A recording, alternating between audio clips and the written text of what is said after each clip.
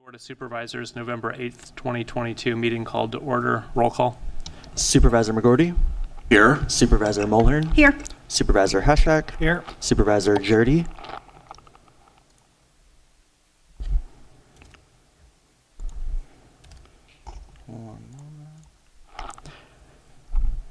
Chair Williams. Here. And Supervisor Jurdy. Here. Pledge.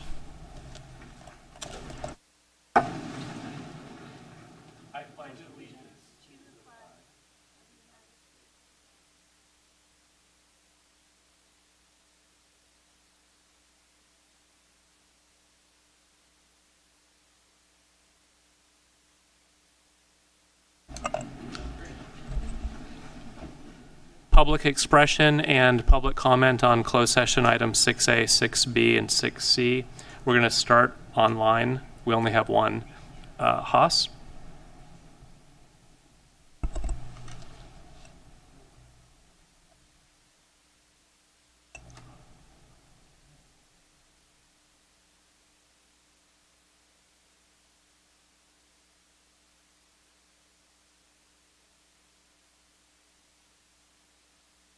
This is David Silverstone from District 1 calling regarding the Board of Supervisors regular meeting agenda item number 2, public expression. It is only fair that if the state is helping reduce the burden on small farmers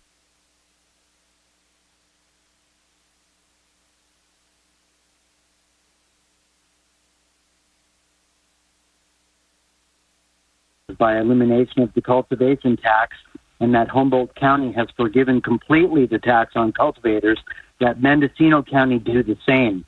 Any other action will be biased and unfair to the small businesses owners that have so willingly stepped forward to obey the county's onerous regulations, which other counties do not have to suffer. Why must Mendo be the county that punishes cannabis growers while the rest of the 8 counties and the world is reducing the barriers for cannabis growers? Please, wake up, Board of Supervisors of Mendocino County, and fall in line with the will of the people of Mendocino County, the state of California, and the United States. Michael Katz. This is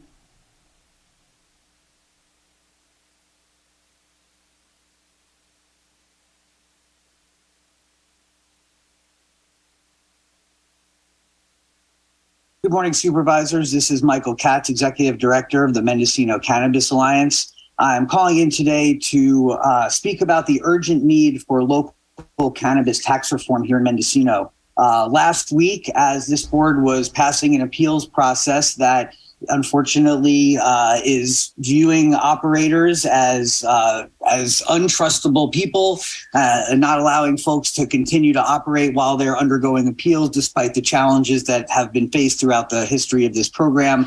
The Humboldt County Board of Supervisors was suspending 100% of their Measure S cannabis taxes due to the significant challenges facing their local small cannabis businesses, and that board's clear understanding of the importance of protecting their local industry.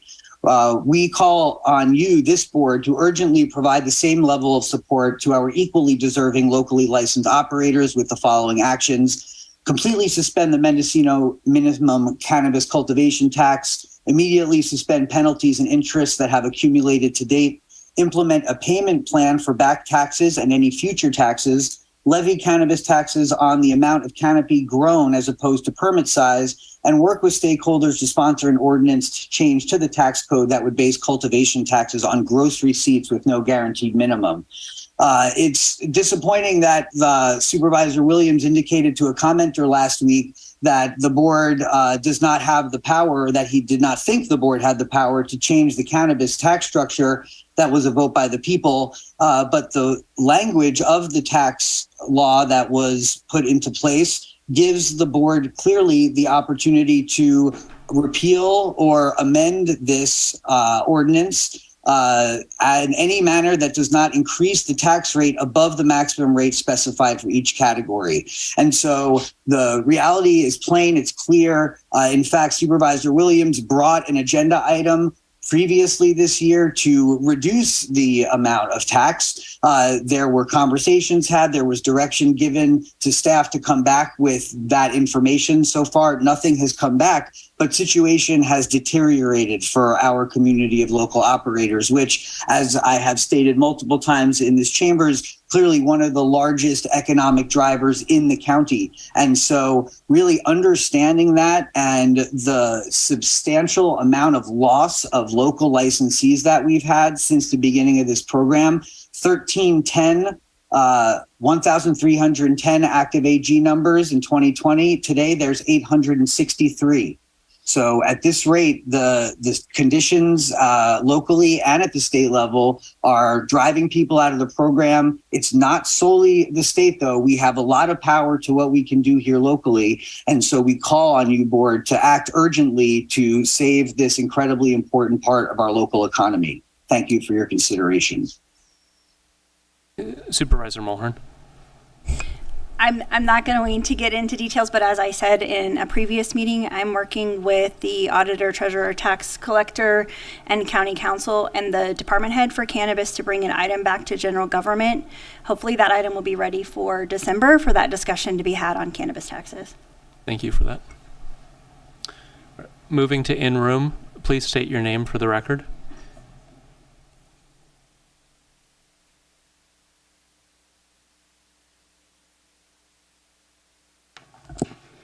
Good morning, Chair Williams, members of the board, and CEO Antle. My name is Jacqueline Williams, and I'm the Executive Director of the Ford Street Project, a 501c3 nonprofit. In early August, I made a presentation to you seeking financial support for the Ukiah Recovery Center expansion. That conversation and subsequent conversations with the Measure B Oversight Committee have helped to highlight the need for leaders in our community to better understand the opioid crisis and the value of substance use disorder residential treatment services. I appreciate Dr. Miller's efforts as she continues to make this need visible to you. Dr. Marvin Trotter is here with me today. Marvin serves as the medical director at the Ukiah Recovery Center, and he has invited some of our partners to share their support for our expansion effort. The opioid crisis and the number of people struggling with addiction in our community has overwhelmed many of our organizations. This includes the jail and the ERs. And the number of people dying due to drug overdose is more than concerning. Improvements have come our way in recent years, the most obvious being Narcan. And I'm sure there's not a person here that doesn't have firsthand knowledge of someone who was saved because of Narcan. But Narcan is like throwing a life preserver to a drowning person. It resolves the immediate danger. My team at the Ukiah Recovery Center, along with folks with me today, want more for the people that we serve. We want to make sure these folks get the treatment and support they need to be water safe before they get out there and back in the water. In other words, please remember that addiction is a brain disease that requires treatment, as well as community support from local healthcare providers and organizations like NA and AA for clients to be able to regain their self-sufficiency. That is still the guiding purpose of our request for funding for our sober living environment.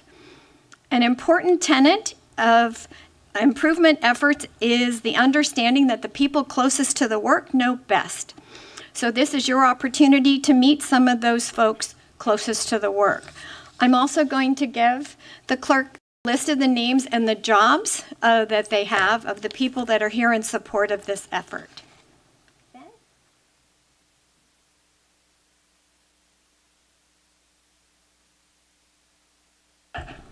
Good morning. My name is Ben Anderson, and I'm a licensed clinical social worker, and I'm the Director of Behavioral Health for the Mendocino Community Health Clinics. So that's the Hillside Health Center and Doris Street Health Center here in Ukiah, the Little Lake Health Center in Willits, and the Lakeview Health Center over in Lake County. And I'm here today to advocate for Measure B funding for Ukiah Recovery Center, Ford Street's expansion project. One of the things I've heard is, in opposition to this, is that they don't serve people with severe mental illness. And I'd like to offer a different point of view. I think many people with substance use disorders may have an underlying and as of yet undiagnosed mental health issue. Often folks with severe trauma or other more organic mental health issues turn to street drugs or alcohol in order to cope with the traumatic memories they may be experiencing, or the symptoms, the mood swings, the voices, other things associated with their mental health disorder. And what the research bears out is that you treat the substance use disorder first, and once people have the support that they need to get off of drugs and alcohol, then you can more accurately assess, diagnose, and treat the underlying mental health illness. So I would argue that they do support and treat people with severe mental illness, but that they may be folks who are as of yet undiagnosed. Thank you.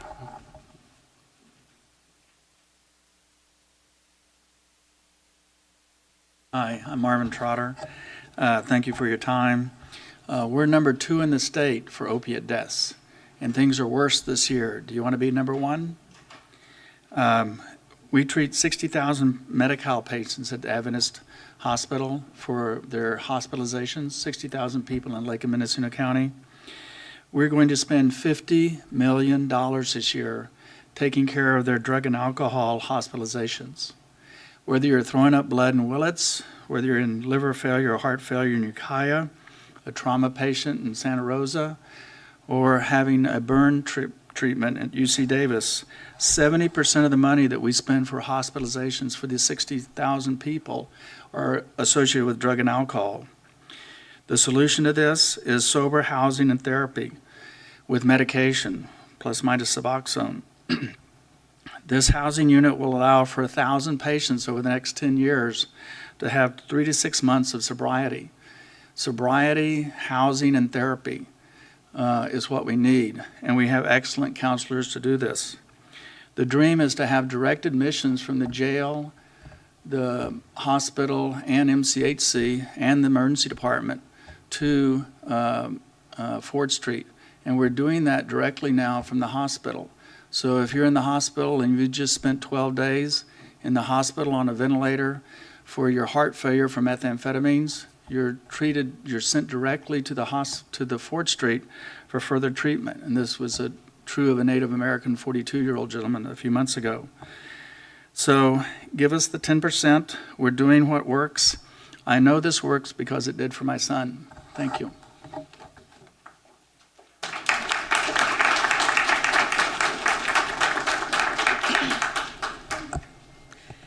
Good morning, Supervisors. I'm Stephanie Garabrandt-Sierra, and I'm the Executive Director for the Mendocino County Resource Conservation District.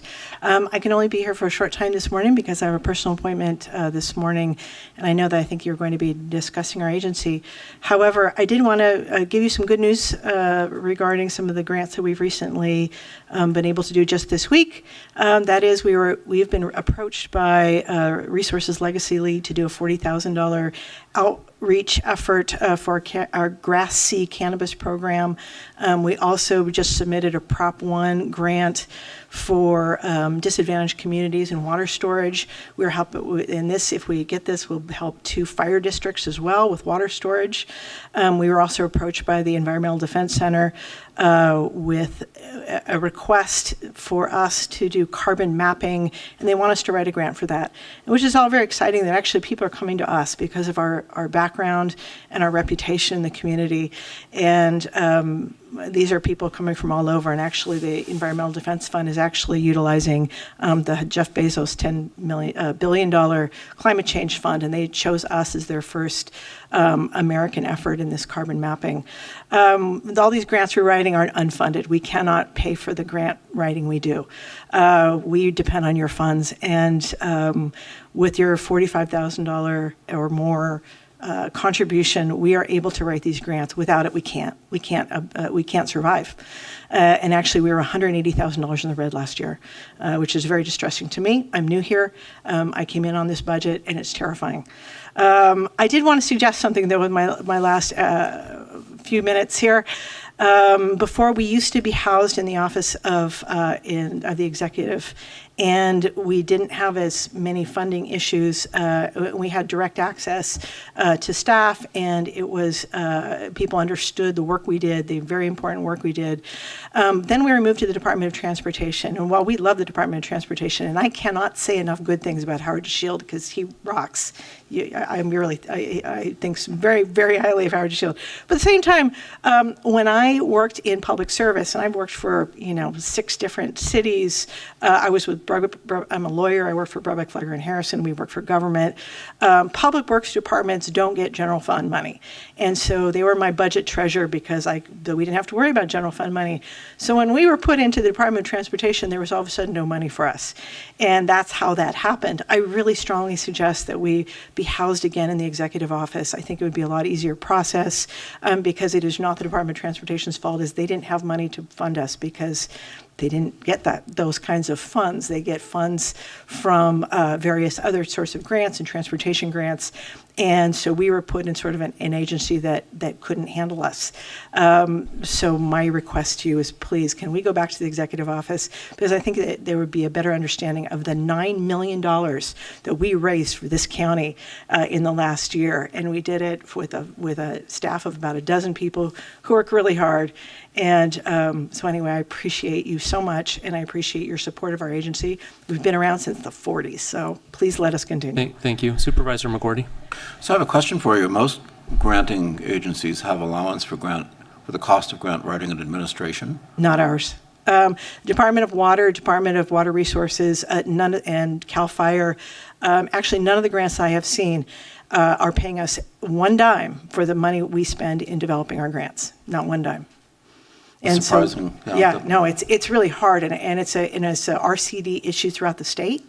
And we've tried to bring it up to our lobbyists. There's a statewide RCD organization that's been talking to state government about trying to find some permanent funding for RCDs, because RCDs are struggling throughout the state, other than the ones that do have tax increment financing, or sales tax funding. Napa does, Marin does. There are various other RCDs that are healthy enough because of that little sliver of sales tax that they're able to write the grants they do.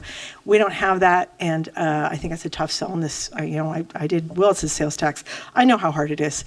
So we really, really depend on just a little bit of money that we can expand. So I appreciate So we need to continue this conversation offline. We don't have time here, obviously, yes, to take but, it on. but I, again, would love to go back to the executive office just because there was a comedy of errors for our whole budget presentation when we got sort of lumped in with nonprofits, of which we are not, that have never been funded before.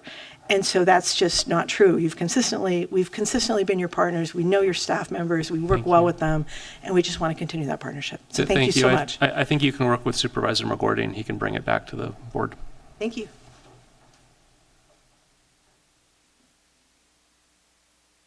Oh, I'm sorry, Supervisor Mulhern. Thank you, Mr. Chair. I know that when you all that are here today, thank you team members for being here, read the agenda. It can be a little bit challenging to know when items are going to come forward. And I did want to let you know that the CEO's report is the next item on the agenda after the consent calendar, which of course will come after public expression. And on that item, on the CEO's report, is a labor update. And so I feel like we'll be able to have a more interactive conversation during that item. Obviously, we are all listening to your public expression and taking notes and trying to navigate. As a new supervisor, I'm trying to navigate this process to make sure that all your questions and concerns are answered. And that can be very challenging, especially when we're talking about a year's worth of time that we've been having these conversations. So I hope that some of you are able to stay to be part of that conversation, and the first quarter update should be immediately following that as well. And so for all of you to better, help us understand the fiscal process and where we are, I think that it would be informative. So that's all that I wanted to say. Thank you. Good morning, Chair Williams, Supervisors, CEO Antle, County Council Curtis. My name is Julie Beardsley. I'm president of SEIU Local 1021. It's deja vu all over again. I feel like I've been here over and over again, asking you to please support your employees. I know it's a difficult time. The auditor is struggling. We're trying to work with you to get the figures and to see where the money is, but we know that there is money there. When COVID happened, the county expended millions of dollars that is going to be returned to the county in terms of when we get our FEMA paperwork together. Right now, I think there's only one person in the OES office, and so that may be slowing things down. You might want to take a look at that.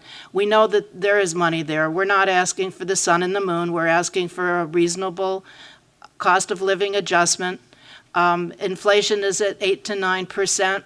The minimum wage is going up to $15.50 at the beginning of the year, and our employees are struggling. We have social workers who are leaving and going to other counties, and this staff shortage is really putting the most vulnerable people in our community at risk.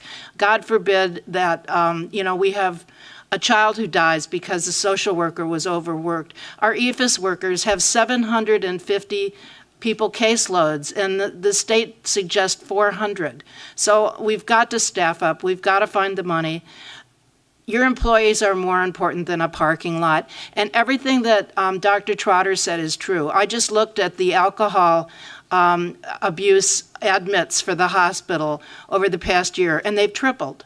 So we have a lot of needs in our community, and we need the social workers and the behavioral health workers and the building and planning too. I mean, we need to staff up, and we need to pay our employees a reasonable wage so that they'll stay here, and we won't be a train and trot organization any longer.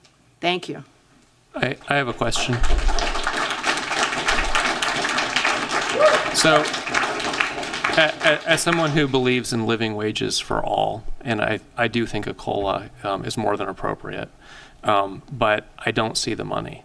I think we need a significant restructuring because the way revenue is increasing, over the next year, the next 5 years, the next 10 years, we're not going to get there. I think it takes some more dramatic changes. We need to look at, if we were to build this county government from scratch today, what would we build? I don't think it would look anything like what we have. I guess the question is, do you support that, and would SEIU support that, looking at how to restructure so that we have living wages for all? I believe that we would. And I also believe that it's important to listen to your employees. They're the ones on the ground that are doing the work. And if you ask them, they'll tell you straight up. I mean, combining the tax collector and the auditor together created a problem where, there's not enough people there to do the work, to get the budget done so that we can see how much money we have. So listening to your employees is really key. I agree, but combining those two elected department heads into one, nothing else has changed. It's the same staffing as before, the same tasks. That shouldn't have impacted it. Part of the reason it was combined, at least from my perspective, is because we saw this problem, because we weren't able to get reports. Over years, I've been asking, can I get a balance sheet? We're losing grants because we don't have reporting, and I think the problem is a lot worse than we know. And as we ask questions and we can't get answers, it looks like to me it looks like we need a forensic audit to figure out how we got in this position and how we get out. That would be helpful. Thank you. Thank you. Good morning, Supervisors. My name is Mary Sandberg, and I am the Vice President for the local SEIU 1021 for the North Coast region, and I represent the Mendocino County members in that role. I am here to support the membership. They've been working very tirelessly and diligently to try to get settle a fair contract here. SEIU 1021 in Northern California, we are the representative for multitudes of public employees. We have San Joaquin County, Sonoma County, San Francisco County, Alameda County. We are experts in how to evaluate county budgets and negotiating contracts for county employees. And I have really never encountered a situation where we've had a county that does not know what's in the budget. Usually it's a conversation about differing priorities. And so I'm here today to offer you our expertise. I'm very happy to have heard the offer from Supervisor Williams that you would like to collaborate or get some assistance, and definitely we can bring that expertise to the discussions here. We have researchers who are very, very familiar with county and public budgets, and we have looked at the budgets in Mendocino County, and we can show you where the money is, and we do offer an opportunity to sit down with you and go through that information. If you're not able to get that information from your hired administrators, we are here to help you with that. And we will continue to work on this issue because this is not just settling one contract in our mind. This is a long-term issue that needs to be addressed in this county. It's impacting the community. It's impacting how you're able to staff your positions. I know that you as supervisors, you're publicly minded. You're here because you want to do a civic service. You're here because you want to do good work. We truly believe that. And we are here because we want to help you in that as well. Our employees are the same people. They live in this community. They pay taxes. They send their children to the schools. They use the infrastructure. And they service the community through their jobs. And they want to do a good job. People are leaving. And our folks who are staying are doing more and more work. And it's harder and harder for them to do that work that they're hired to do. The wages are not sufficient to support them being able to do this work. So we need to find a solution. I am here on behalf of SEIU 10-1 to tell you that we want to work with you to find the path forward, not only for this contract, which must include a COLA, but for contracts in the future and for the services that you all want to provide to your community. Thank you so much.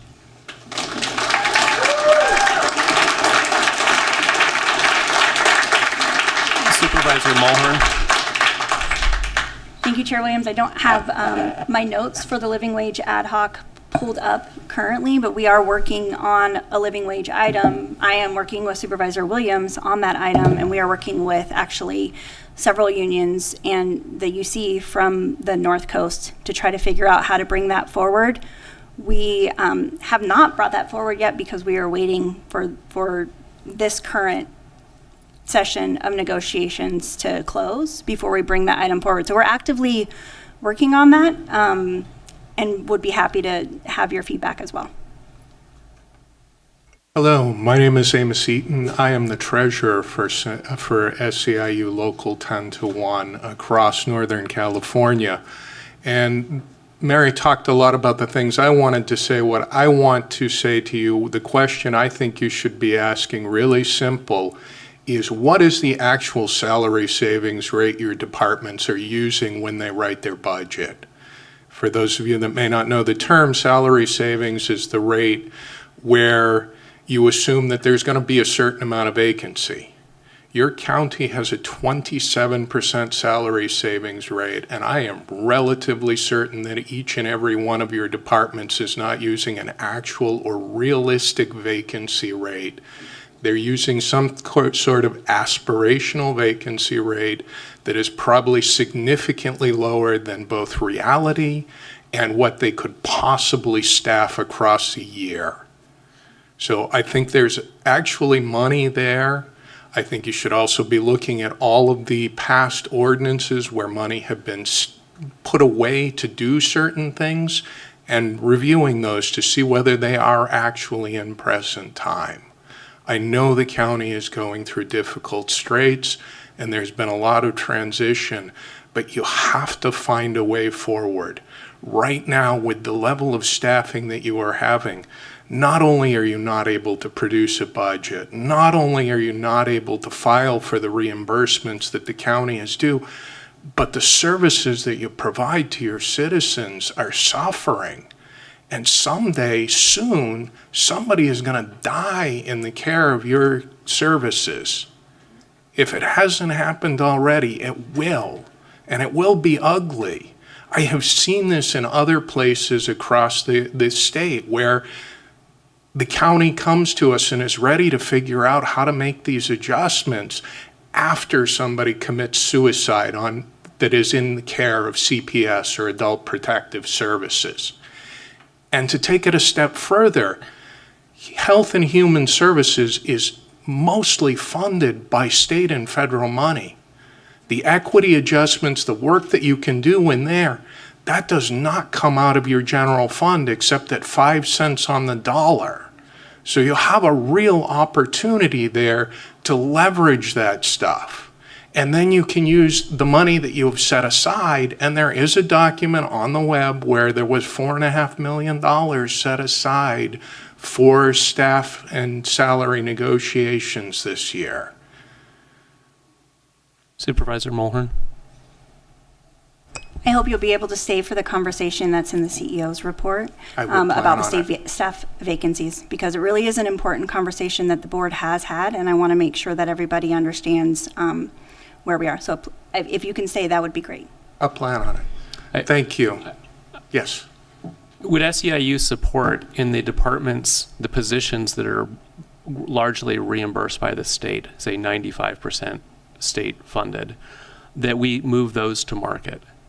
I haven't heard that, and I've been throwing it out for years. Why are we I believe that there is a request for an equity adjustment in with those members. So that would, I think that would help.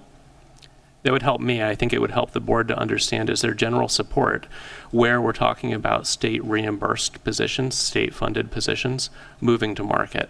We may not be able to do that for general fund departments because of the limited funds, but where the state is paying, why would we set wages below market rate? Yeah, I'm not gonna, without more information, I can't speak to your proposal. What I would say is I believe there is a request to do equity adjustments with a number of staff classifications on the table. I don't know where that is with with the bargaining, but I believe that is there, and that is the path forward to deal with that. But you do need to take care of everybody. Yep. You know, we are seeing 9% inflation across this country. California is always at the forefront of that. You have very limited housing in this county, which means it is very hard for you to draw talent from other places. Agreed. I have looked at, there isn't a reverse commute. You're not pulling employees out of Sonoma County. We pull employees from here. Thank you for the comments. Thank you.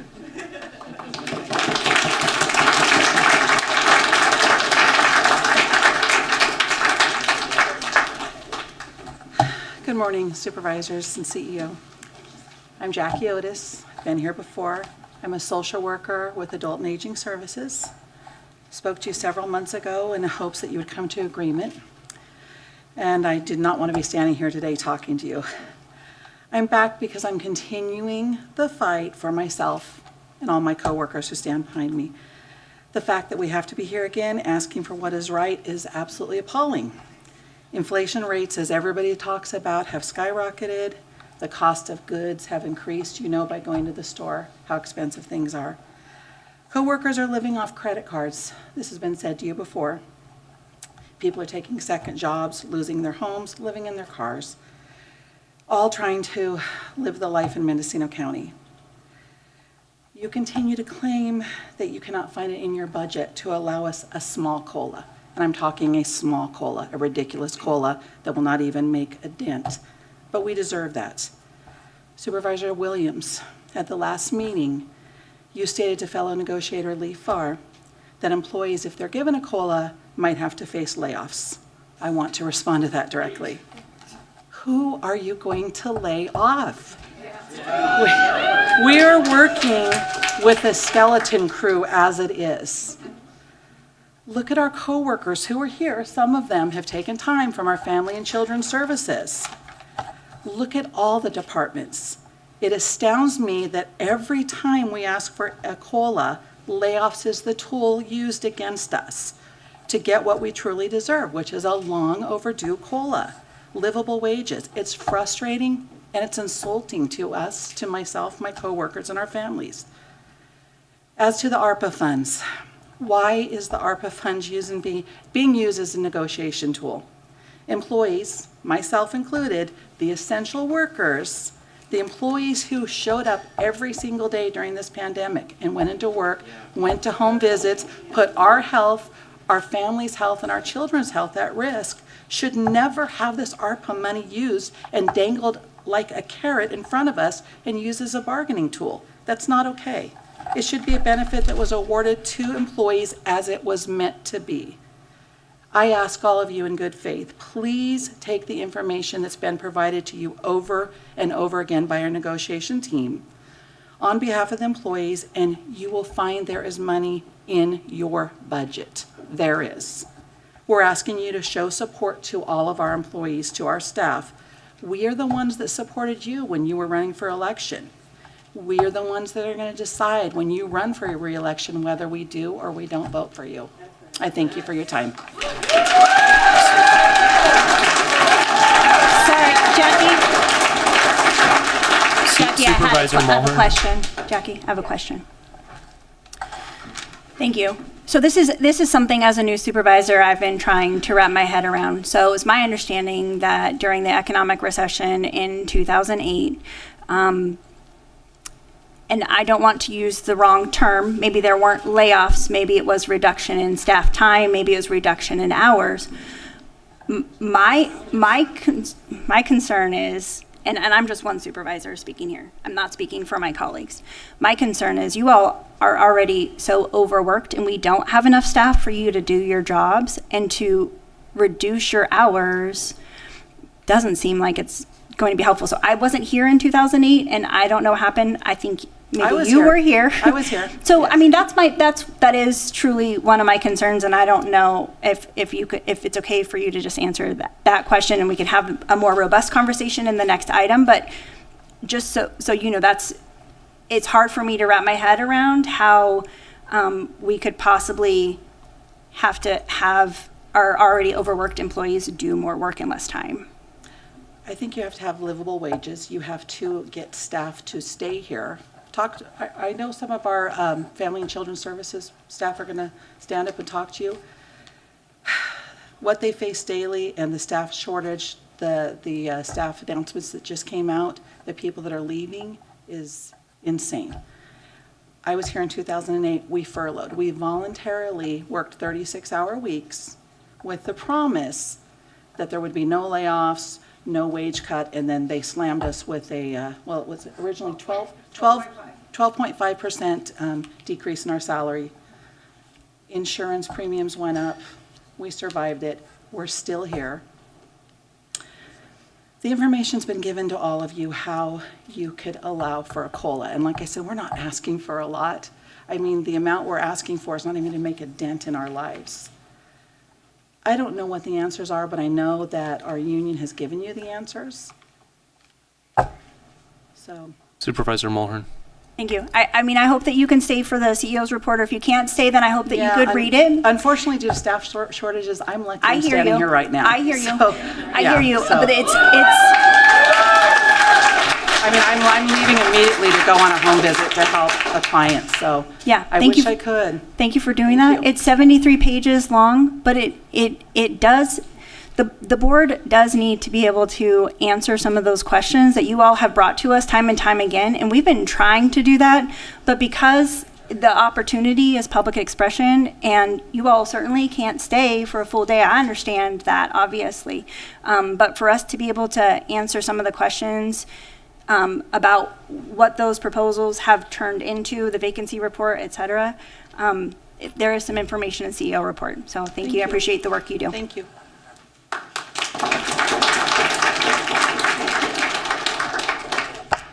Good morning. My name is Siri Knox. I'm a social worker supervisor with Family and Children's Services.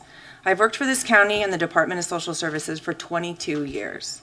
So this is not my first time watching my peers plead with the board for a livable wage. Seen it all before. I was here in 2008 when we pleaded for a livable wage. I watched people lose their homes, their vehicles, apply and qualify for the same public benefits they administered just to make ends meet. I learned quickly that the county workforce doesn't matter. I watched the eye rolls, the blank faces, the disengaged body language of previous and current board members and CEOs when county staff were relaying their very real realities and struggles just to survive. I've been reluctant to even waste my time speaking to you. I know that it goes in one ear and out the other. I know it's a waste of my breath. So why am I here?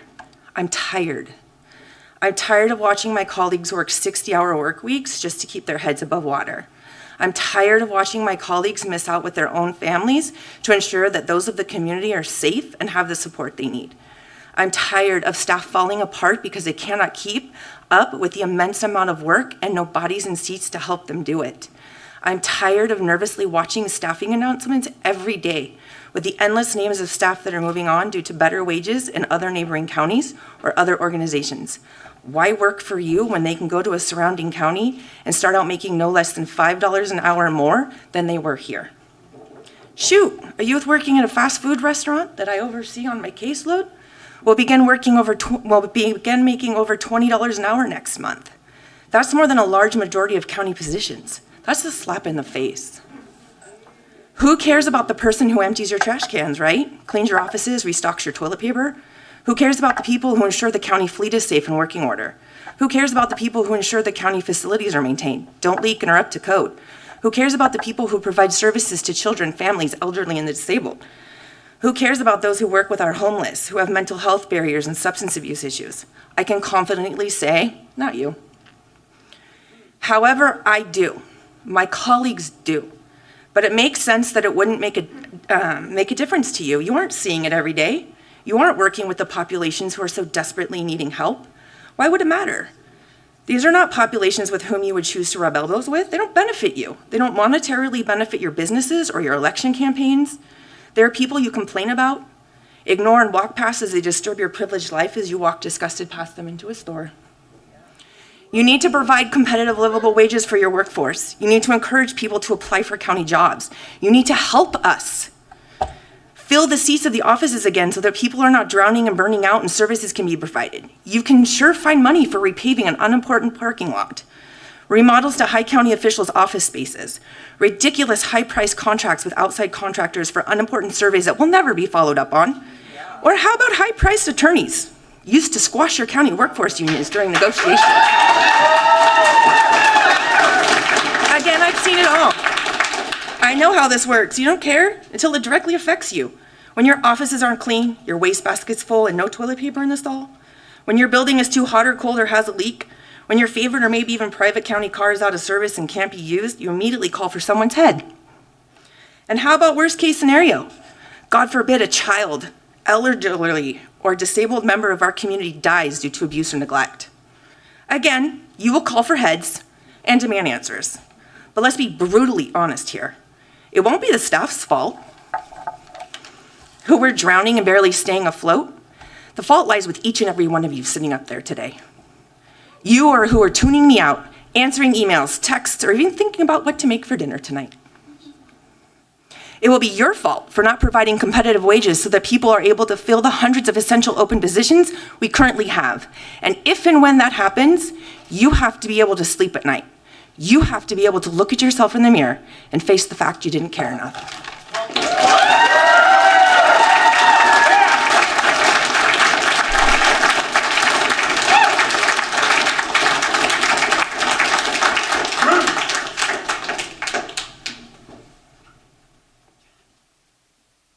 Good morning. My name is James Connerton. I live at 906 North Oak Street in Ukiah for the last 40 years. I am here in solidarity with the SEIU and the county employees. I was a 25-year employee as a teacher with the Mendocino County Office of Education. And for 15 years, I was the president of the Mendocino County Federation of School Employees, who represented teachers and classified employees. So I'm very familiar with the negotiation process and budgeting, and I don't need to go on any further, but that's my identity and why I'm here. One thing that we learned as members of the County Employees, Teachers, and School Employees Union, working with a, you may know the history of the Mendocino County Office of Education's administrative problems. I don't need to talk much more about that either. One thing we learned as teachers in representing classified employees is that, as you all know, a percent of not very much in a raise is a lot less than a percent of a lot. In other words, if you're making $150,000 a year and get a 4% raise, you're getting a lot. If you're making $35,000 a year and you get a 4% raise, well, you know. Anyway, all I can say is I hope that you folks will direct your negotiating team to negotiate in good faith with the recognition that what these people are saying to you here is true, that they are hurting. And another thing that we learned when we were negotiating with the county office is there's always money. We all know it. And if somebody's going to suffer for it, I don't think it should be these employees who are the direct servants of the people.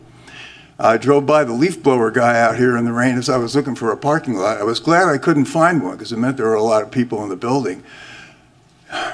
So I'm not here to beat anybody up, but I am to say, please recognize that if your budget isn't showing right now where the money is, look at it again because it's there.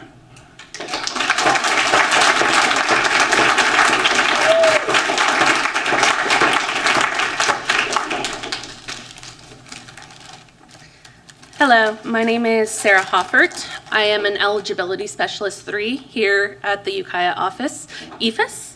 I emailed each of you, begging you, please listen to us and how short-staffed we currently are in my department. When I emailed you, I mentioned that we were at 500 cases per eligibility specialist. Now, at this time, because of short-staffed, we are expected to be moved up to 750 cases per eligibility specialist. As mentioned previously, that is ridiculous. That is 750 people that I am responsible for feeding and paying for their rent through CalWorks, CalFresh, and Medi-Cal. I am only allowed 40 hours a week to work these cases. I receive calls, I receive the semi-annual reports, and the renewals. How am I supposed to help your community with this time that I am given? Currently in my unit, we have 3 people. We have enough seating in my unit for 9 people. Why are we so short-staffed? Because you are not listening to us. We need help. We need to be given a living wage. I used to love coming to my job.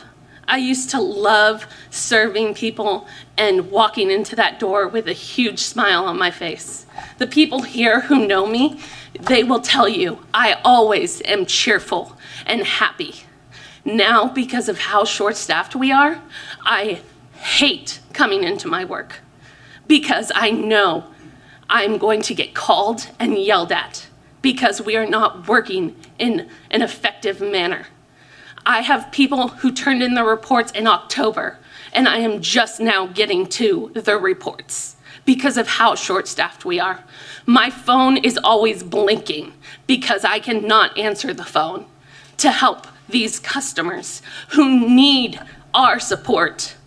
We are what keeps people from being homeless and starving their children. We need help. Please listen to me. I asked you in my email, can you proudly say that you're serving the community? On my badge here, it says I have proudly been serving this community since 2019. Can you guys say that? Can you look at me and say you're serving the community here? I don't believe you can. So please, listen to us. Listen to our cries and help us. Thank you.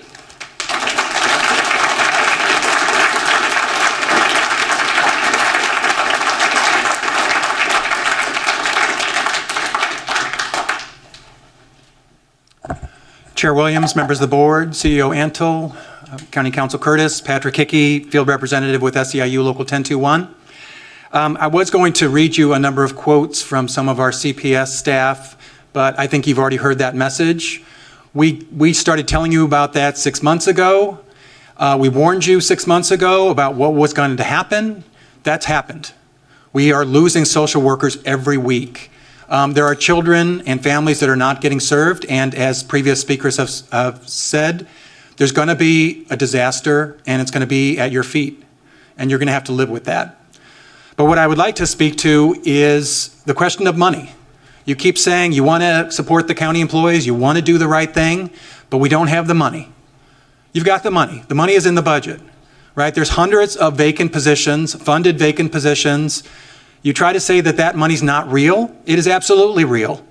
It's laughable to say that if you don't fill the position, the money's not available. Don't hire extra help. Don't schedule the overtime. Use the money for your current staff so that they can do their jobs, so we can fill the seats that need to be filled. You have a general fund reserve. You can only use that general fund reserve if there's an emergency outside of budget times. We're in an emergency. If you've been listening, we're in an emergency. We're in an official emergency. You can tap those funds to support your staff, to stop the hemorrhaging. Because at Family and Children's Services, they're shutting units down. Mandated services that this county is required to provide, they're not able to provide. If the state actually did their job, they'd probably turn the lights out here in Mendocino and say, sorry, you guys aren't doing what you're supposed to do. We've been giving you money and you're not using it. We've been offering you money, you're not asking for it. Half of the county is state and federally funded, but we have people that aren't being paid at market. That makes absolutely no sense. The county has made no proposals at the table for 6 months to deal with that. They sit there and stare at us and say, we don't know what's happening. We don't know what we're supposed to do. We don't know what's in the budget. You tell us. No, that's your job, right? And we've been waiting for 6 months for you to do your job, so do your job.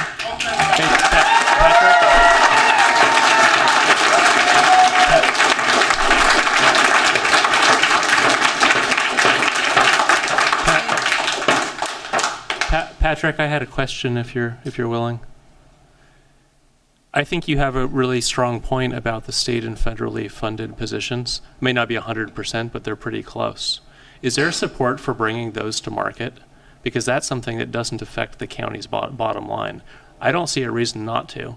They absolutely should be brought up to market, and other employees in the general fund department should also be given raises. I agree they should. Let's stop buying as many laptops and pencils and pads of paper. Let's stop fixing up the parking lots. Let's cut everything. The most important thing at the county is your staff. Take care of your staff. Everything else will work out. Thank you.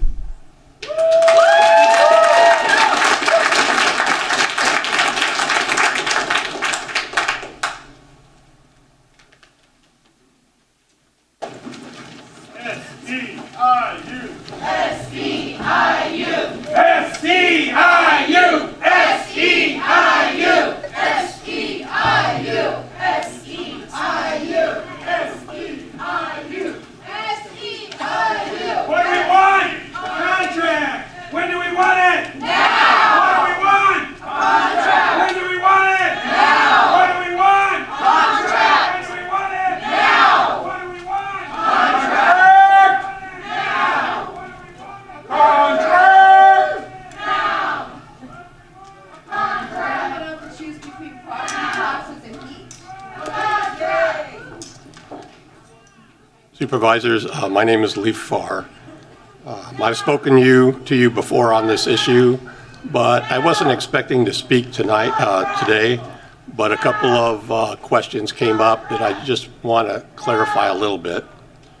One is that to remind you that SEIU is a democratic institution, so when you ask the union, you ask our chapter whether or not we would support restructuring of the county. We can't really give you a true answer to that until we see a restructuring plan, and we discuss that and vote on it of our members. So just to let you know, to say restructuring could be one man's panacea and another man's nightmare. In the time I've worked with the county, most of the restructuring I have seen has been a disaster that's taken years to get through. And that's from a perspective of the fact that I work with various departments and I rely on those departments to do my job. And when they be restructured, it wasn't that they changed the department head. They lost a lot of employees who had been there for many years and left a void of historical knowledge that took several years to work out and affected the jobs throughout the county, as you would vibrate a spider's web. You know, it reverberates through every department when you do that. In fact, many departments that were restructured have been put back. Many of the things that are wrong probably with the county are more have to do with policy decisions. You know, how do you get in taxes? You know, we have a whole system for appraising and taxing, and it's been a system that's worked for many years. It's in some ways you can't really change it because of state and federal laws. However, when you have policies that restrict how you find out about homes that aren't being valued or improvements that aren't being assessed, look at your policy decisions on how that information gets to you. You know, that's just one aspect. Another thing that people talked about today was, well, why don't we give this group of people, bring them up to market? I want to say that if you want to demoralize your county employees, is to give one group a raise or a cost of living and not other people. We're all in this together. We're willing to accept a very low 2% COLA. We brought that to the negotiating table. That's much lower than what our first offer was. So we've negotiated. We actually have done negotiation. But, you know, we want to see that for everyone, not just one group of people. When you say, well, we could do this for one group of people, and that's the best we can do, you have to realize that we're not an island. Every department depends on the other. You know, I don't appraise property, I don't collect taxes, but if they didn't do their job, I wouldn't be here.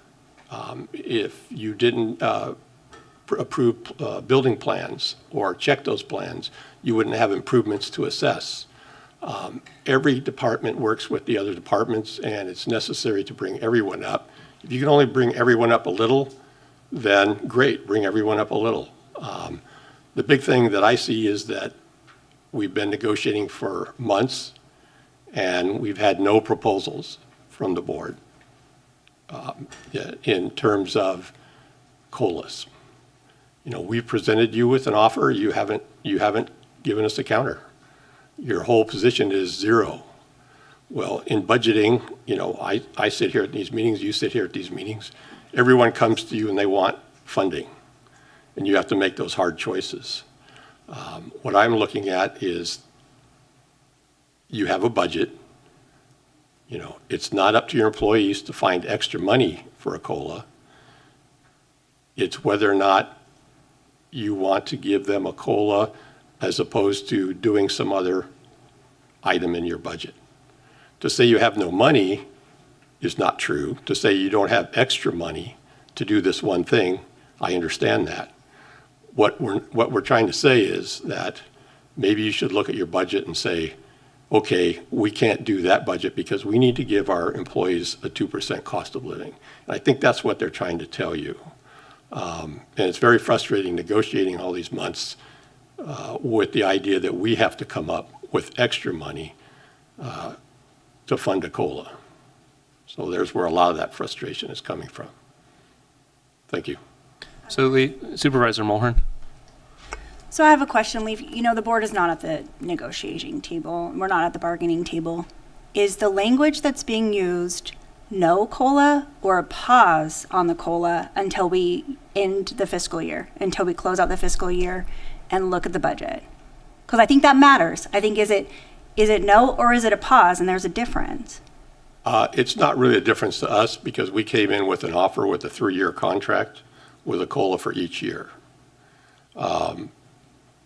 The county's negotiating team said flatly no. We want a 1-year contract. We want to roll this contract over. And so we're telling them that, okay, you want to give us no COLA, and our health insurance is going to go up, and that's a cut in pay. Well, that's what they came in with. This is what we came in with. We've negotiated for months, and there's been movement on our side. There's been no other movement on the other side. They said, you need to find the money for a COLA. So we found money for a COLA. We can argue all day whether that's real money or not. I've been here long enough to know that the county has used that as real money before in their budget. So all of a sudden, why is it not real money now? That's a question. Also, every time we've come up with a source of money, the county fires back with a lot of charts and tables that really don't make a lot of sense. We've poked holes in all of those. So, hanging around for another round of charts and tables that don't really seem to fit reality is kind of a waste of time, to tell you the truth. What you really need to know is how much money you have, what's coming out of your, what used to be called a CAFR report from your auditor, and find out how much money, you're spending, how much money you think you're going to make. We brought all this up in negotiations. The county always overestimates expenditures and underestimates revenue. In some sense, that's a prudent way to do things. But when you listen to everything you've heard today and throughout this negotiating process, you have an issue. And it's not about laying people off. If your only creative answer to those problems is, well, if we give you a COLA, we have to lay people off, I think you need to go back and be a little bit more creative. Because, as they said, who are you going to lay off, right? The problem we have is that we can't recruit and keep employees. It's not that you need to hire more employees. No one's taking those jobs. We have a janitor position on the coast that can't be filled. We have cooks at the jail that can't be filled. We have laundry people at the jail can't be filled.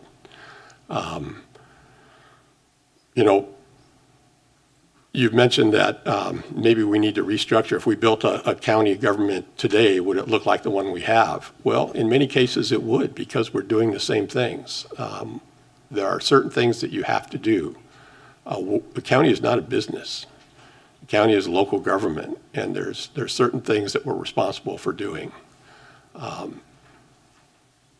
You can't get away from that fact. Supervisor McGordy. Leaf, you hit the nail on the head when you started talking about us making financial decisions based on information. At the moment, we have not closed the books from the fiscal year 21-22. We really genuinely do not know how much money we have to work with. And a quick civics lessons. So our auditor, controller, tax collector, treasurer is an elected official. She does not answer to us. We have to have good information provided by her. She has not done it. We're waiting. That's what's holding this up. That's all that's holding us up. So have a conversation with her, encourage her. Encourage her to take help. We've offered help. We're trying really, really hard to make this work. As a former department chair, I know how hard you guys work. I know how we're dead without you guys. We want everyone to be working. We want our community to be financially sound. Our community, meaning the county workers. And we're supportive of you. This is not an anti-union board.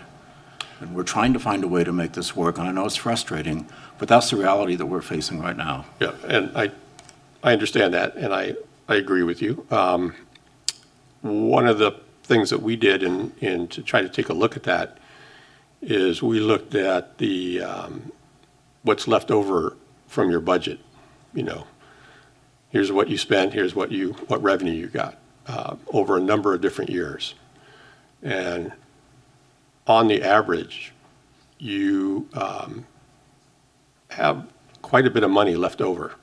Not every year, but when you look at that on average, you have quite a bit left over that you didn't spend because for whatever reason, you might have gotten a windfall here or a grant there, shifted some money around, but it's basically money that was supposed to be spent on salaries and supplies and wasn't spent.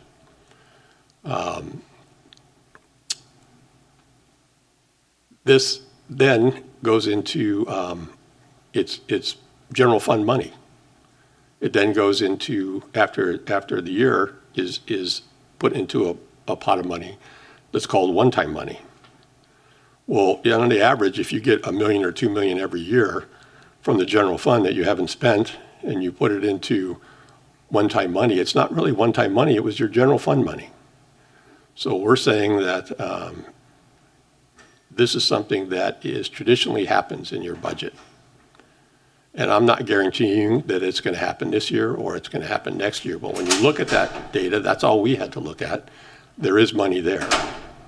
So, why aren't we taking a look at that? I mean, we don't have to wait for this year's budget to come out.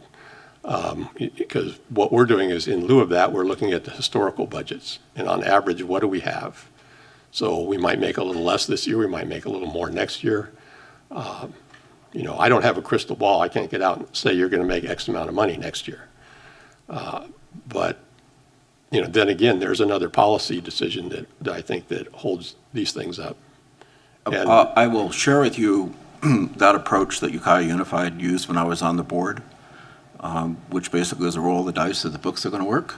We ended up $3 million in the hole and had to, essentially lay people off and do temporary reductions in pay and things like that, which is not enjoyable. So, this is what we're facing. And to Supervisor Williams' point, do we give a raise and then take the money back? That's crazy. I don't want to do that. I don't support that kind of financial management. That's not a good way to run a government. So that's our concern. That's where we're taking a conservative approach.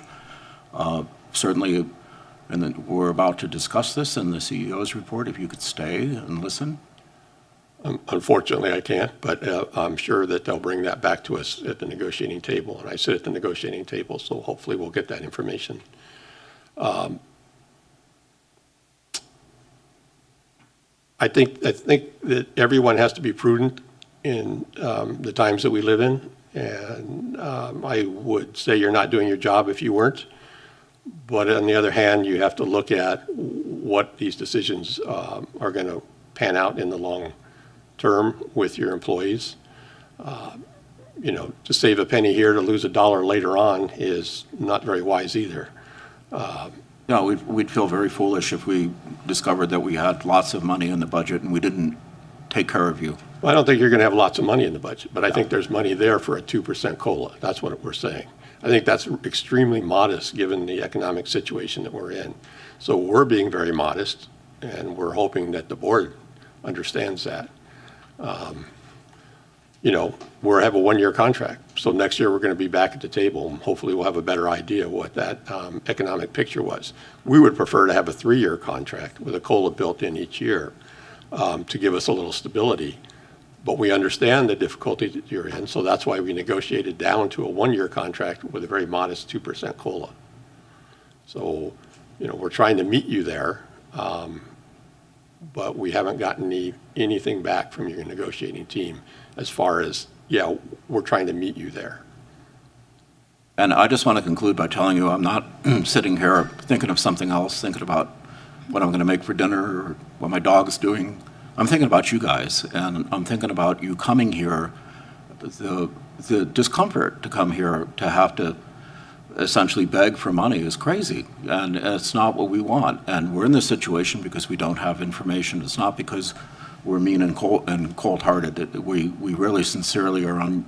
We're a team. We work together, and we want to do well for you. I understand that, but I think where that's coming from is people are trying to show you the level of frustration and the panic that they have when they're trying to do their jobs and they see all their colleagues leave and they're the ones left sitting there trying to get the work done. Well, it's noted. Thank you. Okay. Supervisor Mulhern. Thank you. I'm glad you brought up the 2% COLA idea. I guess, my concern is if the end of the year fiscal close comes back and shows that the board could have afforded more than 2%, how is the reaction to that? I absolutely appreciate that you're being conservative, but I just wonder what, so we don't want to be in a position where we're giving too much and then taking it away. We also don't want to be in a position where we're giving too little when we could have afforded more. Right now, I don't think that's the concern, that you would have extra money. many of us would say, well, gee, we tried to tell you that. But we negotiate a contract and then we vote on it. And if we voted for the contract, then we're going to accept that and stand by that contract for whatever length of period of time that it was negotiated for. So if we do a one-year contract and we vote on it and we approve it, that's the contract for the year. We come back and we start over again. Leif, I really appreciate your tone. I would like to change the conversation to how do we support our staff in the now and in the long term, rather than a question of should we.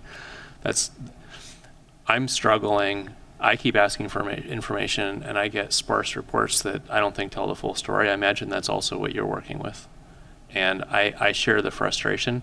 But for me, it's gone from we don't have the information to the information looks really bad.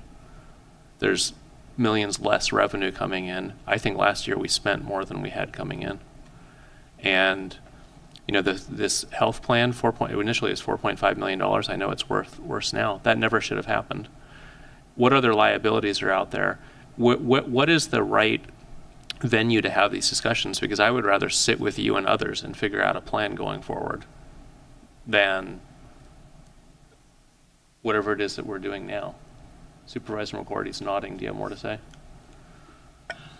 Yeah, it's always difficult to do negotiations with the union, having lived through Ukiah Unified School District, which was really, really rigid, where we weren't allowed to talk to anybody in the union. And certainly the negotiations were really stiff. And I kind of feel like both sides need more information to come to a conclusion on this.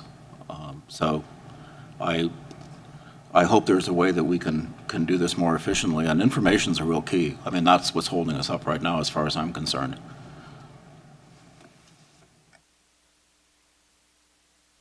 Thank you.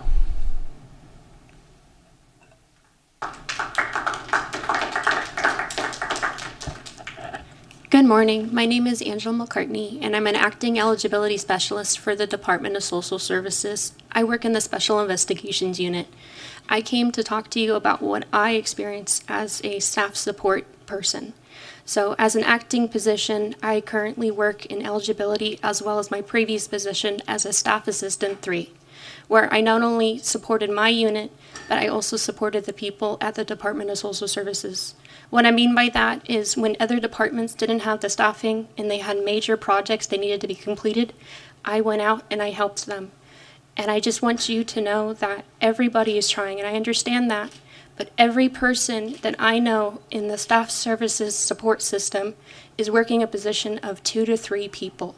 And I know a lot of people are saying that we're understaffed. I know that you guys are looking for the money, but I just wanted you to understand what I experience and what others similar positions experience every day.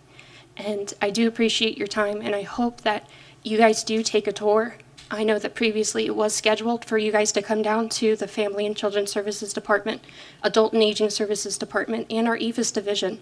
I'm not sure what happened. Please come down. Please see what we do every single day, because we're trying.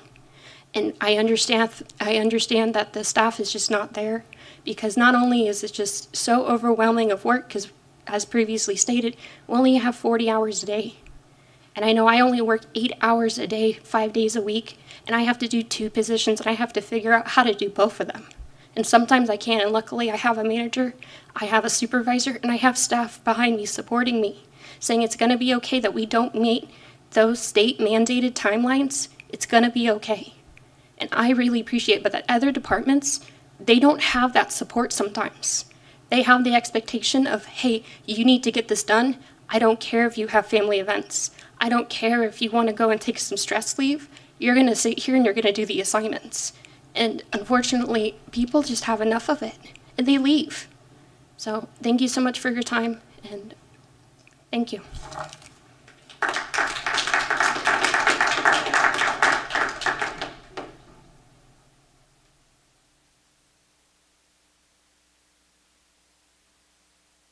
I'm going to go to online. We have one more in the queue. Jana Blunt.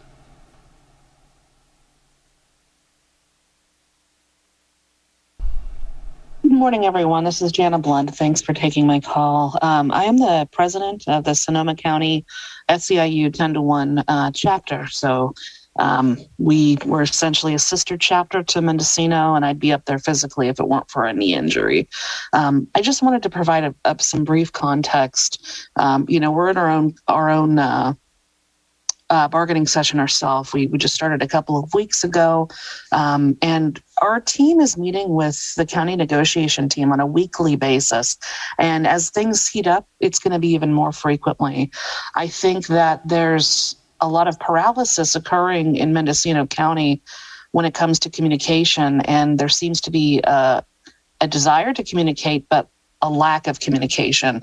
If there's information that the CEO has, there should be time set aside between the negotiation team or the Board of Supervisors and the bargaining team at the county for the county employees to get that information across. I just also want to state that the folks that you're dealing with in Mendocino at the union have been so much more patient and docile and understanding than anyone else I've ever seen. Our chapter membership would not tolerate what they've been tolerating. There's clearly an understanding amongst each party up there, just due to context and what you've experienced so far.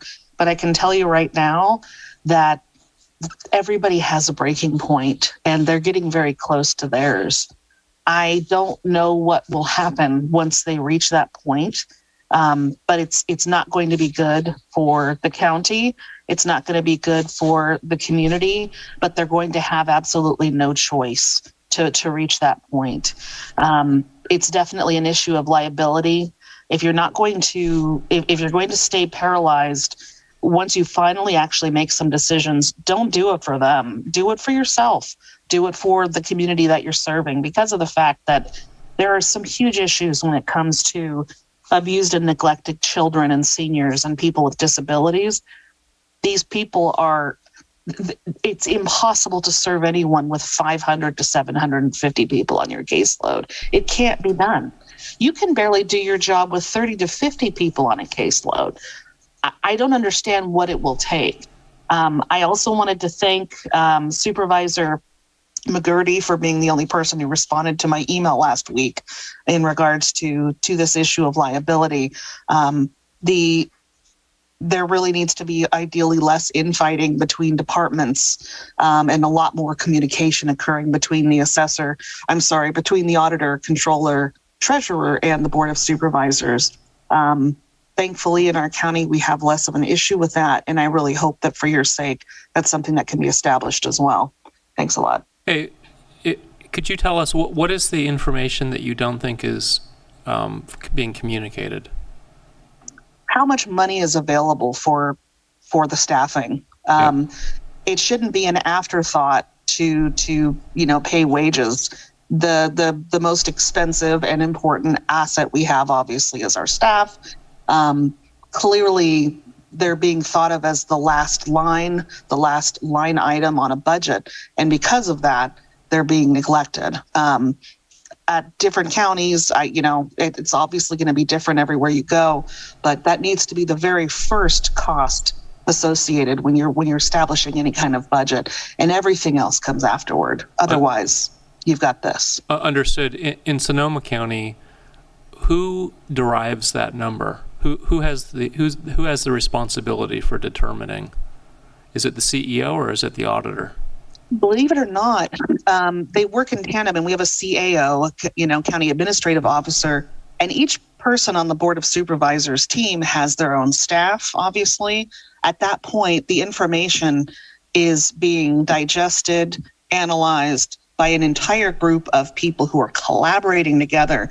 There's no wall between any of these parties when it comes to communication. Everyone knows everything in real time. So I think that's what we need here. No doubt. You have any suggestions on how to get there? I think what I would do is provide the staff with a 5 to 10% COLA for the first year and work together in the next year to get that established, just so you don't lose anyone else. Thank you. Thank you. Supervisor McGordy?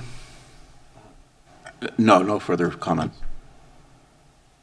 All right, that concludes public expression and public comment on items 6A, 6B, and 6C. Does staff need a break? Yeah, 10 minutes. We'll be back at about 10:30.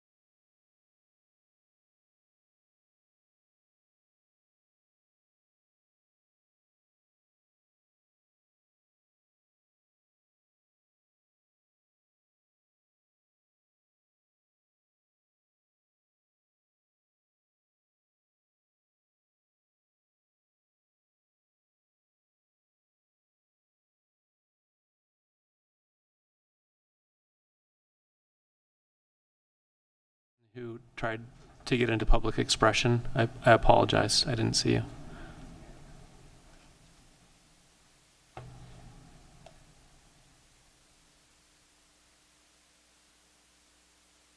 My name is Maria Avalos Zavala, and I am here representing UVA Vecinos en Acción, or UVA, Neighbors in Action. I just wanted to express my disappointment on the direction that the board has taken on the use of ARPA funds. This is a once-in-a-lifetime funds for COVID relief for the community. To speed up economic and health recovery after the pandemic. This money was allocated without being on the agenda, with no public input, no public vote, no public discussion, and zero mention on any of the past agendas in the past few weeks. So I am thrilled to have read that in the CEO report that this ARPA money is going to be used to give stipends to the county workers. However, I feel like that is a Band-Aid on a greater issue because the county workers are underpaid, overworked, and like we heard this morning, very frustrated with their current circumstances. ARPA was a great opportunity to engage the community. The requirements were quite open for use of funds, and this money is meant for the community. The community should understand where this money is going, how it's being spent, and be able to listen in on open discussion on where these funds will be allocated. A large portion of the community probably does not know that we received $16.8 million at the county in Mendocino. And so this will be, the knowledge of having it privately discussed, privately allocated is going to just get swept under the rug and will be forgotten. Again, I just wanted to express my disappointment on the direction of the Board of Supervisors regarding ARPA. Thank you. Consent calendar. Has proper notice been established? Proper notice has been established, and I would also like to point out that item 3O has been withdrawn at the request of the department. Thank you. Supervisor Mulhern. I don't need to pull an item, but I wanted to make a quick comment on item 3V. Okay. Why don't you go ahead?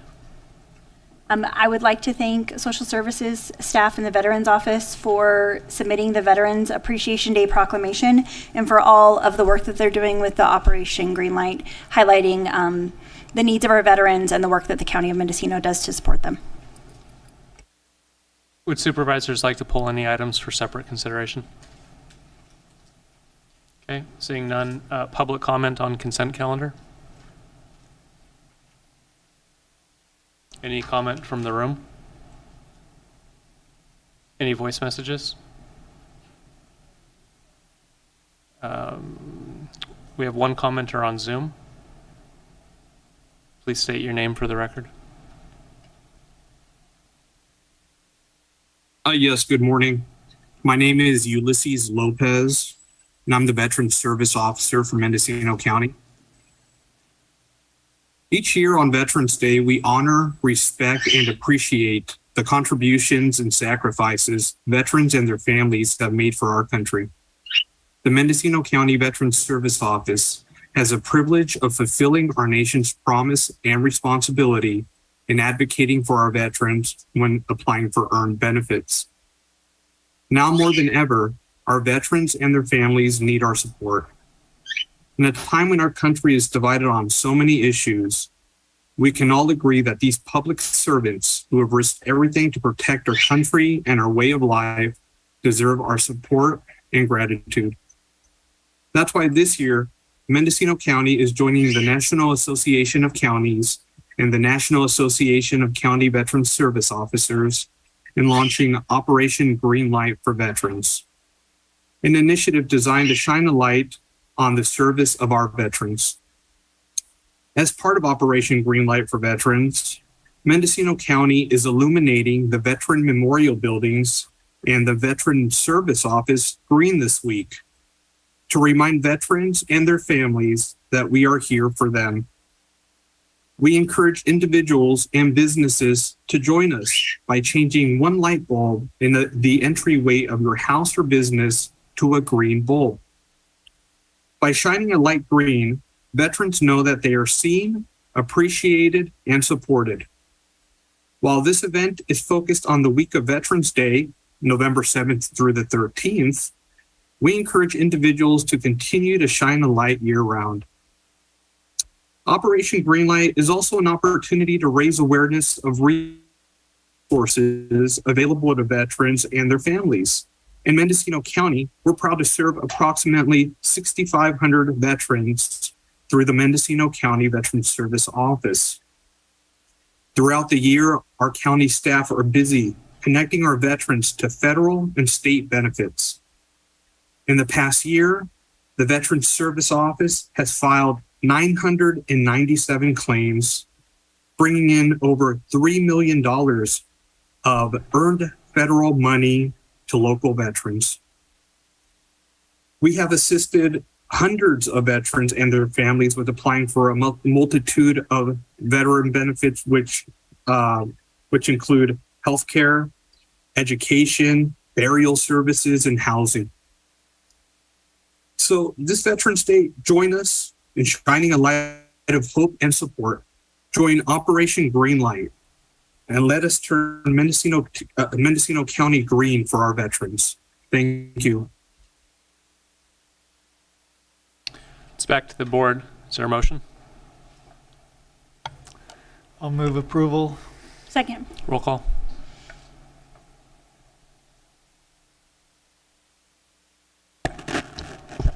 Supervisor McGorty, Yes. Supervisor Hashak, Yes. Chair Williams, Yes. Supervisor Jurdy, Yes. and Supervisor Mulhern. Motion carries unanimously. Item 4A, CEO's report. CEO Antle, for the folks in the room, I'll begin with the labor portion of the CEO report. I would like to start with the EO fiscal does the FEMA claims.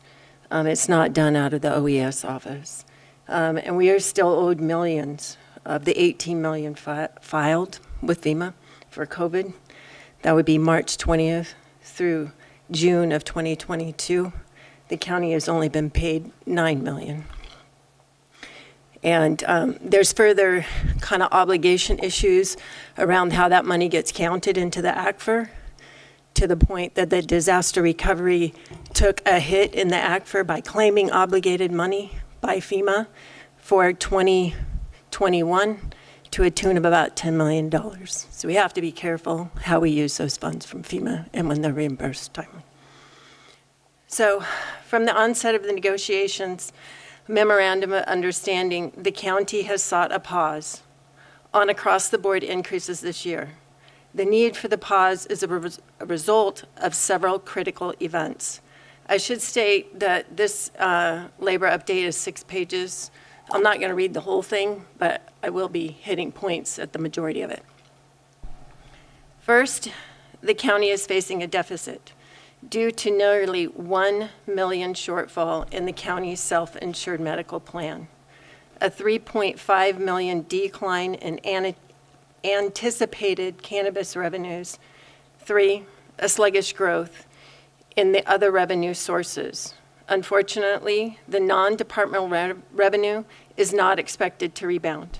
The county projecting further decreases in the cannabis revenue, only marginal gains in property tax and no gains in sales tax.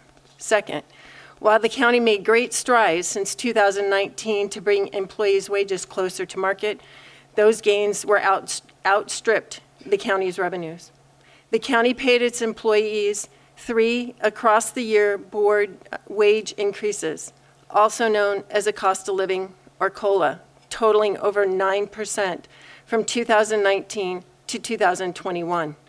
Looking at surrounding labor markets, the city of Santa Rosa and Ukiah and 8 neighboring counties, including more affluent counties of Napa and Sonoma, the median across-the-board wage increase for that same period was 5.8%, meaning the county gave 3.2% above its neighbors offered by the COLAs. Mendocino County is one of only 3 of those jurisdictions that chose to consistently provide COLAs throughout the pandemic, recognizing the sacrifice county employees were making during this difficult time. Additionally, based on compensation study conducted by Koff and Associates in 2019, the county also gave special wage increases, commonly referred to as market adjustments, to employee classifications that the study identified as being particularly behind in market. As a result of the COLAs and the Koff market adjustments, the county made compensation, salary and benefit gains went from 7.5% below market median in 2019 to just over 3% above the median at the beginning of 2022. Third, the county was asking for time to address the critical problem proposed by reoccurring shortfalls in the employee medical insurance program. The county has used its time wisely, and the county and its labor partners have agreed to fixing a significant structural problem with its health plan by moving from being self-funded to being fully funded to prevent any large claim or large amount of claims to drain the county coffers. The county has also set aside $4.6 million of ARPA funds to avoid using scarce general fund dollars to pay the medical plan deficit. The county has also asked all employee organizations to participate in a meet and confer with mutual goals of developing lower cost health plan alternatives so that the health plan costs remain affordable for employees and the county. Finally, the county has agreed to freeze the health plan premium increase for all employees until fiscal year 23-24. Had the rate not been frozen under the existing employee agreement, they would have an increase of 16% in a year in which the county is not giving across-the-board pay increases. Finally, while the wage increases due to the Koff study were in many cases up to 20%, over 3 years, the Koff study also shifted the alignment of classes, resulting in compaction and changes to traditional relationships between classes. Other classes simply do not receive sufficient increases to enable the county to compete for talent. While the county is not offering across-the-board increases this year, it is actively working to fix these problems, conducting market study for social workers, real property assessors, and other such classes. Although the county has not been able to offer across-the-board increases, the county is offering a $3,000 one-time payment to every county employee to be paid from the ARPA funds. This is equivalent to about a 3% salary increase for many county workers. Unfortunately, the ARPA funds cannot support base wage rates because such increases carry forward from year to year, but ARPA funds will not. To date, 3 bargaining units have reached an agreement with the county: the Deputy Sheriff's Association, Mendocino County Law Enforcement Management Association, and the Mendocino County Association of Confidential Employees, in a total appropriation increase of $200,000 annually due to special assignment increases and longevity. The remaining units are still at the bargaining table. I would also point out again, ARPA is not an ongoing source of funds, whereas wage increases are ongoing expenses. For example, a 3% wage increase, the base rate not only in the year is granted, but every subsequent year. On October 4th of 22, the county's broker, Alliant Insurance Services, contracted with PRISM for a fully funded health plan that allows employees initial Anthem healthcare benefits and does not require any changes to healthcare providers. Critically, this rate stability provides the county long-term financial stability. To help attract top talent, effective May 27th of 2022, the Sheriff's Department is offering an innovative hiring bonus.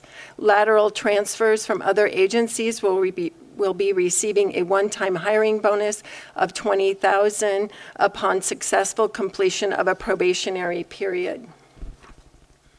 And then finally, I think it's important that we recognize Mendocino County as at a 3.1% unemployment rate, with the state of California at a 3.8 unemployment rate. The rest of my reports are as written. Supervisor Mulhern. Thank you, CEO, for your report and clarifying some of the information in writing. I'm sure that the members of SEIU 1021 that have come to speak to us many times will have additional questions, or we can hopefully have some more commentary. I know that it came out late last night. I did want to address this jail parking lot thing that keeps coming up, and I don't want to speak for the other board members. I would say that there's not a board member that values a parking lot over our employees in any way, shape, or form. Previous boards and this boards have moved forward with expanding the jail because it is absolutely necessary, regardless of some community members' personal opinions. The grand jury has noted several times that the jail needs to be updated, and it's critical. The parking lot that is being built is to state code for that new building. There are many things about the county's budget that I wish I could use in different ways, but that's not how the county's budget works. And our job as supervisors is to evaluate all of the moving pieces that we have and try to figure out how to make the puzzle work.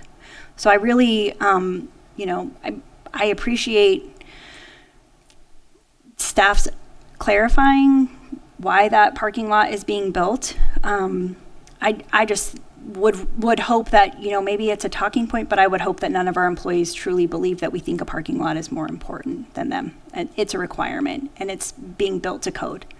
There's really nothing we can do about the cost. We go through an RFP bidding process, hire the lowest qualified bidder, all of the things that governmental accounting has to do.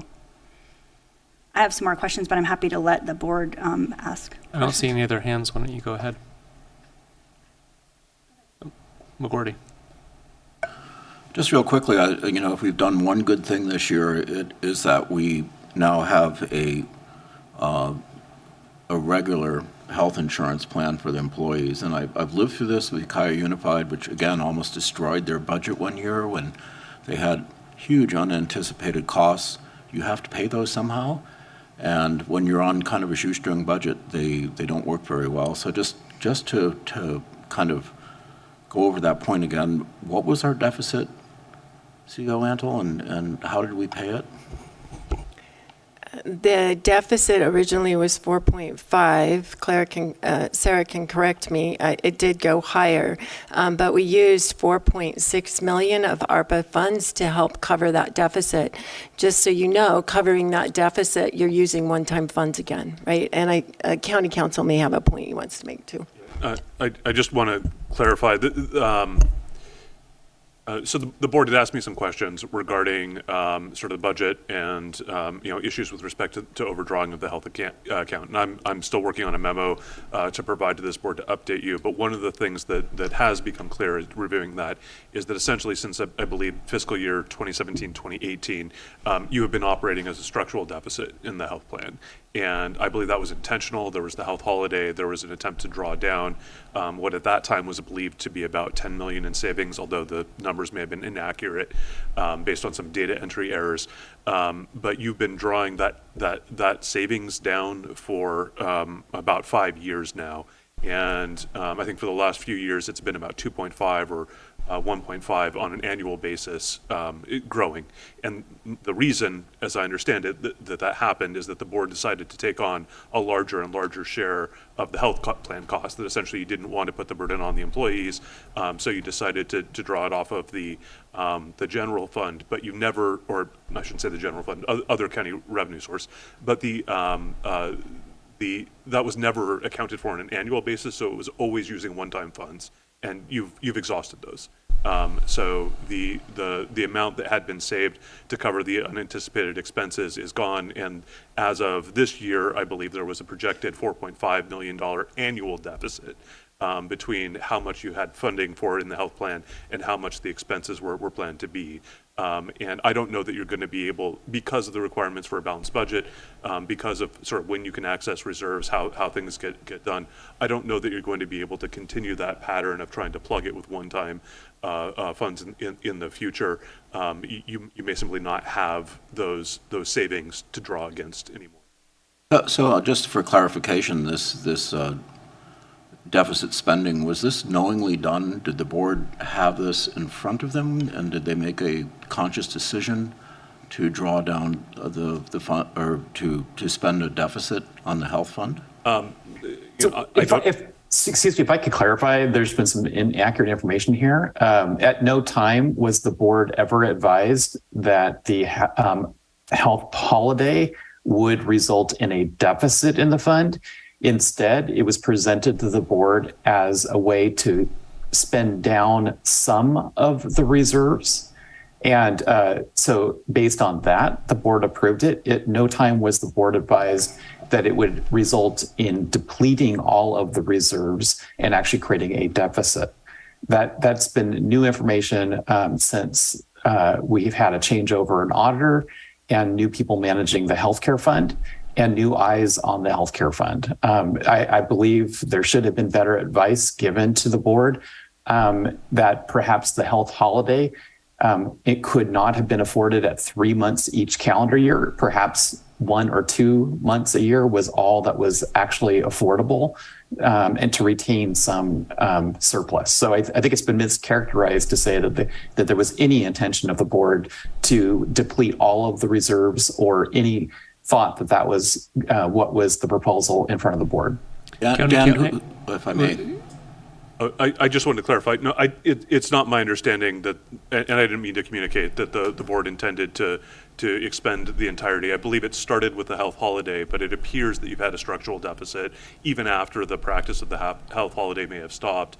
That there may have been sort of an increasing share that the county had borne not through the health holiday, but through a lack of increase in the rates at that time, and that's what sort of spent down the reserves. However, and I will say, I'm just to speak to Supervisor McGordy's point, I'm just going off of the budget documents that were presented at the time of the budget hearings. So this is just the sheets that were there at the time, but it does appear that they continued to show drawing down the health can. The amount started much larger. So the health plan, I believe it was a $3.5 million deficit for the year of the health holiday. It drops to a much lower deficit of maybe $1 million, $1.5 million, and then that slowly crept up.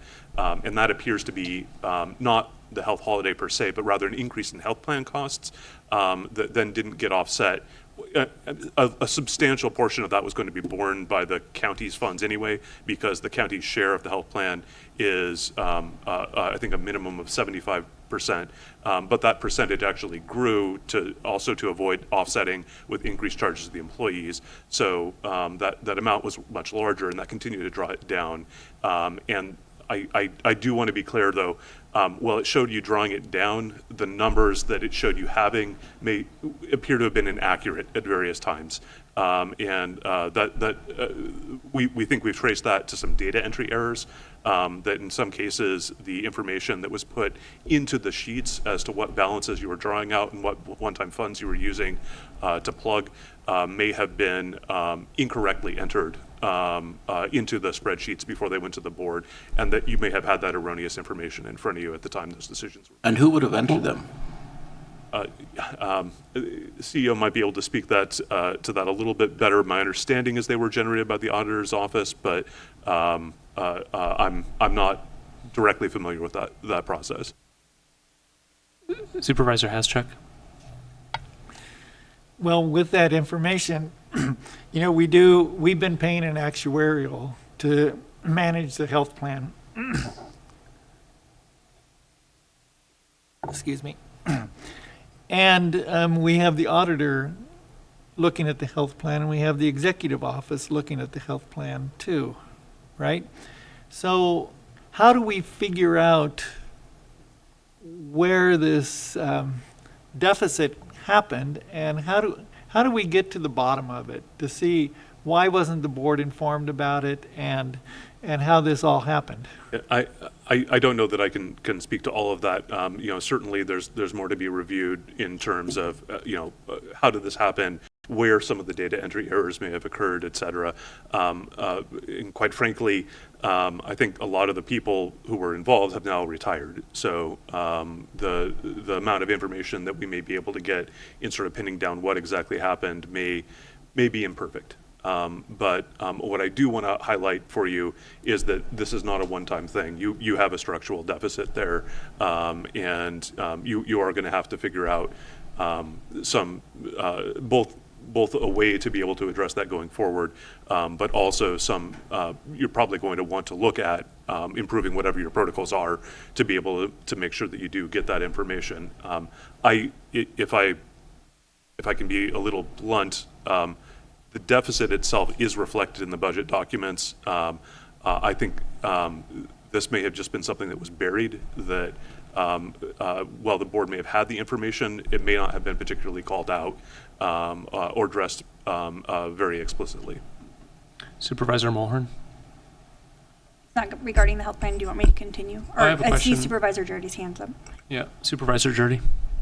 Yeah, so we've just been discussing a process that took place over several years at a time when the county was self-insuring its healthcare plan.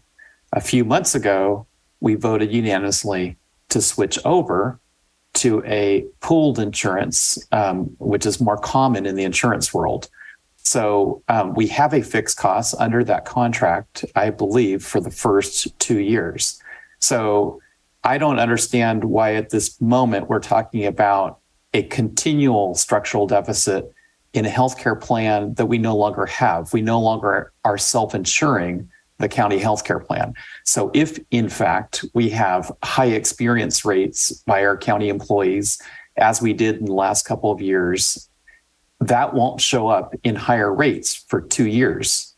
And and we do have known costs in our healthcare plan for the next 2 years. So there should be nothing stopping the county from having a 25-75 split on the cost of the plan, which was always the intention of the plan, to be 25% by the employees, 75% by the employer.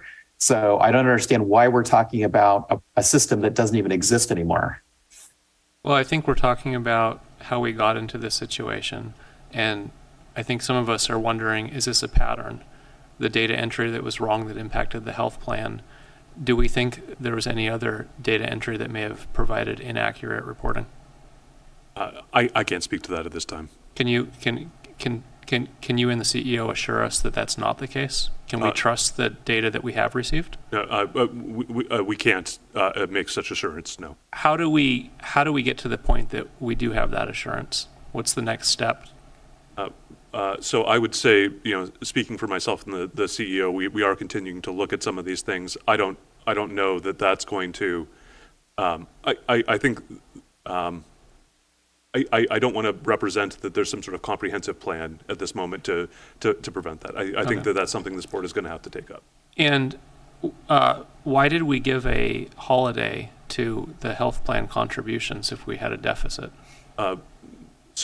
And I want to be clear, that was an annual deficit, not an overdraw of the account. So my understanding was, and this is before my time, but what I have heard is that there was some concern that essentially the amount that was saved as reserves for the health plan was excessive based on accounting standards, and that there was a desire to draw that down. What was it excessive based on accounting standards? I don't have that information.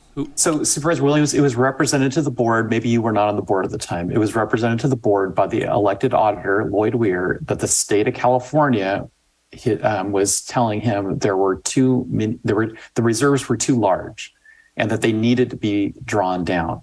The proposal that went to the board from the auditor, based on consultation with our plan managers, which are contracted, not county employees, was to have a pay holiday for 3 months, for I believe for 3 years. So October, November, December, kind of a holiday during the holiday season. And at the time, their proposal was to only extend the holiday to the employees. Well, the county, the plan sponsor, is paying 75% of the plan. So the board said, well, we'll have the holiday, but both parties benefit equally. When employees have a pay holiday, so will the county. What the managers should have said was, well, we weren't proposing that. We'll need to scale that back maybe to 1 month for each of those 3 years, not for 3 months, because both parties are having a holiday. They never said that. So they just went ahead and implemented a 3-month pay holiday for both the employees and the employers. And they did not speak up as they should have and said, well, the math doesn't work with that. So that's how we got to a deficit originally in the healthcare plan. I think the managers of the fund were not doing their job. They weren't speaking up when they should have. But again, we no longer have a self-insured fund. We have conventional insurance now with a fixed price for 2 years. So I don't understand why we're dwelling on a problem that no longer exists going forward. So my last question for staff on this. Which state department would have contacted us, and can I see the writing? We'll ask Deputy CEO Johnson to come forward. Deputy CEO Sherry Johnson. So I have not ever seen any documentations from the state stating that the health plan reserves or savings needed to be drawn down. That was information that I had received from the auditor's office, and we did talk with our broker. He had never seen that either, and he said other counties had not received that information. So we had not seen that. That was information from. Are we allowed to ask former auditor Weir to come in and explain to us who contacted him and the nature of the communication? Yes. So I'm going to look at my board. Although Supervisor Jurdy's right, we're moving on. This will no longer be a problem. I think we owe it to the public to get to the bottom of this and understand why we provided a holiday when we in fact were running a deficit. Is there support for asking former Auditor Weir to explain to us which department from the state contacted us and what they said? Supervisor McGordy? If I may, yeah. Chair. So, the reserves was about $11 million at the time of the holiday. So we were not running in a deficit at the time of the health holiday. So that was 17, 18, 18, 19. So we did 2 years. So the recommendation from the broker at the time was to do an employee-only holiday. That was the recommendation. Now, I wasn't the manager over the health plan at that time, but I was in the HR department. So I do know that. Thank you, County Counsel. Yeah, and just to clarify, Mr. Chair, the health holiday was a planned deficit because the intent was to draw down. What I want to make sure the board is aware of is that you've had a gap since then. That essentially, I don't know if it's healthcare costs going up. That's what I would imagine. But that was on an annual basis that continued to be plugged by the one-time funds. I'm sorry. Just to Supervisor Jurdy's point, and maybe I'm getting a little bit ahead of myself because this is really more of a first quarter issue. But I do just want to highlight for the board that the issue is you do have that deficit in the shortfall in this year's budget that's being plugged with one-time funds, and I believe you're still going to have some decisions that have to be made on that on this next item as to sort of how you cover that the remainder for this year, and then you may still have something that needs to be plugged on an annual basis. Supervisor McGordy.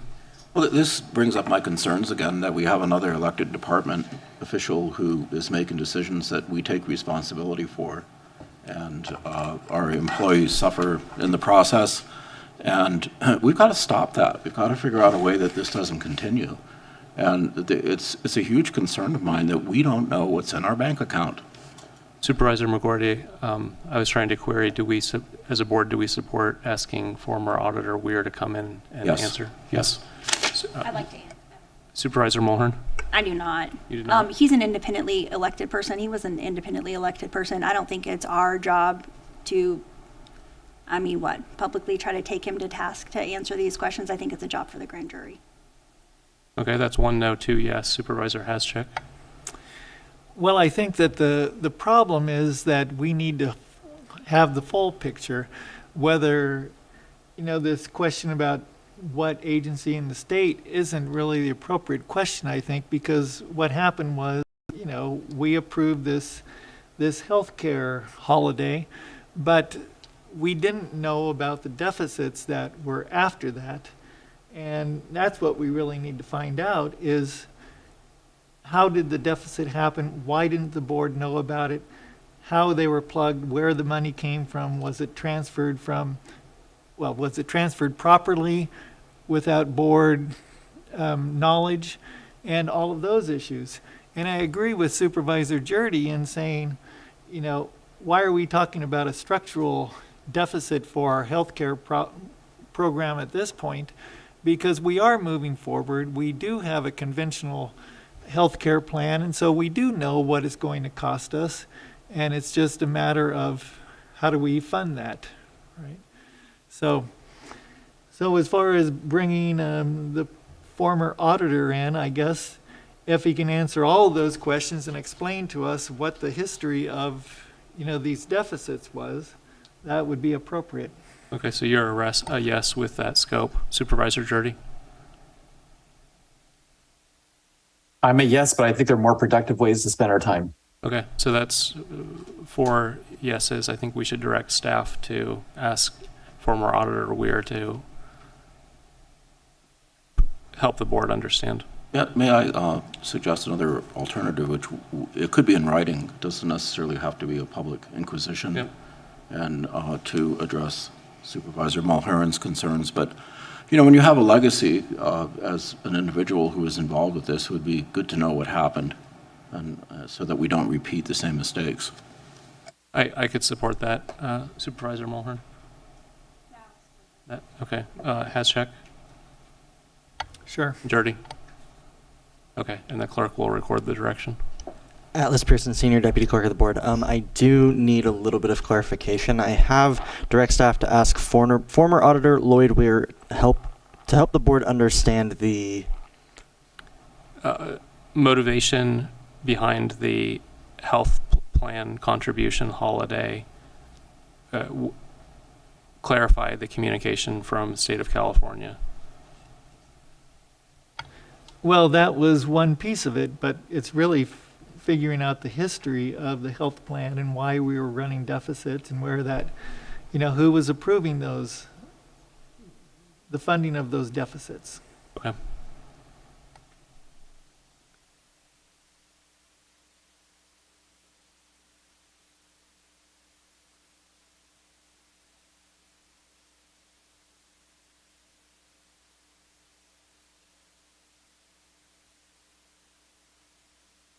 Do you want to read it back to us, or do you feel like you got it? I have general consensus of the board to direct staff to ask former Auditor Lloyd Weir to help the board understand the motivation behind the health plan contribution holiday, clarify the communication from the state of California, and help the board understand. And then I was going to go back. Supervisor Haschek, would you mind repeating? Well, it's to clarify the history of the deficits for the health plan and the approval of the funding of those deficits. Supervisor Mulhern, I think we're ready to change topics if you had a question outside of the health plan. Thank you. I am grateful that we have Department Head Becky Emery in the audience from Social Services, and I also have questions for Deputy CEO Sherry Johnson. One of the challenges that we have as a board is clearly understanding that our social services workers have a much too large caseload for what they're able to do. And I know that there is at least one study out that is trying to determine potential salary increases for select positions. I think that what the board conversation with a couple of the speakers today was regarding whether or not state and federally funded departments, which would have been mostly the former HHSA departments, Department of Social Services, Public Health, and Behavioral Health, could have potential salary increases. And I would like to express, and I have expressed to Deputy CEO Johnson many, many times, my frustration of the length of time that it is taking for the contractor that we are using to help us look at. I think it's only like 2 social services positions that they're working on right now. And if you look at attachment 2 of the CEO's report and our churn rate, I mean, social services is incredibly high turnover. And so I would like for this board to be more proactive in coming up with a strategy specifically for social services. I'm happy, obviously, to speak with the other department heads from behavioral health and from public health, but I think social services and their salaries really needs to be a priority of this board, and how we are able to increase those qualifications. And I know that we've been able to do some things like hire people on at a higher step, or be able to move people up into leadership positions. I understand that not everybody wants to be in a leadership position. So almost every single meeting, this board approves salary reclassifications on the consent calendar from various departments. We had 2 agenda items today that approved many add and deletes. Some of them looked exactly the same. But what is it that we can do from an HR standpoint and from a department standpoint to improve these positions, if you wouldn't mind? And also, when's the study going to be done?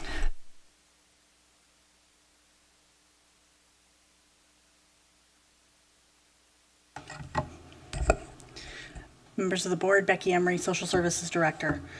If I may, through the chair, in response to Supervisor Mulhern's comments, you're absolutely correct. We have a significant churn rate within social services.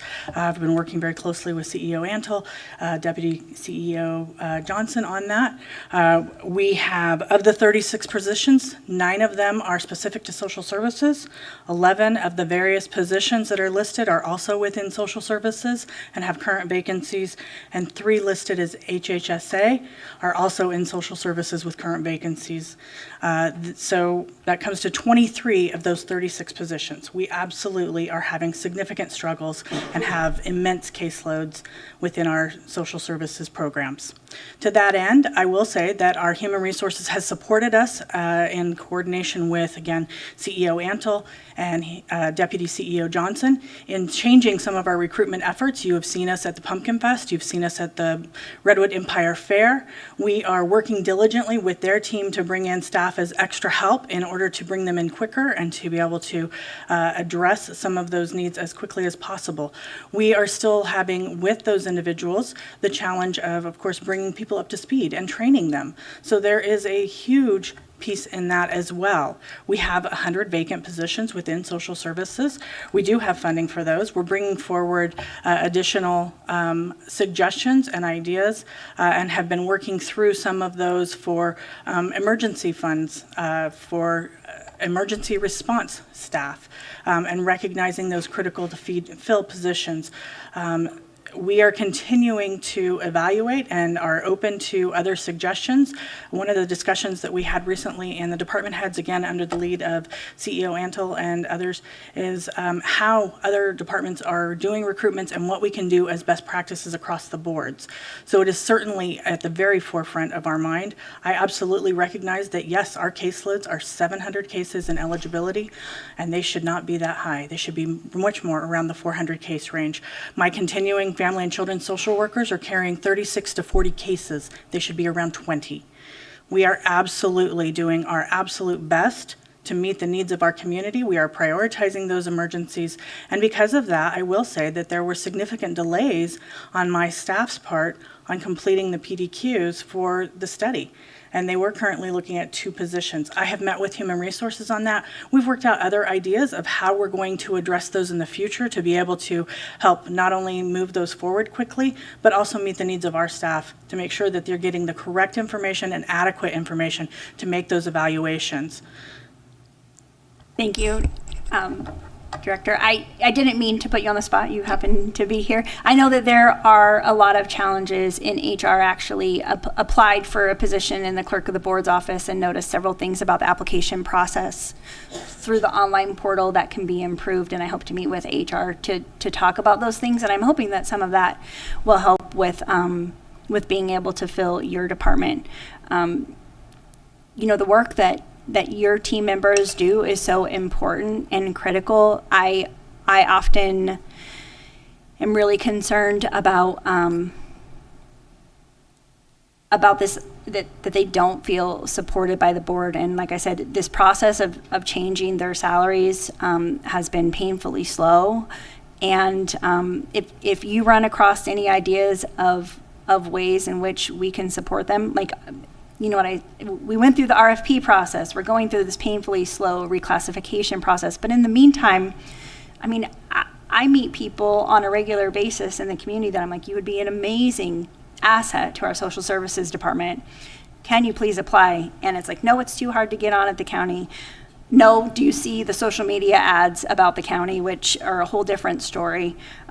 This conversation in our community really has to change as to how important our employees really are. And I just earnestly want to know, what can we do differently, working through this very bureaucratic process that we all have to go through. We all have to go through those hoops, but what we can do differently. And I know that I called you up today, so I don't expect you to answer that question, but please know, and please let your department know that I'm happy to try to support that in whatever ways I can. Again, if I may, through the chair. I will say that we recognize that it is a convoluted and complex process.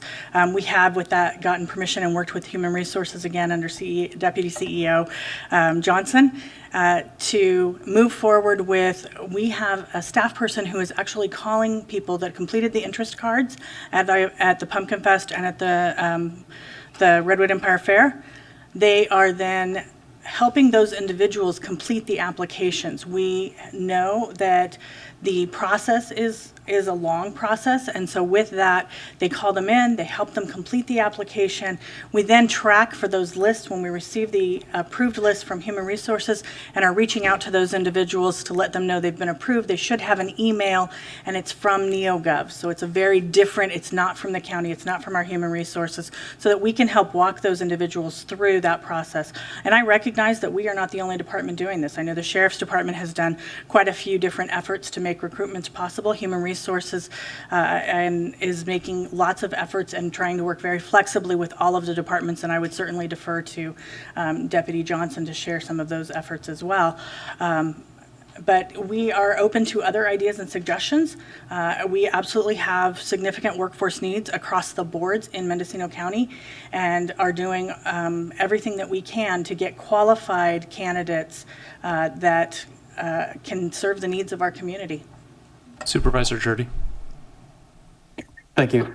So, Director Emery, I really appreciate all the effort you're making to try to fill these positions through extra effort for recruitment. And I think that what Supervisor Mulhern's talking about in terms of working with HR to try to streamline and speed up the process is critical. My concern is if in the end, maybe in spite of all that, what if the caseload is still looking at, we just can't fill all the positions because of the market right now in terms of, every employer is having a difficult time filling all sorts of positions. And so if that were the case and the caseloads are, higher than anybody wants it to be for the eligibility workers, I guess I'm wondering, what are you seeing in other counties in terms of technology? I think it's children's services. That's maybe not the right term, but kitty corner from the courthouse, for example, they've got electronic kiosks.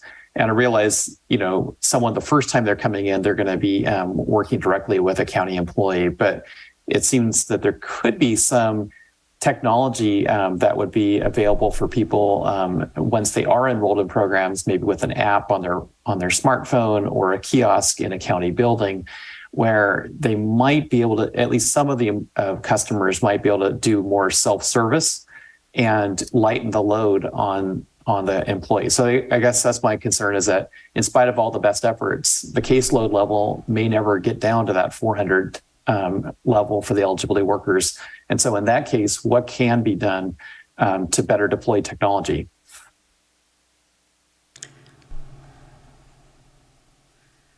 So if I may, through the chair. We have looked at kiosks in the past for our eligibility. The challenge with those is that they don't actually process the cases. So they are a method for individuals to upload and share information. I think that we've gone even beyond kiosks with the new integrated systems that we have through CalSAWS. It's on a state web portal. People don't have to come to our office to upload information in a kiosk. They can actually do it from an internet source at home. And so we are looking at technology and seeing how that can assist us. We are doing phone interviews to help with our community not having to come to our offices for face-to-face appointments. We are continuing to evaluate those pieces, but the work still has to get processed by the staff and looking at those pieces of how we get that information and how we share that. We have expanded our work, of course, using the telework agreement to include and entice more staff. We continue to support a variety of different ways for individuals to contact us. And we have multiple portals, including the Benefits Cal portal, that they can get help not just from our staff, but also from the hub there. And we also have a call center that is manned through Humboldt County to assist in quick questions for the individuals. But even with those things, we are facing that 700 cases per person at this point.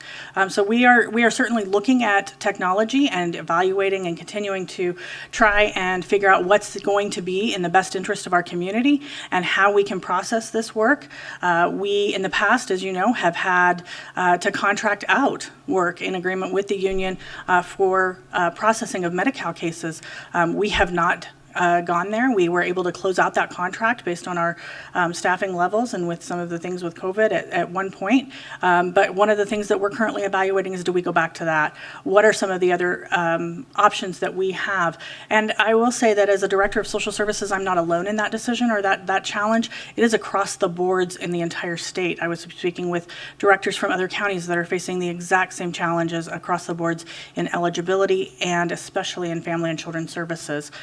So one of the things that we are also looking at is working with Human Resources to get a list of extra help retired employees to see if any of them are interested in maybe carrying one case so we can help alleviate some of those challenges. Looking at the extra help eligibility staff and looking at who might be interested in teleworking with the new system and what kind of training would that person require. Looking at staff that have maybe gone to other counties to see if they would be willing to do, again, one case or manage a small portion as a second job. So we are looking at a lot of different options and trying to figure out what's going to work best for our staff, and certainly working with Human Resources to hire and whatever I can do to support your evaluation for wages. So one of the ideas I have is to pay a living wage. I mean, it seems like the most obvious, and I think the department is following the procedures and doing everything right, and HR is following the model. The model is wrong. We're a county that expects, we have these open positions that are critical. If we just keep recruiting, eventually somebody will move here, subsidize their living on credit cards so they can work for us and be a long-term employee. I don't see it. What we're doing isn't working. So we're carrying out the state's work. We're basically an agent for the state in this regard.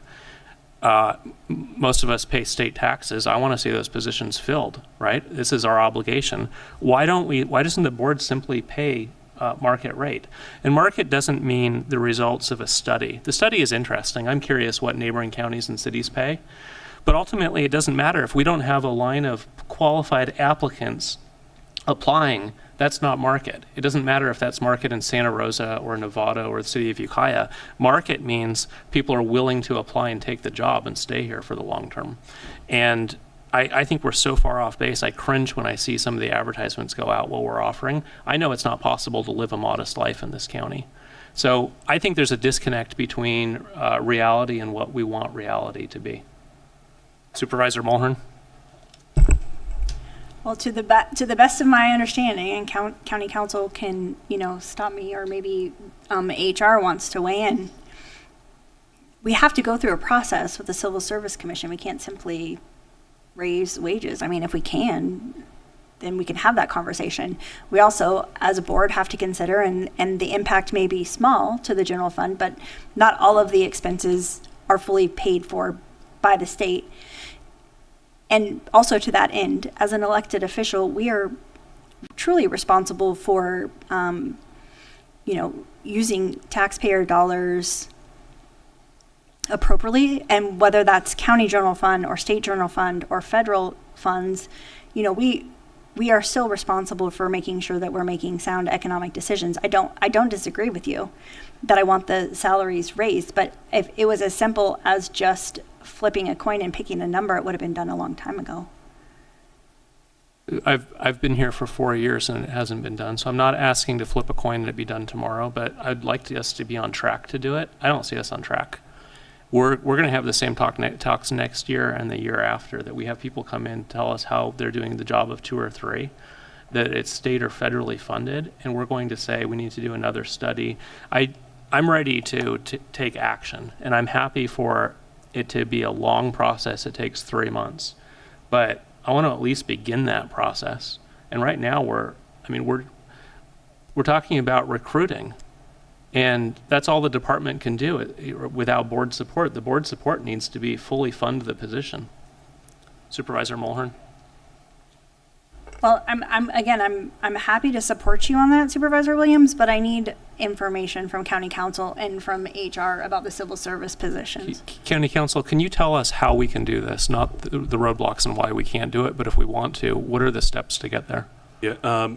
So I'm not certain as to the civil service steps. I'd have to look at that and review. I do know that you'd need to, go to the bargaining unit, engage in the meet and confer process, and then proceed from there. So you would need to get some sort of proposal together to be able to put forward to labor as part of that process. Supervisor Heschek? Well, I would agree that going to the bargaining unit and starting that process is important, and that's what we should be doing. I think that we need to have buy-in from the bargaining units, and because we do have to provide a service to the people of the county, and if we're not doing that, then there's that's on us that's our responsibility.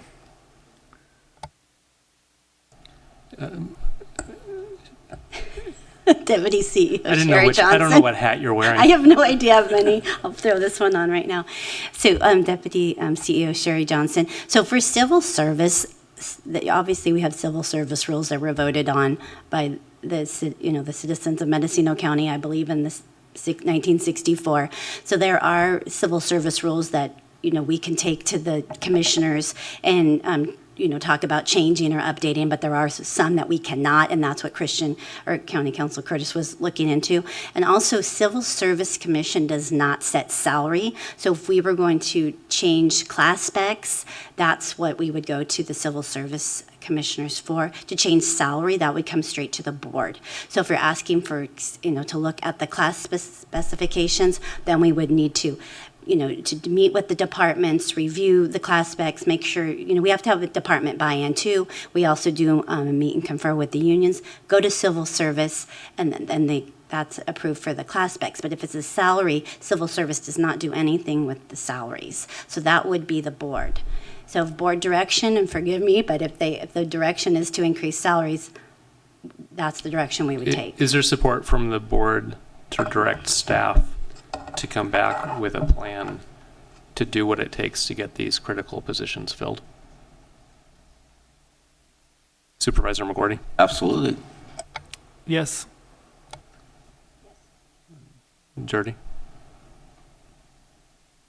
It's a little broad, so I Well, we could be more specific, but I'd like to give staff a little bit of latitude so that they don't come back and say they couldn't execute our specific model. I would like them to come back and explain how we can accomplish this. I think the best they could do. I think the best they could do is come up with a proposal that would move the positions in a more competitive salary range. I don't think they can guarantee with any salary that they'll fill every single position and there will be zero turnover. Supervisor Mulhern, you agree? Well, I think there's a number where I would take the job, and we're nowhere near that right now. And so we need to get some from where it is to where people look at it and say that's a decent job. I could afford to live in this county. Supervisor McGordy. I'm still trying to understand the process. So there seems to be no question that we could get more money from the state to pay for this. But if I understand this correctly, there may be some opposition from SEIU for basically giving a wage increase to some of the workers, but not all of them. I see this as reclassification. I don't see this as necessarily a cost of living or anything. But is that going to be a hang-up? If I may clarify, I didn't mean to suggest there would be opposition. I'm just saying that's part of the process you have to go through, is before you take a step like that, you do have to present it to the bargaining unit. And it's possible, even if there isn't opposition to the idea, there's alternative suggestions, desires to engage in more of a dialogue as to what if we do this, what if we do that. So under the Myers-Browne Act, there are obligations to engage with the bargaining unit, even if you don't think they're going to oppose what the action is. Okay, well, thank you for that clarification. Clerk, would you read back the proposed direction? General consensus of the board to direct staff to come back with a plan to do what it takes to get these critical positions filled. Supervisor McGordy. In social services, right? Yep. Supervisor Jurdy. Are we discussing attachment 2, or is that going to be discussed later? CEO Antle. When we're done with the labor, I would go back to the rest of my report. Yep. So yeah, in a few minutes, we'll get to attachment 2, Supervisor Jurdy. Supervisor McGordy. Okay, it looks like we're ready to move on. CEO. Okay, thank you. PG&E settlement funds, all external agencies which were awarded contracts for the PG&E settlement funds. This is a reminder to please check your expiration dates on your contracts, as some of those are due to expire at the end of December. We would like to bring to your attention local assistance and tribal consistency fund. The county was notified last week of a potential eligibility for one-time funding through this Treasury grant, a general revenue enhancement program that provides additional assistance to eligible revenue-sharing counties and eligible tribal governments. The executive office is looking into the funding and will bring back additional information as the county receives clarification of the pending legislation S.3011. This bill was passed by the Senate last fall, but has yet to pass the House. If it passes, the funds explicitly for payment in lieu of tax counties, that would come to us. The county has reached out for further clarification on these funds. So just want to let you know that'll be coming most likely in January. The Office of Emergency Services and Recovery continue to do great outreach and education in the community, attend events. Mendocino County residents can sign up for emergency alerts and find their evacuation zone at the below link to mendoready.org. Behavioral Health and Recovery Services. November is National Native American Heritage Month. November is a time to honor cultural and heritage of Native Americans. It is also a time for education and to raise awareness on diversity, equity, and inclusion and challenges to Natives that people that have faced historically and in the present. Open enrollment. The annual open enrollment period for 2023 health plan is October 30th through November 19th. So if you need to change your health plan enrollment, please do so. Then we move on to the human resources and the vacant position report. I believe there's some discussion around this, so I will ask William Schertz, HR manager, to come up and present attachment 2.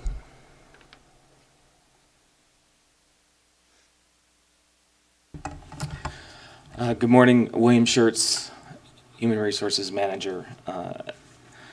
This is attachment 2, concerning the vacant positions report.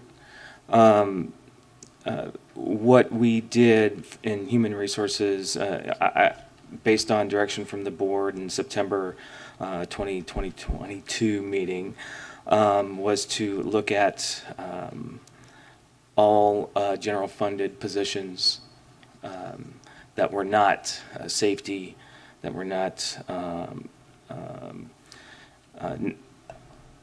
we excluded safety positions, non-general funded positions, and revenue generating funds. We looked at all the applicable vacant positions at that time. There were 27 identified positions that were eligible to be looked at for possible elimination if that was something that would be desired. What we did is we contacted all the department heads, asked them for justification to retain those positions or delete those positions. From all the departments, we did receive justification for retention of all 27 positions, with the exception of 2 unfunded positions. And those were, one was in executive office and one was in human resources.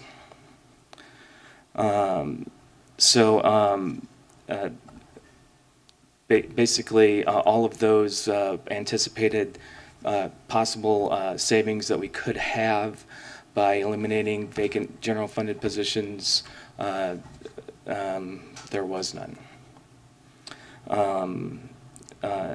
Also, as you can see, we also provided an analysis of high rate of churn in a number of positions. 36 classifications had a high rate of churn of 38% or higher. Out of a vast majority are from Department of Social Services as well as Public Health and Behavioral Health. There are a number of general classifications such as administrative staff assistants, department analysts, those kinds of things that were as part of the churn. But I think, as you can see, that there is a number of those hard to fill positions in social services. We don't have the reason for the churn. There are a number of factors that we look at, or we could look at. Salary certainly is one of those reasons, the recurring reasons.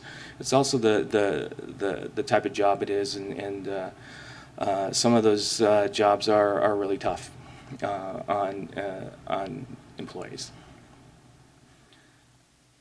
The classification, I did want to speak to the classification specification review of the social services department. We had asked social services, we had a request from about a year and a half ago regarding to look at vocational assistance as well as social worker assistance. We are going through all of our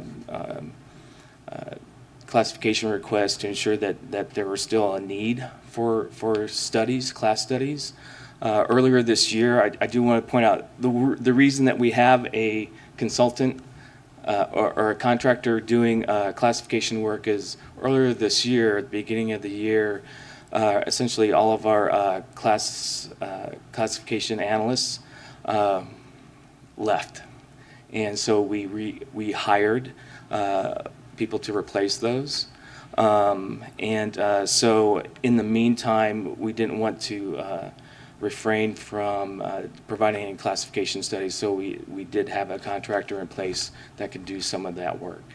That work that is being done by the CPS does take a while. They do have a particular process in place that they utilize, and they have multiple clients. So we do check in with those folks on a regular basis, and we do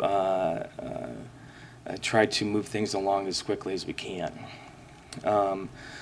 So those particular, the vocational assistant and the social worker assistants are in that queue. Actually, they're getting very close, more towards the end of those class studies. It should not take much longer. What we do have is we can do salary studies internally. What we typically do when you have a class spec that is being studied, at the end of the study, determining what kind of changes you need to make in the class specification. We also do a salary survey along those lines. CPS does include that as part of their normal procedure, and we take those salary studies as well as we do our own along those lines. So we typically do those salary studies when there seems to be either a request from the department on particular positions, or as a regular business as we do classification studies. Supervisor Mulhern. Could you estimate how long it would take our internal staff, and I'm grateful that we have staffed up in HR, that's good to hear. Can you estimate how long it would possibly take to review all of the positions in the high churn rate classifications for salary specs?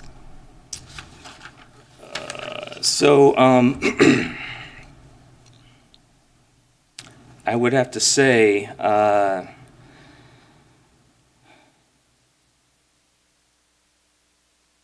it would probably take a few months to do all of those. There are a number that are connected. For instance, in social worker, we have in the social worker series, there's if you include the department head and managers, all the way down, there's 15 different class specifications, different salaries, rates, and so there is difficulty in that, only because we try to maintain a particular differential in an interval of like a 5%, or I'm sorry, a 10% difference between class specs as you go up the ladder. So that's probably a more difficult one to do. But these other salary studies, when we do a salary study, not only do we look at the comparable counties that have the same class specs, we also have to look at how it affects classifications that are in series. And a number of these classifications are within a series of classifications. So it would affect not only these classifications, but also a number of other ones. Typically, if you have a journey level of Department Analyst 2, let's say, you have a Department Analyst 1, you have a Senior Analyst. So it's a 3-position series. It would take a few months for us to do this. And I would have to say that we would have to delay other work in doing getting these things done. Supervisor Mulhern. And so how long would it take a contractor, hopefully a quicker contractor, how long would, is a year and a half a typical process for a contractor to review? Did you say 18 months, or did you say 8 months? For the current CPS study? Well, the current CPS study, when we ask them to do a study, they do a scope of work and they outline a particular time frame. It's usually about 5 to 6 months per study, and that's doing a whole classification study. It's different. I'm not able to give you a good estimate of if we were to ask a contractor to do a salary survey. They still have to go out and look at comparable counties as well as comparable classifications. So there is a lot of work associated with that. For instance, COF did that work, and it took them from October 2017 to January 2019 to finish their study of 140 plus classifications. Supervisor Jordy. So William, I really appreciate the report. I don't know if you put it together, but whoever did, I appreciate the attachment too. It appears that there's an asterisk at the top that says, or in a box, it says churn rate for classifications of 5 or more allocated positions with a 30% vacancy rate. So I think because of that threshold, there could be some positions in the county where there are fewer than 5 positions in any one part of the series where they could have a high vacancy rate, high churn rate. And so, for example, the appraiser 1, appraiser 2, appraiser 3, that's a series of 3 positions. I assume any one of those have less than 5 positions allocated, and therefore they're not on the list. But if that threshold was not required, and it was just looking at the vacancy rate, we know that there's a 67% vacancy rate currently in the real property appraisers, which would put it near the top of the list. I think only 2 positions have a higher vacancy rate currently, and it would have a churn rate, I don't know, somewhere in the 80% range. So again, near the top of this list. But I guess because there are just so few positions of appraisers, it just wasn't even included in the list. Yes, we have. I could go through all the way down to a single incumbent classification. We could do that if you like. I mean, this was to give an idea of the churn rate for the more recruited positions that we have. I could certainly do that. It would show up as one of those positions out there. It'd be quite a long list, for sure. Yeah, I'm just wondering if an alternative way of consulting that list would be to combine, the entire series. So like you have a series planner 1, 2, 3, and just lump those together and show what then you'd have a appraiser 1 through 3 and show what the allocated position, the vacancy rate. It just seems like when you get to smaller departments, when you create a threshold, like say 5 positions, some of these smaller departments won't have 5 positions in any one position in that series. But collectively, there's more than 5. Right. We could present it in that way as well, in series as well as in by churn rate. Supervisor Mulhern. I had a question about the number of applications received versus the number of people that make it onto certification lists. I mean, it's a huge difference. And so what is happening with the people that are applying? Are they just simply not qualified for the positions that they're applying for? I mean, can you explain why there's such a huge disparity in the number that are applying that are making it through the process? I don't have I'm not really that much more involved in the recruitment side. I will tell you that in talking with the recruitment manager, that there are a number of applicants that just don't qualify. We don't know if it's part of the, getting, and this is something that we experience, and I think all HR departments experience, that they get applicants that they're looking to maintain their EDD benefits. There is an element of that just don't qualify.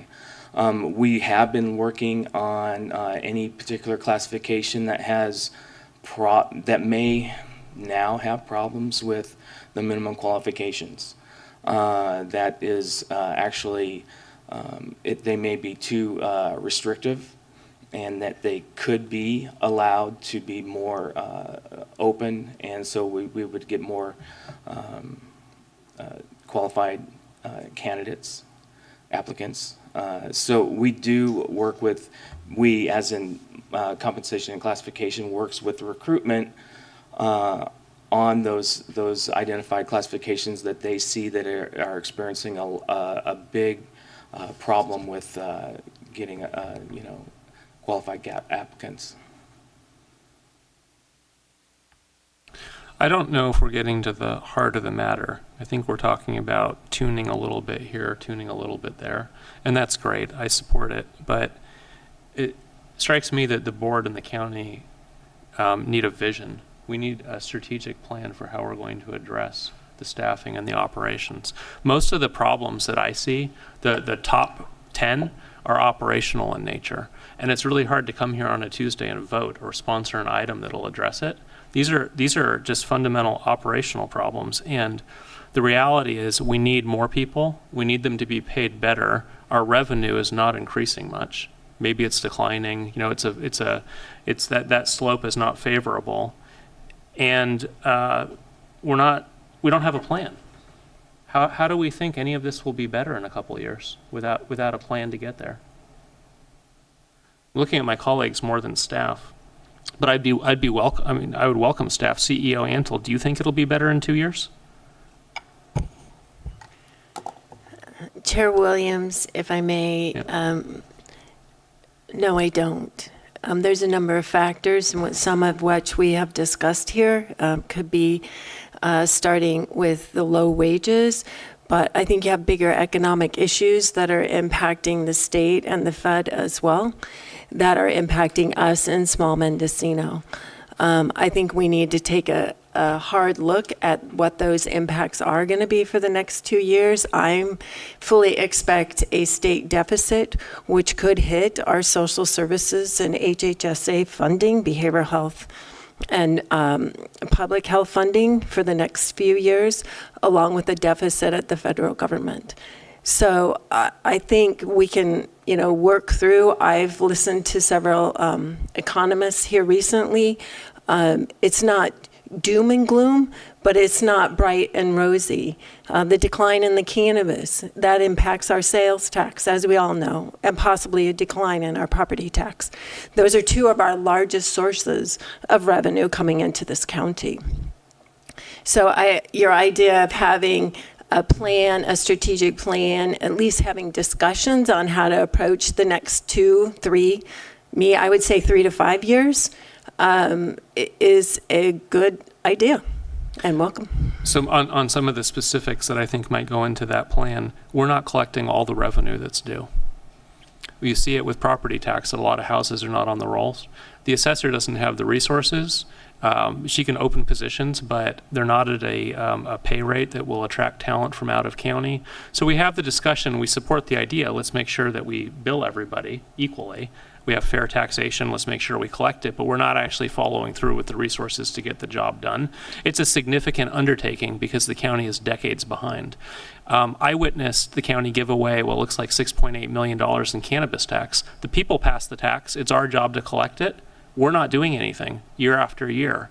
And eventually we won't be able to collect it. That would have paid for a COLA, not ongoing, but it would have covered a year or two. Applying for a job in this county, I hear people talk about they get a call back 4 months, 6 months later. Maybe that's the process and our HR is doing everything right. This is not a criticism about HR, but if that's true, the process is wrong. Never in my life would I wait 4 months. If I got a call back 4 months later, I would laugh. I wouldn't take that job, because if that's the way the organization works, I won't be able to tolerate it. Why take the employment? We need to be able to make a decision quickly. When there's somebody qualified and they're willing to work for us, it can't be no action for months and months. So I can think of a lot of other items that come up, but the heart of it is the public doesn't think the county operates well. And I used to be the public looking at it thinking it's not operating well. Now I get the advantage of seeing how hard the people are working inside our county government. It's not the employees. There's something very wrong structurally. And we need to take baby steps to invent a plan and a vision that we think will address it. Maybe it fails, but if we continue with status quo, it'll definitely fail. It's failing today. CEO Antle? Chair Williams, if I might add, I think I touched on it, but the housing situation is critical. I believe we need to look at work with our cities to look at multifamily high-density housing that is for the workforce and folks that can live here. You might remember I sponsored an item about having staff look at rezoning for high density. Because as I understand, the state has researched this and it takes 20 units per acre to approach affordability. It's hard to do that in the unincorporated. Maybe it has to be in the city. Maybe it doesn't. I don't think anything has happened with that. And if you talk to builders, talk to architects, engineers, contractors who build in this county, they consistently say it's much harder to build here than it is neighboring counties. We're doing something wrong. It may be that we're actually following the rules. So again, it's hard for me to look at our building and planning critically because they may just be following the rules where other counties are a little bit more lenient. But the bottom line is this isn't a great place to build. It's really hard to work with our county. It's hard to get the permits. They lose building cycles and they have people sitting around. One contractor told me it took 14 months to get a deck permit to replace a rotted deck. 14 months. You can't expect one of the strongest potential economic drivers in our county to live under those conditions. They just won't do business here, and I think that's what we see. I bring it up because it has to be part of our strategic plan. If we want to see more revenue, we need some development. If we want to see housing, we have to accept development. Government's part of that is to stop intruding so much. And I know we're going to have to go to our closed session lunch soon. Later, we have an item to adopt a new California building code that'll make it more difficult and more expensive to build in Mendocino County. And I'll save my comments for when we get to that. But there's a lot of power if 3 of us on this board decide some of the state's policies, the one size fits all, don't work in Mendocino County. And I think that's part of the brokenness that we're seeing.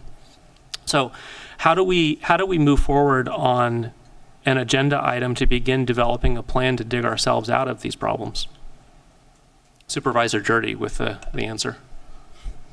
Well, I think we do need to focus on the revenues. I think the board is focused on trying to collect the money that's already, from the taxes that are already on the rolls. Voters have already approved them, and so we need to shore up the vacancies in the positions, the strategic positions that are responsible for collecting those taxes. I would say the 2 that the county collects, that we're not relying on the state, it's the county, and that's property taxes and transient occupancy tax. So it's probably a couple positions within the treasurer's office should be evaluated in concert with the auditor, controller, tax collector to make sure that they're adequately compensated so that she can hire capable, assertive people who will fully collect the TOT that's being collected by these businesses. The same, we're already working with the assessor controller or the assessor for a program to bring the appraisers, up to market. So hopefully we don't have a 67% vacancy rate there, and they can catch up on the workload there. But then finally, I think in terms of how do we restructure county government so that we can do 2, I think, primary objectives. I think one is we want to pay people enough that they will stay with the county.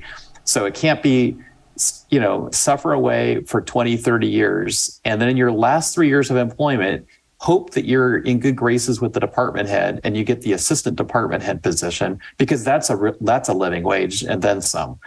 I think the objective should be that you can be an excellent county employee, do excellent work, and maybe you aren't assistant department head, but you can earn a living wage as, a level 3, a senior, whatever your job class is, that there's a progression in your career so that you can pay the bills, pay the mortgage, and save for retirement. And so I think to do that, though, I think we're going to have to flatten the organization in some way. The Slavin study talked about that we had too many people supervising too few people.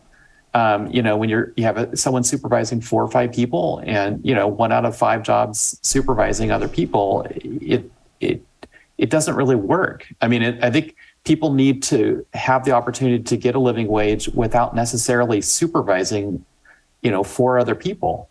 And that way, all 4 of them are paid a living wage, not just the one supervising the other 4. Supervisor Haschak. Well, when I heard that there were 15 steps in the social services, I think that's what Supervisor Jurdy's speaking to, that maybe we need to look at that and reevaluate if there needs to be 15 steps.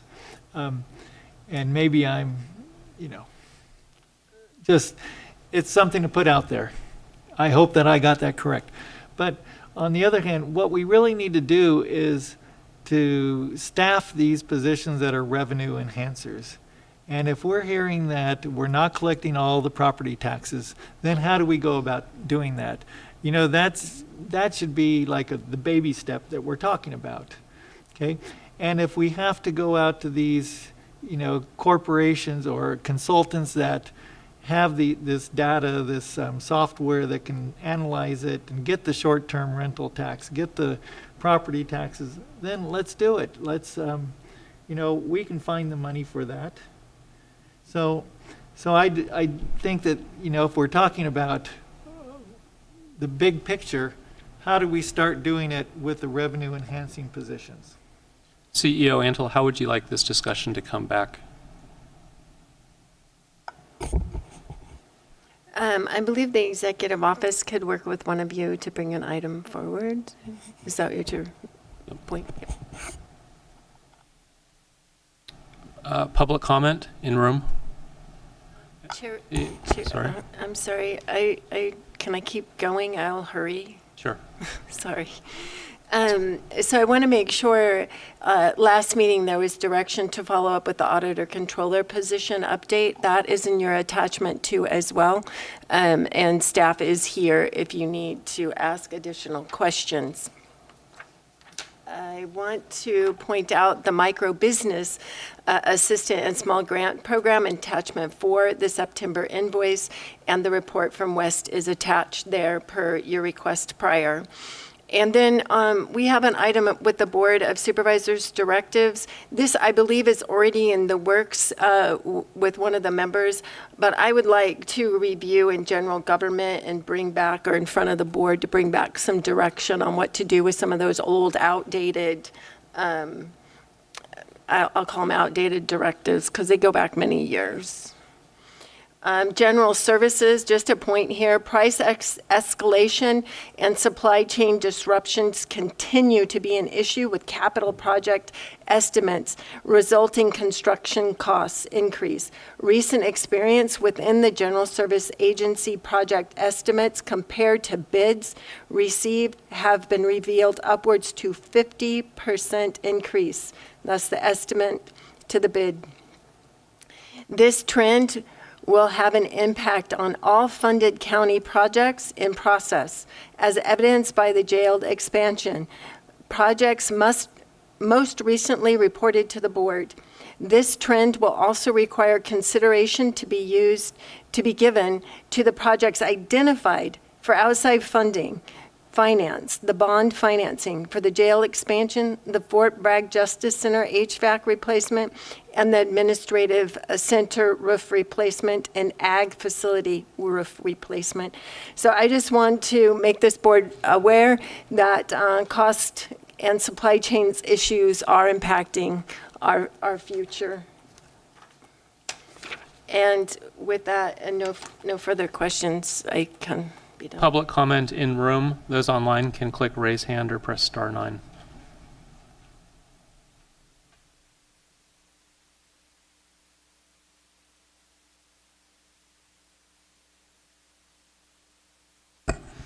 Chair Williams, members of the board, CEO Antle, County Counsel Curtis, Patrick Hickey, Field Representative with SEIU Local 1021. Just wanted to make a couple of comments in regards to some of the recent report presentations. First, just a little bit of perspective. Our proposal for a cost of living adjustment would cost the county about $1.2 million a year, which is often referred to as budget dust when you're looking at a budget the size of the budget that Mendocino County has. Second point, it was mentioned that a number of bargaining units have settled. What was not brought up was that they also all signed Me Too agreements, so that any COLAs that are negotiated by the other bargaining units that are still in negotiations will also accrue to them as well. The health fund deficit that is being paid for by ARPA, it's my understanding that the county is working to claw some of that back. Some of the funds that were expended by employees in non-general fund departments may be recoverable still. I know some of it's past the time that can happen, but it's quite possible that there would be millions of dollars that could be recovered that have been paid out of those ARPA funds that will then come back into the county's budget. It's mentioned in the report as well that the board does have access to the general fund reserve during a declared emergency. We are under a declared emergency statewide, so the board should look at the reserve funds as it addresses the crisis that you've been hearing about over the last number of months. And then finally, in attachment C, the CEO says that by constraining salary increases this fiscal year, the county is seeking to ensure the sustainability of the workforce and safeguarding its ability to provide the public with core services. You've heard at this meeting this morning, but also at previous meetings, that's exactly what it won't do. It will certainly not create any sort of sustainability. We're losing staff on a weekly basis. There are departments and units in social services that are having to shut down. We're losing people left and right. There's no sustainability to that. The services provided to the public are going to suffer and have been suffering and will continue to suffer. One last point just to make, because of the circumstances that we're in and because county employees have been listening in and seeing where this board and the executive offices are at, we've seen a lot of highly experienced staff leave. The only silver lining to that is those high salaries are going out the door and are being replaced by employees who are more likely to be at step 1 or step 2 instead of step 5. So there are cost savings there. So by driving some of your talented and educated and learned staff away, you are creating some cost savings that you can maybe use to try to hang on to the people that you do have left. Thank you.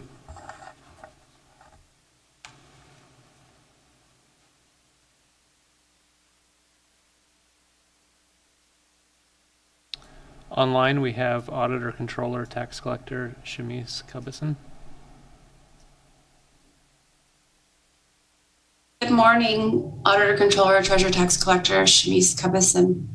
I just wanted to make sure the board was aware that I actually was not provided any of the information regarding the Human Resources update on the position that I requested until this morning. And I don't quite really agree with the direction that HR is recommending. I'm a little bit concerned that they did not hear my concern about limiting the applicant pool based on the classification. And I really feel strongly that a program administrator is really not going to get me in the direction of a more analytical position, since those positions are typically in a program for health and human services, social services, or some other grant program, which is not at all what I'm looking for the Treasurer Tax Collector's Office. So clearly it sounds like we're going back to the drawing board on this discussion with Human Resources. I also wanted to point out that there seems to be discussion about the need for the position number, allocated to the department, regardless of what the classification is. And I believe it was made pretty clear that eliminating the position of the Treasurer Tax Collector would result in the requirement for a higher level position still to be in the department in order to do the work that was largely being done by the tax collector.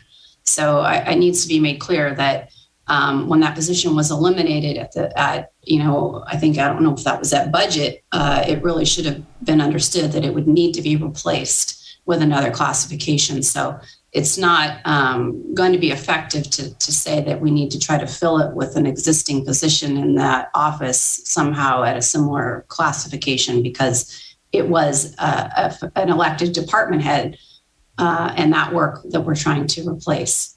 So I just wanted to make sure the board understood that we're clearly back to the drawing board and nearly square one on that. So let's see if we can get an answer. CEO, or is it for HR?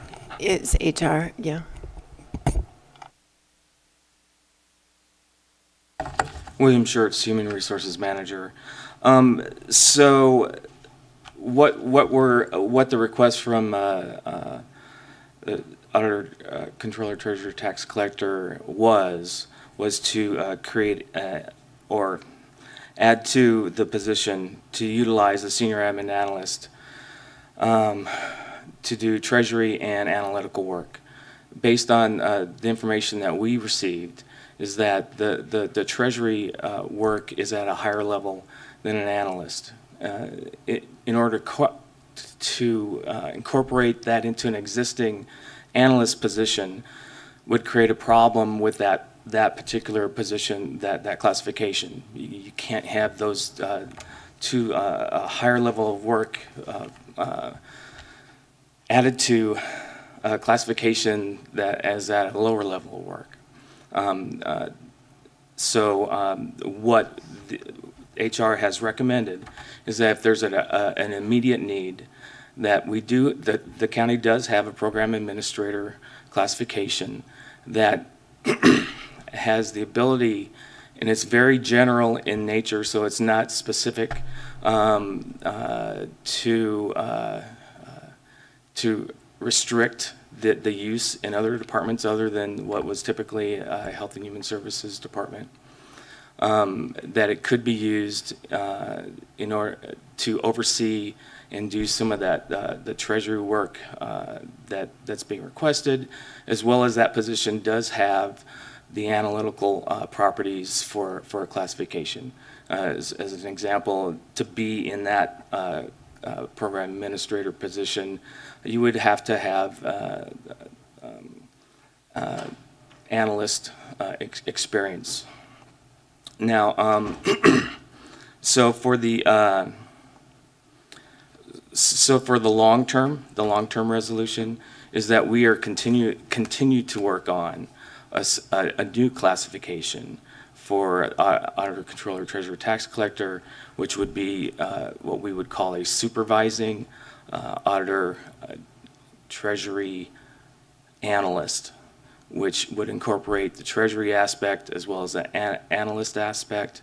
And we currently don't have a classification other than the closest thing that we have now is a program administrator. So we are looking at finalizing a draft, if the department will have it, and review it and say that this will work for them, and take it to the Civil Service Commission if we can get a special meeting in the last week of November. It can then come to the board for final approval.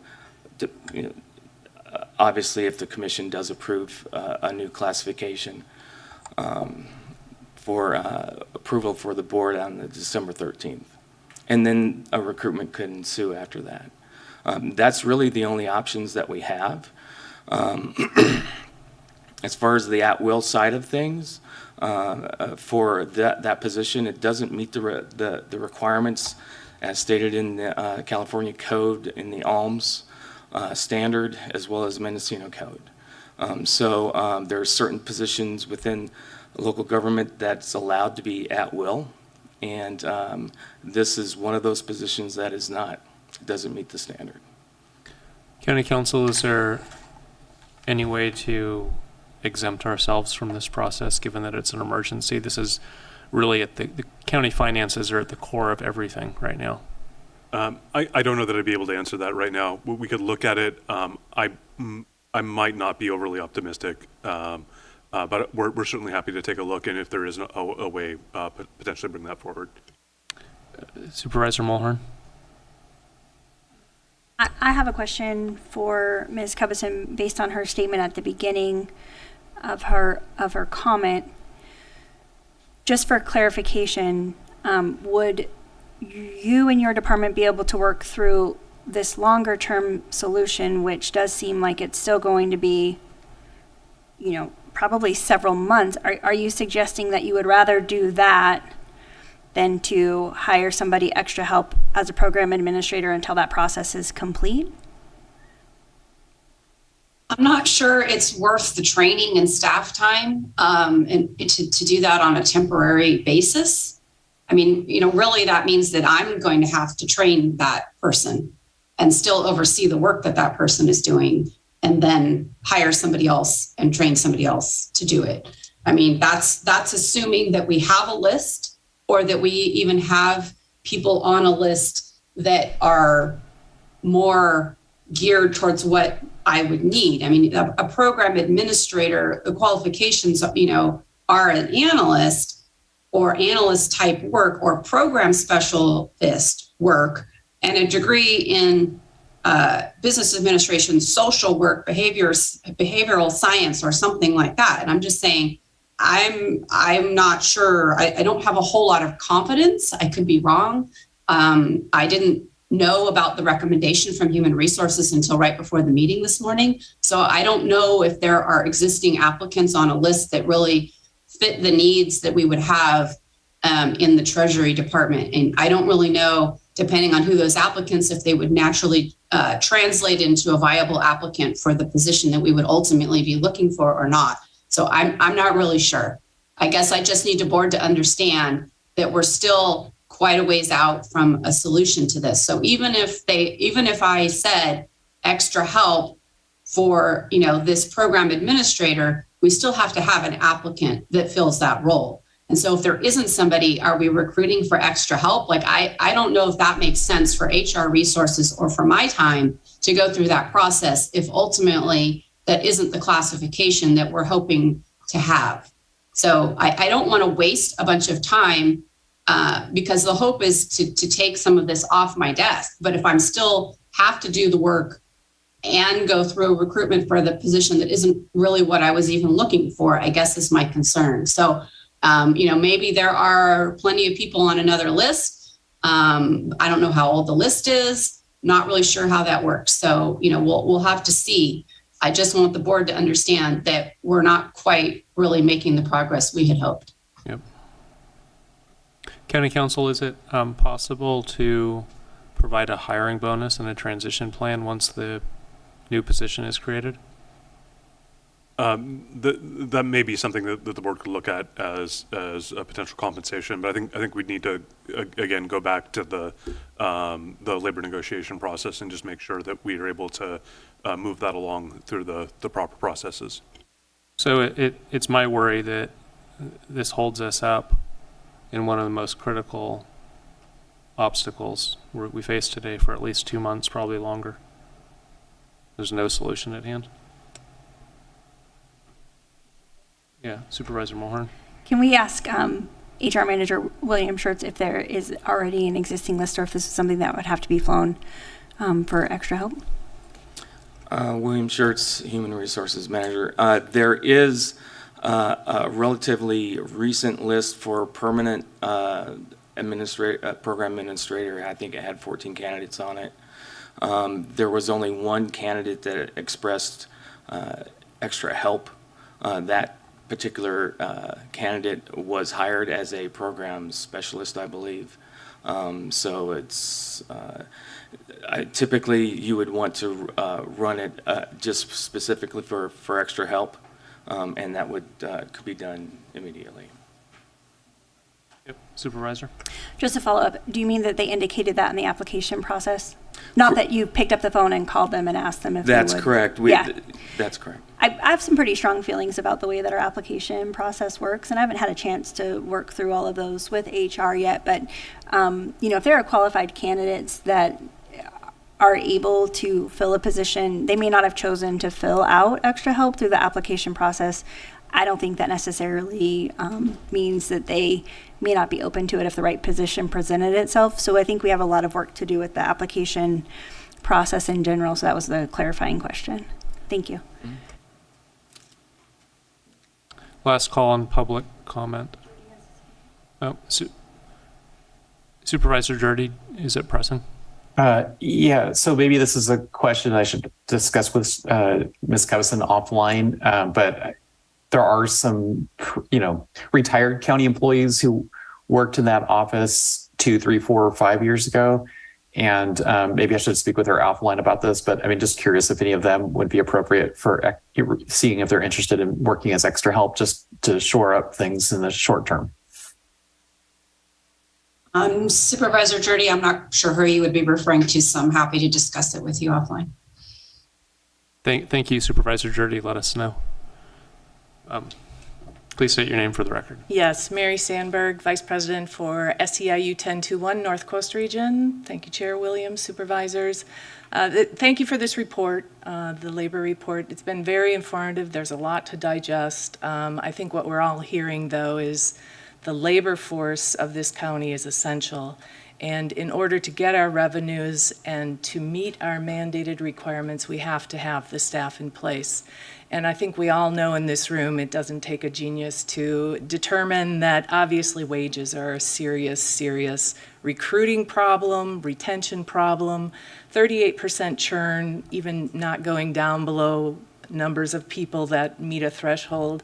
That there's a huge cost impact every time you have to go out and recruit, every time you have to bring in a new person, every time you have to try and train them. Those have incidental costs to the county as well. So I really appreciate the idea that we need to develop a long-term strategy for this, and I look forward to us as our bargaining unit here being engaged with the meet and confer process. And we obviously, as Leif explained, we are a democratic union and want to make sure that what we do is best for the unit as a whole as well as the county. But we do need to focus on the priority at hand, which is our contract negotiations. We are going to the table tomorrow. We cannot stop that progress going forward. We do need to take care of the people that are currently in place, and that means we need a COLA, and we need a serious conversation at the table tomorrow. And we need to be brought into the conversation about the things that we see, because as Patrick has shared, we saw this train coming down the road in social services, and we have been raising the alarm bells and have not gotten any real serious conversation along those lines. So we need to be heard. We need to be having these conversations, very frank, honest conversations about what the impacts are going to be longer term, so that we can avoid the continuation of the erosion of your labor force here. So I do thank you for all of the reporting and the information, and there's still a lot that I have to process. And I do have to say you could probably save some money on the heating in this room because it is warm. But yeah, I thank you all for your work here and look forward to us continuing that conversation starting at the table tomorrow. Thank you. What is the deal with the heating in here? Last week it was an ice box.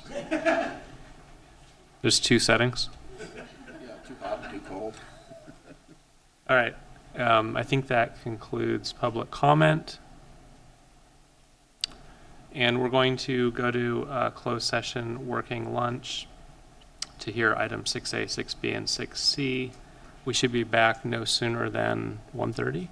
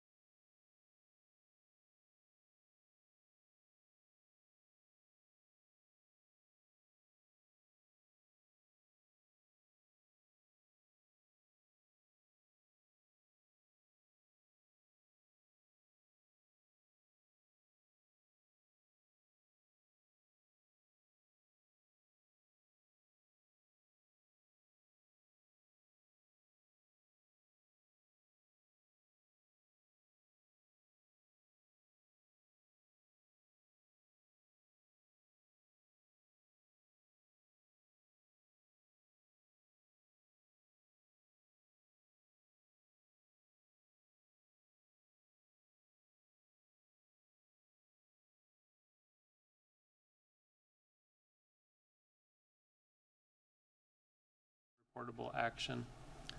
Time check for the board. It's 4:10.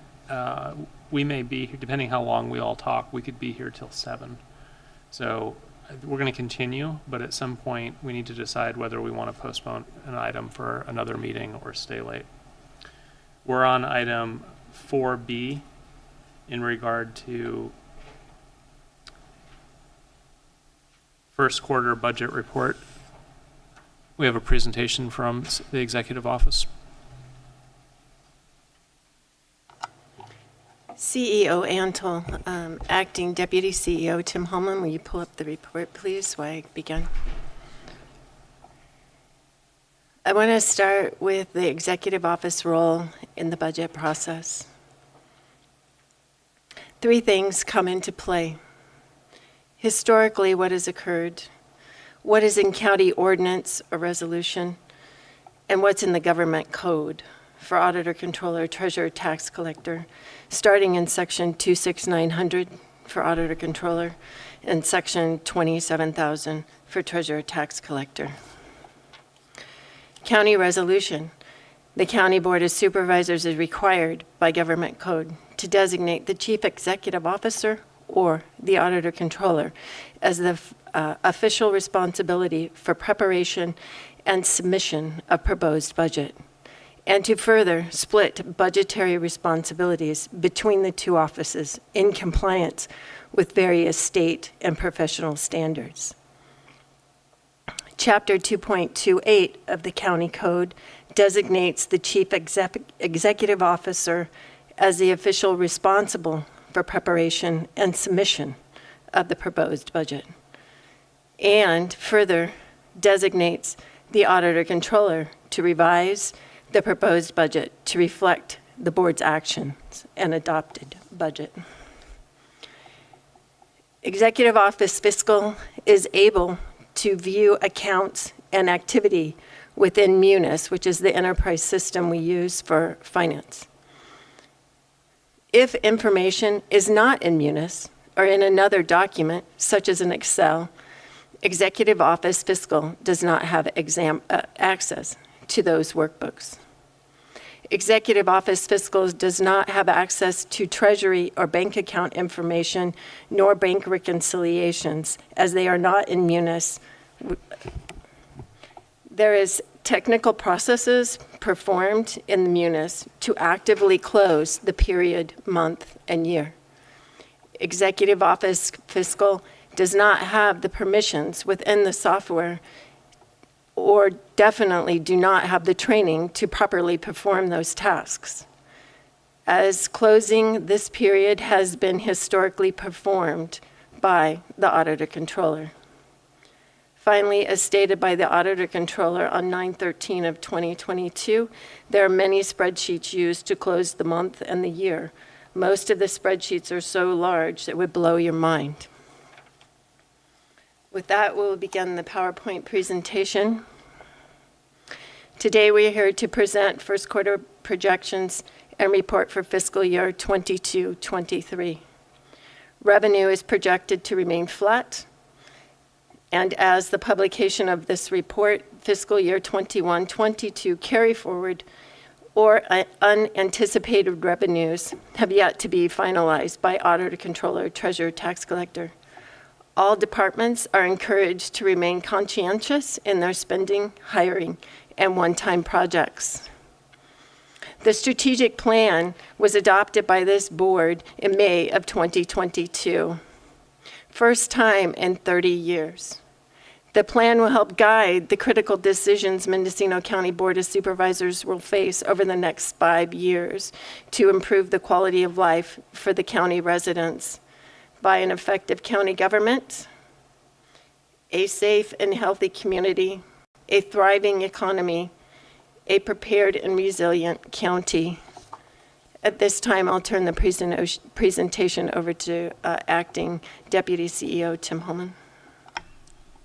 Good afternoon, Board. Chair Williams, CEO Antle. Tim Holman, Acting Deputy CEO. Right here we have the presentation outline. I'm not going to go through each one of these because they do represent a slide within it. We are going to be running the gamut, though. It's going to go from the fiscal 22-23 budget considerations, and we will wind up ending with the CEO recommendations at the tail end of it. Better? All right. For our budget considerations, we still have to continue looking at the space assessment needs and including looking at expanding into teleworking, which of course is still new to the county, and we are still developing plans for how to implement that. Staffing and recruitment, of course, is still a priority for the county. The Board of Supervisors have several projects that are urgent, and such as the jail expansion and also the health care premiums. We need to take a look at funding needs, which are found both on in the report as well as on attachment B. And again, well, I'll mention the jail expansion there. Sarah? Good afternoon, Board. I'm CEO Antle. Sarah Pierce, Acting Deputy CEO. As CEO Antle had previously stated, as of the publication of this report and today, the end-of-year activities for fiscal year 21-22 have not yet been completed by the Auditor, Controller, Treasurer, Tax Collector. Until the year-end activities have been finalized, the carry-forward or unanticipated revenues cannot be determined. When that data becomes available, we'll bring it back in front of the Board. Thank you. Up next is Janelle Rao, Director of GSA.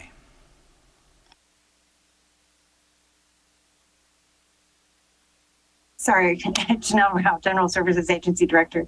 I couldn't find my mute button. I'll be really quick, just to make sure we're respectful of time. Just to go through some of the high level planning that's happening with your asset management for your county owned real property. As this board is aware, we just recently presented this space needs assessment. There were several directions that were given to staff out of that. We have found permanent space for the Emergency Operations Center that's been secured. We are currently in the process of working on relocating the cannabis operations to the Willis Justice Center. And as previously reported, I believe the move is anticipated for this next weekend. And by the following week, we will have the entire operation relocated. Once that relocation occurs, it's anticipated that probation operations will move into that vacated space, which is known as building number 26.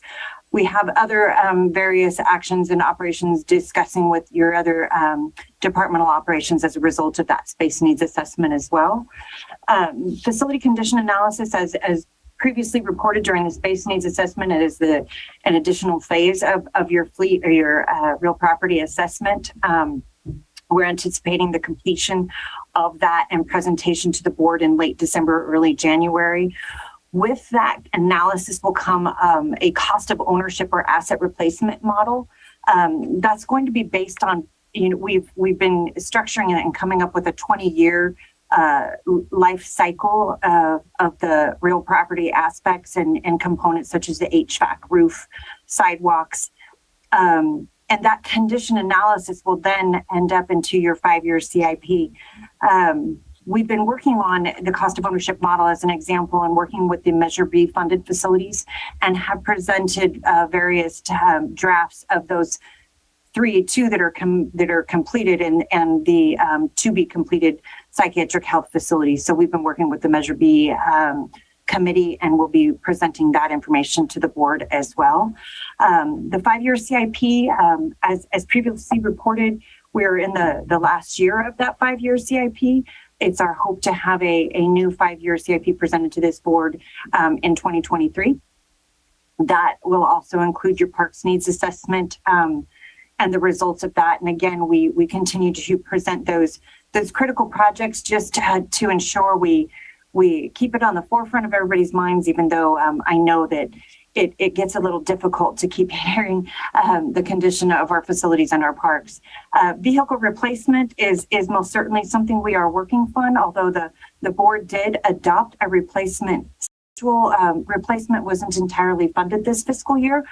GSA will be working closely with the executive office on analyzing our fleet and reporting on potential cost savings and efficiencies, including the potential to reduce underutilized vehicles. So that's most definitely something we are working towards. I think something of noteworthy mention, as previously referenced by your CEO, is the issues we're experiencing with supply chain and cost escalations. That's an industry issue that's across the board, not only from government's perspective, but also your contractors who are struggling with how they can submit adequate proposals, not even understanding the supply chain. So many things that are in the works. Some things that we will be presenting to the board, or some statistical information that I know that this board is interested in, is vehicle use, as mentioned previously, utility cost analysis we'll be working on, and then again, a cost of ownership model based on the space that's currently occupied by your county departments. And with that, I'm happy to answer any questions. Thank you. Not seeing any questions. I have one. With the new CIP, will we have the same annual cost? With your new CIP, it's going to be including, it'll likely be a cost increase, because we will be including the escalations as best we can with what we know at this time. Typically in a construction industry, I think you're looking at a 3% escalation factor per year, but right now we're seeing upwards of even up to 8%. But most recently, we've been seeing a 50% increase in some of your material costs and acquisition. So I hate to say it, but the costs are going up. What is the dollar estimate of the increase when we start the new CIP?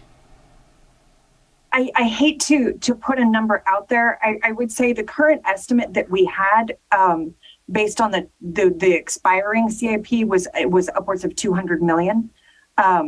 That doesn't include roads or bridges. And it doesn't include the ITMP as well. So that's your IT infrastructure. But you're looking at a significant dollar amount coming in. So 200 million for the existing, how much for the new? And we won't hold you to it, but just so that the 5 supervisors can be thinking about how to fit this into upcoming budget years. I would say you can easily double it. I say that without trying to be casual about it either. The condition of your facilities have deteriorated over the years, as we've mentioned. The longer we wait, the higher the costs are. And we're at a point where some of these are in a situation where you're running into emergency work versus planned work. So I would say you can easily double that. Thank you. Supervisor Mulhern. I had some questions about some of the projects are clearly health and safety, roof repairs, HVAC, that type of thing. Some of them are more cosmetic, new flooring, that type of thing. In your viewpoint, is that those were projects that must happen, or they would be nice to have? And if it were me, I would say they're nice to have. It also depends on your funding source.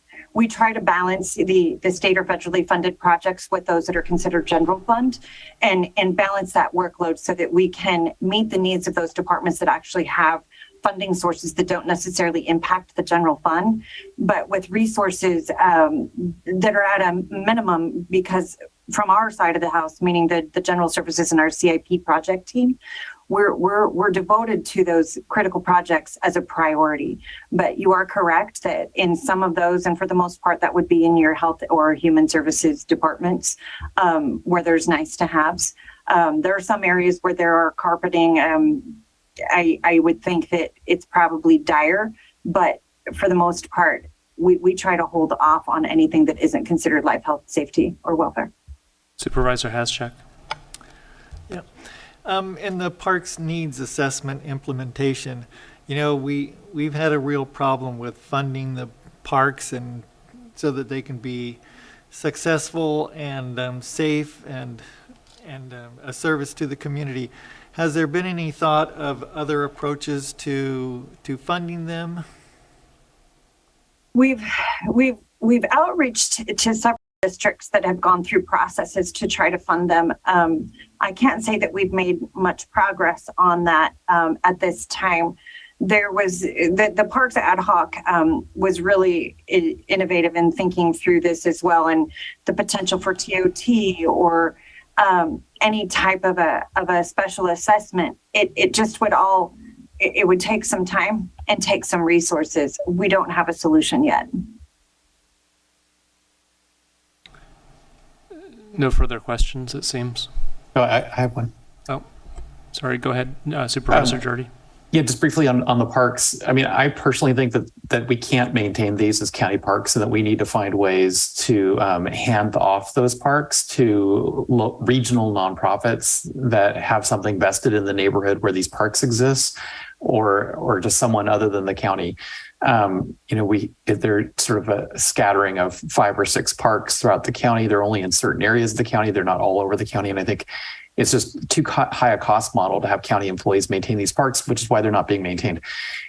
Just generally, it seems like one of the advantages of having a more comprehensive capital improvement list and an understanding of the needs of the different county buildings could be that we could be try to be strategic in identifying projects that can be postponed a year, 2, 3 years down the road, with an eye towards the economy, because government funding does go ebb and flows with the economy, but not in the same way that the general economy does.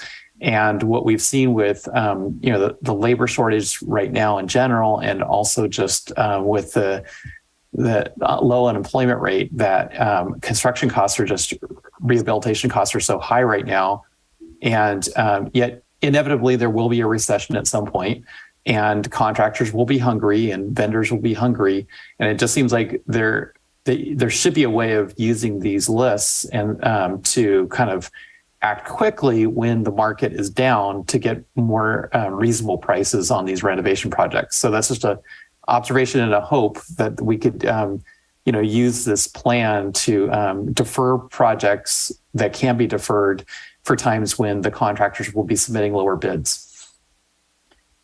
If I might, through the chair, most definitely, part of there will be a rating that's a risk assessment based on the condition of the facility, and those that are of high risk or high liability, we'll be working with the team, and including the CEO's office and fiscal team and your risk management, your risk manager, to come to the board with what we believe are evaluated. And again, as you mentioned, it's a plan. It's not a budgeting tool. So it's just a plan to use and to prioritize. And when funding is available, you would most definitely look at those that can't be delayed, and only if there is that high risk. What does it mean for the CIP to increase from 200 million to 400 million? Does that represent the county slipping behind, accumulating deferred maintenance, or is that only because of the inflation in the related expenses? I think it's a combination of both. Deferred maintenance, I mean, I've been in the county for over 22 years, and we have deferred since then. I have never been in a fully funded CIP year through the budgeting cycle. So that, with your increased operational needs, your facilities haven't been modernized. So even with your CIP and condition assessment, your building standards have changed. Your electrical, just for electrical panels, for example, they're aging and they don't meet current standards of code. So when you go to do any type of work, you're having to upgrade your panels at the same time. So it's kind of a domino effect, but I do believe it's both. So it could see a fluctuation. We'll come in with a 20-year cost model, but we will most definitely update it. If not, most definitely annually. Your typical cycle in your CIP is a 5-year, but we update it annually. So as trends change, as the market changes, as the economy changes, we will most definitely update that number. So it will be fluctuating and it'll be fluid. So our revenue is not increasing at the same rate? Maybe it's flat, maybe it's declining slightly. What does it look like if we ask you to bring the 400 million back to the 200 million? I think this board would need to be considering reducing your owned real property portfolio, much like we discussed during the space needs assessment. Is that a potential? Is there a consideration? In order to reduce your capital asset management, you would have to reduce the asset that you actually own. And I can come back with options for that once we go through the condition assessment, and this board may want to consider potential strategies towards that. Would the board like to see what the CIP would look like if we were to keep it at a level we can fit in our budget? Yeah, I see a majority. Should we record that as direction? Restated Director Rowell to return with a CIP of $200 million, highlighting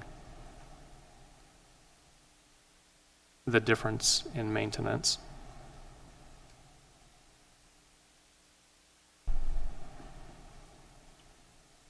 Just to clarify, when we return with the facility condition analysis, we will likely be able to give this board a little bit better picture. And then when we return with the CIP, most definitely we will be keeping that direction in mind as well. Thank you. I don't see any more hands. Next up, we have the staff from PERM and OES. I believe we're starting with Swen Malala, Principal Analyst. Good afternoon, Swen Malala.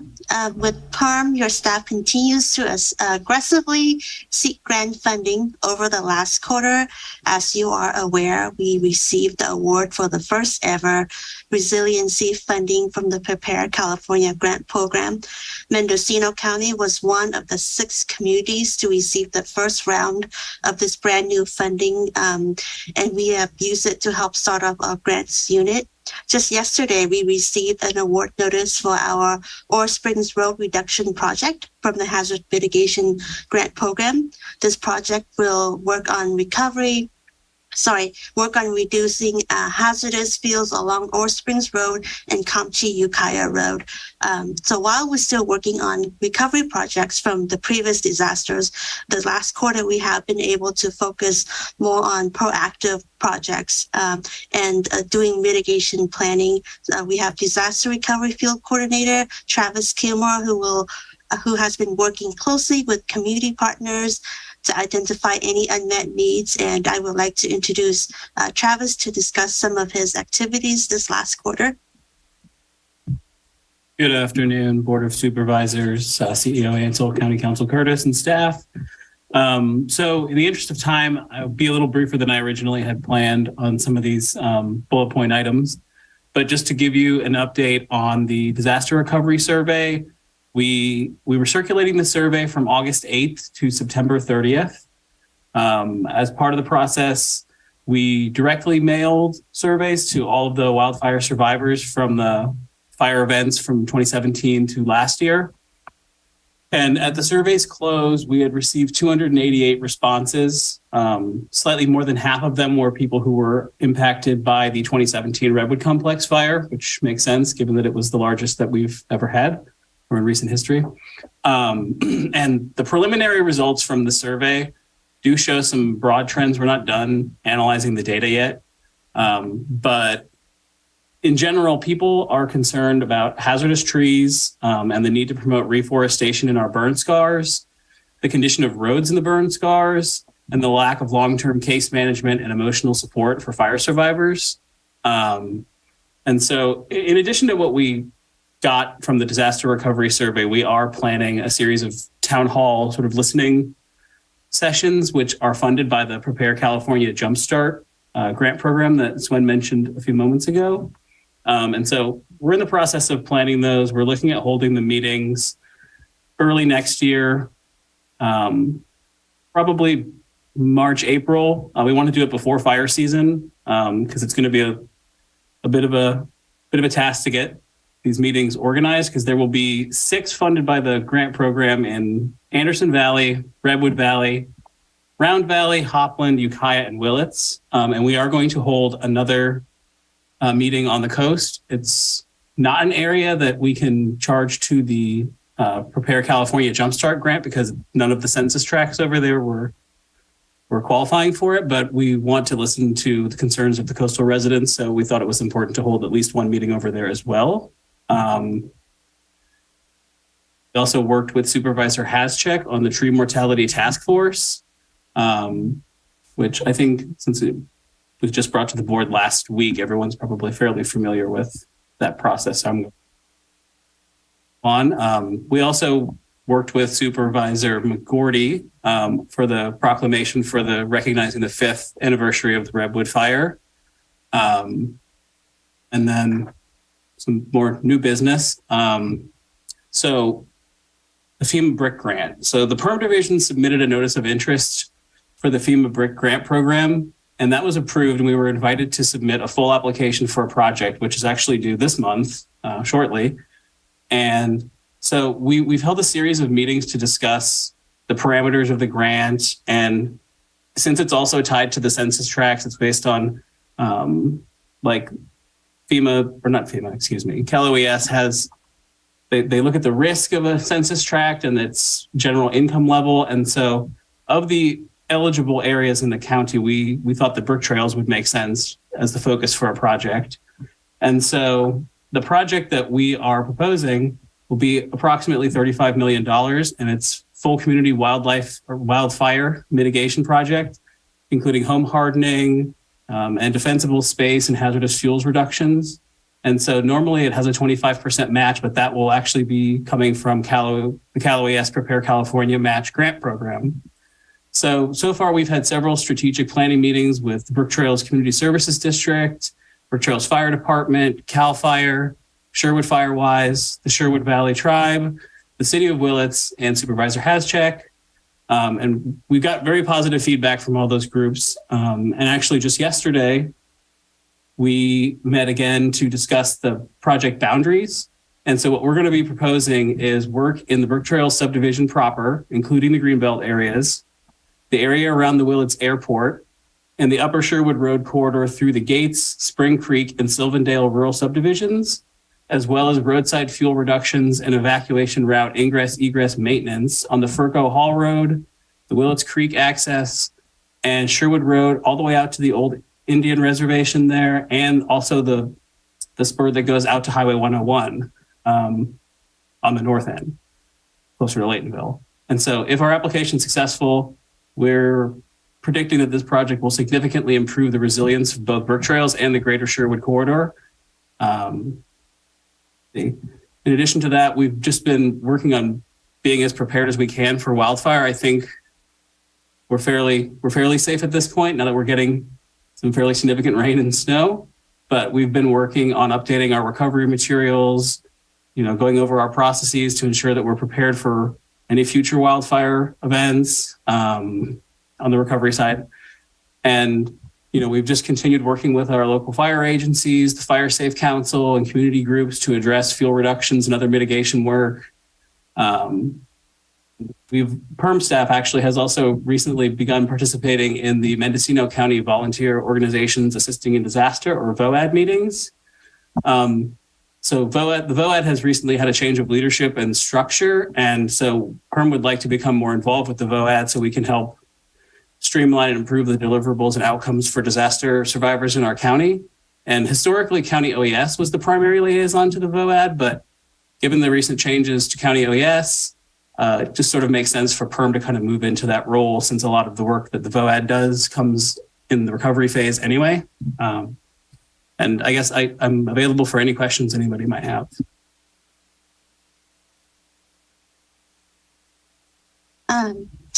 Seeing none, so the Office of Emergency Services have had some staff turnover within the last few years. After the transition to the executive office, one of the very first things we focused on was getting residents signing up for emergency alert and warning. Grant seeking and grants management has been a strong suit of disaster recovery. So with the transition of OES to executive office, we are able to work more closely with the PERM team and PERM's grant writers. And within the last quarter, we have been able to brainstorm and submit some grant applications for OES. our Acting Emergency Services Coordinator, Garrett James, who will go over some more details of our most recent activities.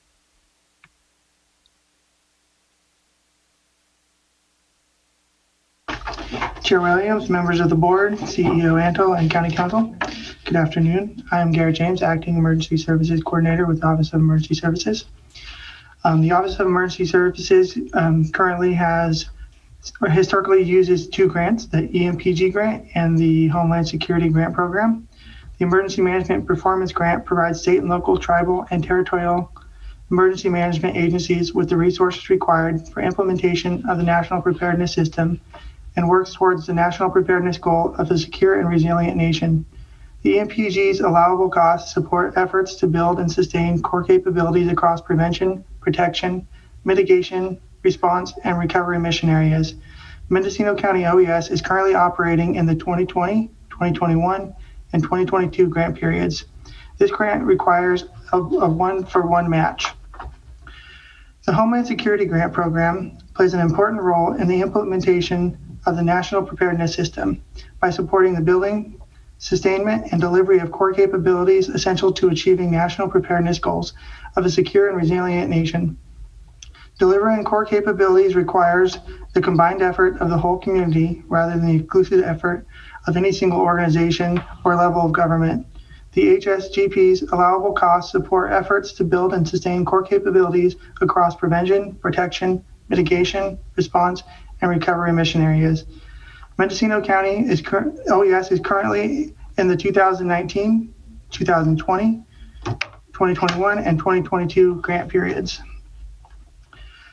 Mendocino County OES has also secured a CAL FIRE grant to solicit services for Zone Haven evacuation mapping application. This system will replace the current Google Map system that has some configuration issues dependent on the user's device. The next step for this project is the purchasing phase, and we are working on completing that process as we speak. Mendocino County OES is also going after a PG&E grant with the assistance with PERM and LACO Associates. Mendocino County OES has applied through the PG&E Better Together Resilience Communities Grant to obtain grants to fund a mobile communications vehicle and communications equipment. This vehicle will primarily be used by the Mendocino County Auxiliary Communication Services, but could also function as a temporary command vehicle in the field by emergency response agencies, as well as search and rescue communications resource. OES has recently moved offices from the Sheriff's Office over to the Executive Office, and we have also begun the process of relocating the Emergency Operations Center. OES has also been active and will continue to be active with our public outreach campaign. OES has been to the Redwood Empire Fair in Ukiah, the Blackberry Festival in Covelo, and the Pumpkin Festival in Ukiah. Mendocino County OES has been working closely with Mendocino County Office of Education to send out information sheets to its students and families to help them find their evacuation zones and to encourage them to sign up for emergency alerts and to visit our website, mendoready.org. In September of 2022, Mendocino County experienced an extreme heat awareness event that had the ability to cause power grid issues that could cause widespread blackouts. Mendocino County OES held daily situational meetings with operational partners, and which we will continue to work with partners for any future emergency events. Have any questions, I can answer them at this time. Supervisor Bagordi. Sorry, no question, but I just wanted to comment on the growth of PRRM and also OES and how I've seen them get much more organized, especially on the direction of CEO Antle, and I think we're making really good progress. We get discouraged some days because things don't go well for us, but this group is really coming together nicely, and the grant writing and the things that they're accomplishing are noteworthy. Supervisor Haschek. Well, I too would like to say thank you to the people on the team that have done incredible outreach, I think, throughout the last year. And I think people all throughout the county are feeling connected and more informed about what's going on. So thank you very much.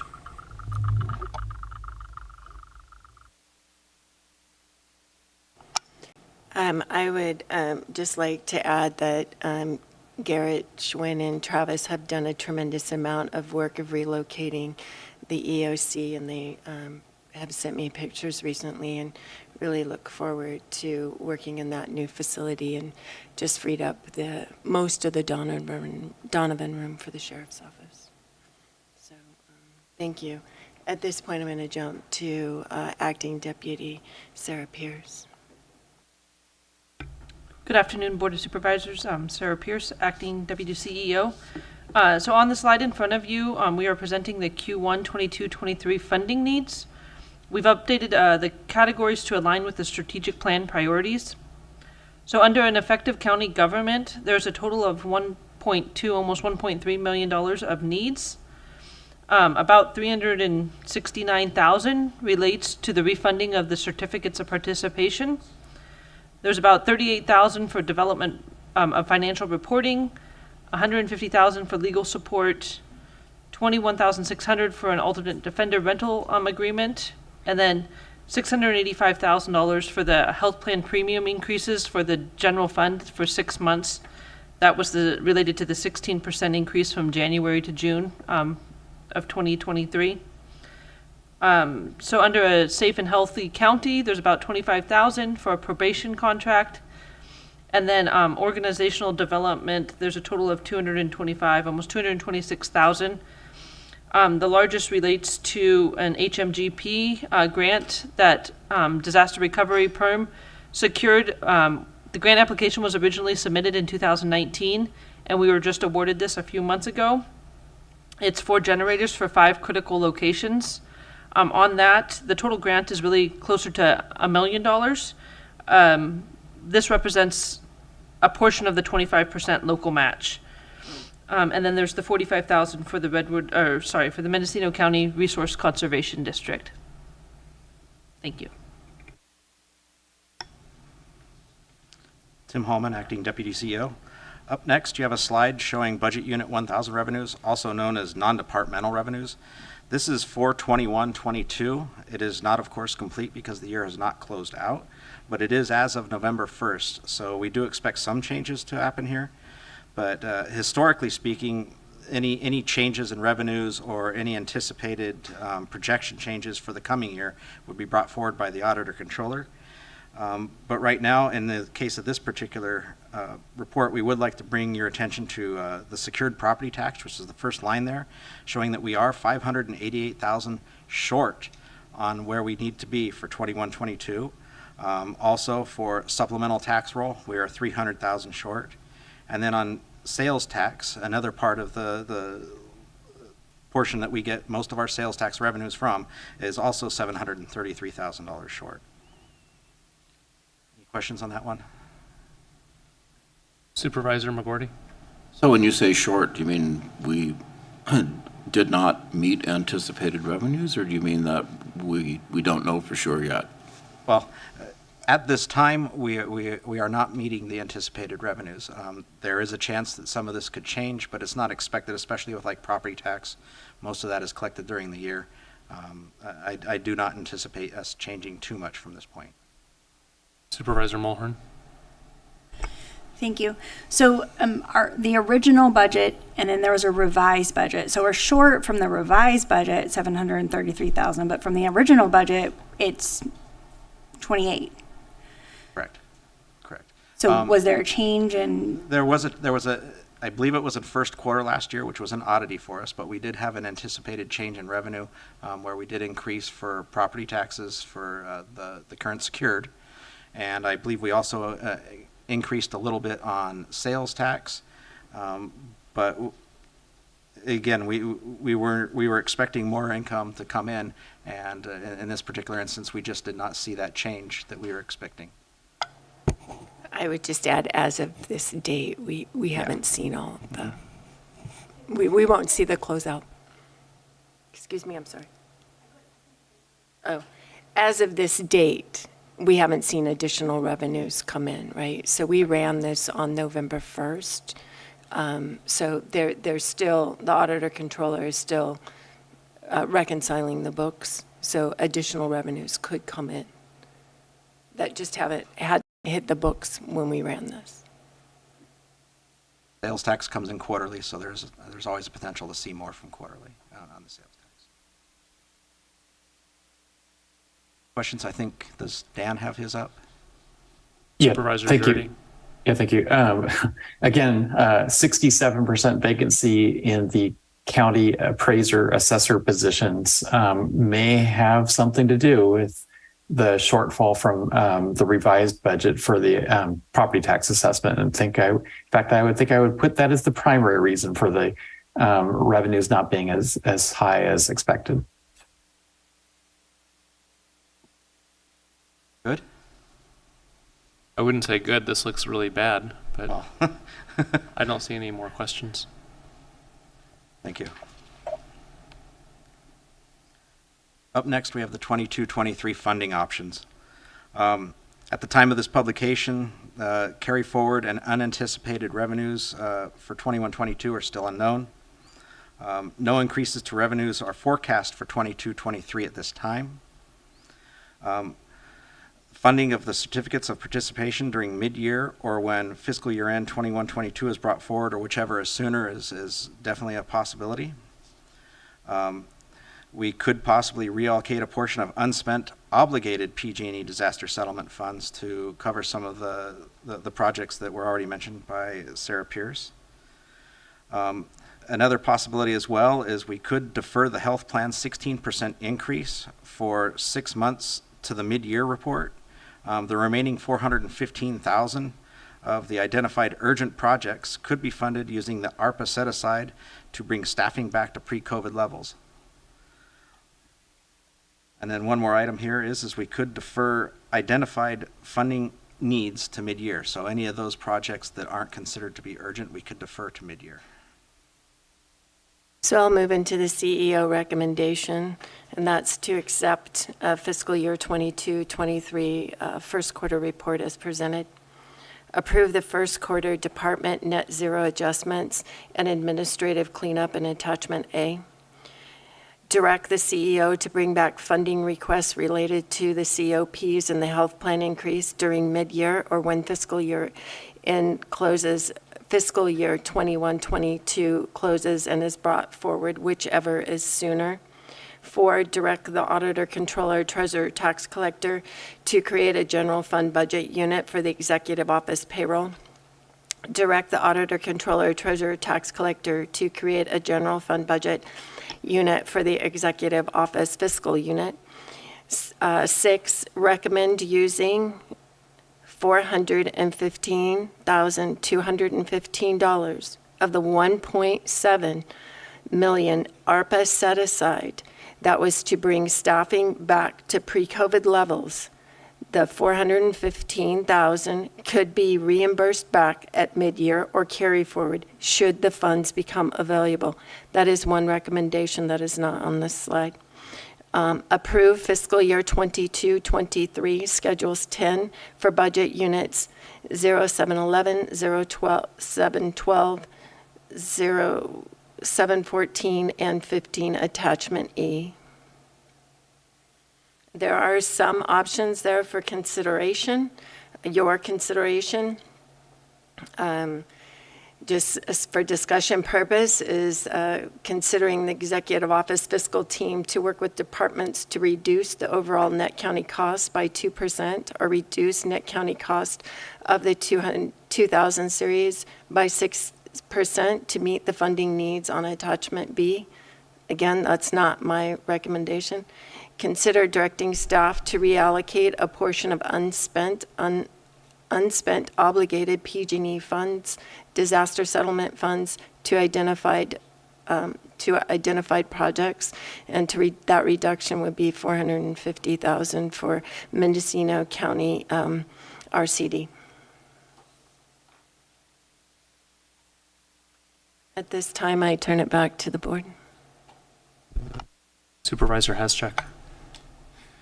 Well, we heard about the presentation this morning in public comment from the executive director of the Mendocino County Resource Conservation District, and the request was for $45,000. That was what we approved in the budget in June, And so since we don't have it in the general fund, I'm proposing that we get it out of the PG&E disaster settlement funds. And if we look in the funds that the County of Mendocino drought, and we budgeted $1,520,000, we spent $546,000, and that's for matching grants for water projects. And the MCD or RCD certainly does a lot of work with water projects, forest health, and all those issues that we've been dealing with lately. So I think that just getting the $45,000 out of that, using it from the drought line item, would be money well spent. Supervisor Mulhern, Well, I would second that, but I had a question on a different topic. go for it. Thank you. Before we approve the first quarter report, I would like to go to the general reserves amount and have a conversation about that, just to be very clear with the board and the community. So is there any amount of the general reserves funds that are going to change based on the closeout by the auditor, or these are the funds that we have in our general reserve? County Council. Yeah, so just to clarify, if you do have a deficit in the carry forward, I think conceptually that could potentially impact the general reserve. I don't think that we've in the past had mechanisms to essentially prevent overages for various departments. So I might look to the CEO for a little bit more clarification, but my understanding as to how things are structured is that if the carry forward is negative, conceptually you could have a lower general reserve. That's correct, but that would be if it would be brought back to this board to discuss if that was the case. So currently, our general fund reserve is a little over 20,000, and the non-general fund reserve is another million, and then the non-general fund is another 14 million. So I'm going to ask Acting Deputy Tim Holman to explain this. It gets confusing with the way we use general fund and general reserve, and I think that's pretty well written on page 9 of your report. Yeah, so on page 9 it says our general reserve is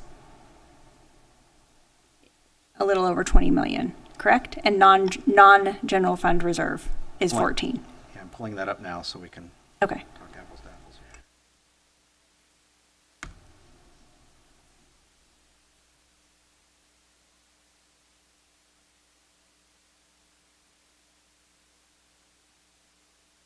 Well, and where I'm getting, I'll go ahead and skip ahead, is, if we're talking about mid-year and figuring out what to do with the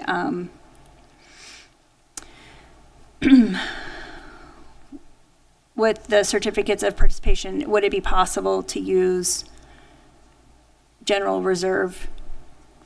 fund reserve to pay that I guess it's only 400,000. I'm not sure on whether or not we can use the general reserve to pay for that. It has to be out of the general fund budget, does it not? I'm sorry, could you rephrase that? At this point, we can't move money out of the reserve unless it's an emergency or at budget hearing, which is in June. So having said that, would you rephrase your question? Yeah, so let me go ahead and just check. So we couldn't move it until June, and we have mid-year March of 23, and the certificates need to be paid for by mid-year, or is that something the board could do in June and use general fund reserve to clear up the certificates? The COP payment, I believe, is due June 1 of 2023. If I may just clarify, what you do at the June budget hearings would be effective starting July, because that's for the following fiscal year.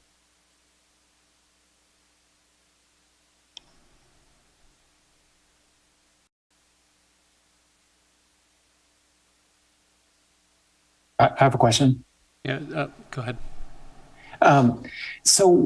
When you look at the PG funds, again, one-time funds for one-time projects, but in there was something that was, kind of loosely described, and I don't feel it's terribly well understood what exactly the program was, but we set aside $2.6 million for Coastal Valleys, which is our contractor, to hopefully get us better emergency services, ambulance service in the county. But just since that budget meeting, I've had a personal conversation with the Ukiah Valley Fire Chief, and he, I'm not trying to speak for him, but he didn't seem to think that it was would be terribly complicated for the county and the city to come to an agreement that doesn't require hundreds of thousands of dollars of consultant time, that could result in a sharing of the revenues from the Ukiah Valley, because it's really profit center, with support for Round Valley, Laytonville, and Anderson Valley, which, basically they're providing, the ambulance service comes from, EMS service comes from fire departments, because there's no company that can make a profit serving those remote areas. So I think it's worth, before we spend the last $2 million in that $2.6 million allocation, that we, maybe have an ad hoc of the board, have a sit down meeting with Ukiah Valley Fire Department. Is there a way to develop a plan that meets the needs without spending, the remaining $2 million that I think is largely going to consultant and study time? So Dan, I actually met with Doug last week. I think you might have a viable approach here. We should bring in Director Becky Emery and Jen Banks from Coastal Valleys. I don't know if we can do it today, but I think there is continued interest in pursuing the JPA, and I don't think it's entirely clear how much of that fund will be necessary.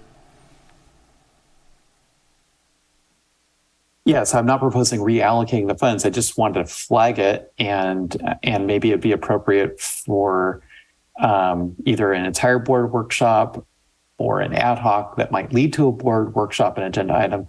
But I just would hate to see us spend the entire $2.6 million without having explored if there was an opportunity to reach an agreement without needing to spend all that money on what I think is mostly, contracted negotiations.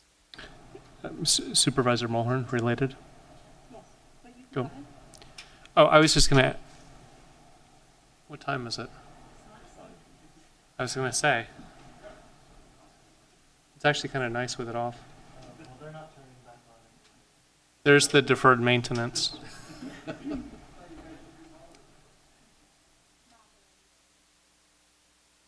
CEO Antle, could we ask that staff bring back an agenda item for an update on the EMS JPA and other similar ideas? Absolutely. Supervisor Mulhern. Thank you. I also think that some of the items that were allocated to Coastal Valley also included technology-related items that also haven't happened yet. So I think it would be good to just have a presentation back to the board about which funds haven't been spent down yet and why not, and whether or not they will become available at some point, or that the board should possibly look at reallocating them. Okay, I think the CEO has that. McGordy? So going back to the Mendocino County Resource Conservation District, they have over $1 million allocated to them, which I don't see anything spent so far. I'm not opposed to reallocating money from the drought funds that we put in, but I'm just wondering why they aren't spending their money, and why couldn't they take $45,000 from there to fund their office operations. Supervisor Haschek? My understanding is that those that $1 million, $1,040,000 is for, one grant is for $500,000 for tree removal. Another is for $500,000 for road work to prevent erosion going into the creeks. And the $40,000 is for CEQA work. And so the road work part is for a couple years. The tree removal that's for contract work. And so the $45,000 that they're asking for is really the seed money so that they can go for additional grants. You know, they got $9 million of grants last year. That's what they need it for. It's a baseline funding for them.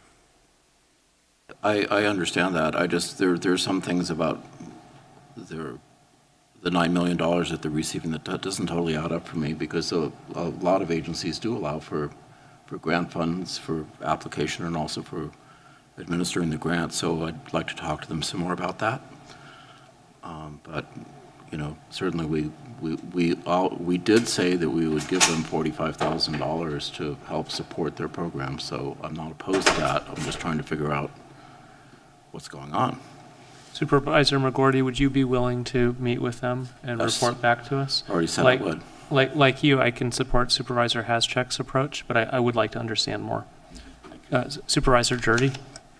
Yeah, so I think we all support the work of the Minnesota County Resource Conservation District. I mean, they are a good value for the dollar. However, just looking at this a little more closely, it looks like, you know, I think it's worth Supervisor McGordy talking with them about the idea of, okay, they cannot currently spend any of the $1+ million that was allocated to PG&E funds for their operating budget because they were for two specific programs. But there's nothing stopping the board from redirecting and reauthorizing a portion of those funds to pay for their $45,000 base funding for this fiscal year and next fiscal, you know, for 2 fiscal years if we wanted to. I mean, honestly, I wanted to use the PG&E funds in some cases like this to basically pre-fund some of our partners for 3 to 5 years of base funding, so they would not be a burden on the general fund for 3 to 5 years, to give the county a little breathing room. And so I think, honestly, I think that was more critical than necessarily extending the scope and size of these new initiatives by some of our partners. So I think that would be, I'd prefer to do that, to redirect, you know, 90,000 or 135,000 of their funds to provide them with that $45,000 base funding for 3 years. Supervisor Mulhern? I think that maybe we've all been asked individually as supervisors to meet with them.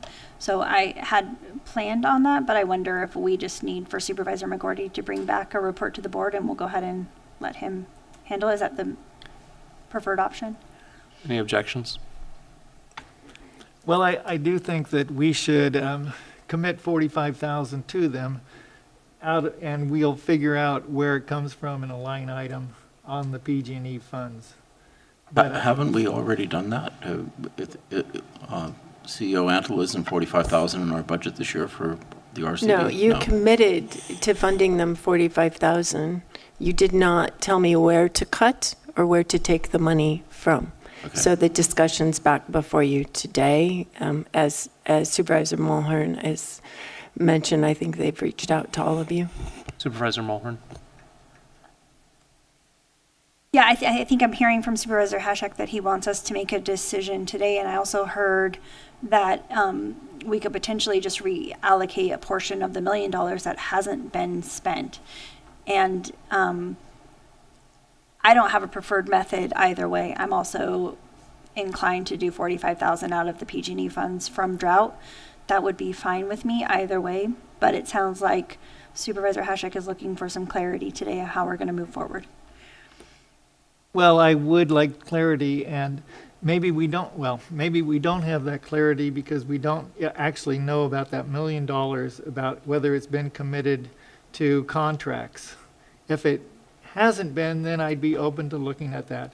But if it has been, then, you know, we can look at another line item like drought or something. But I think at the same time, we should give the RCD, the respect of commitment. We committed to that money earlier, so let's just say we're going to give you the money, and we'll figure out where it comes from. Could we record direction that Supervisor McGorty will meet with the Mendocino County RCD and return with a funding strategy for the 45,000? Yes, I would agree to that. Supervisor Mulhern? I think for the, maybe for helping soothe the executive office a little, that the further direction is that the funding would come from PG&E settlement funds that haven't been drawn down yet. We're not asking the executive office to go back to the general fund and find $45,000. We're trying to figure out where to get it I think from we're PG&E settlement we're trying funds. to decide whether it's which PG&E settlement Yeah, fund. correct. So I just don't want the Yep. executive office to be searching the general fund for it. And I think Supervisor McGorty can take this on his own and bring it back. I don't think we need the executive office. Well, I certainly appreciate that, but I would like to give you an update, and Acting Deputy Sarah Pierce can join in. But there are two contracts that were of that $1 million that were set aside for RCD. One contract has been awarded and gone out to RCD. The other contract has not.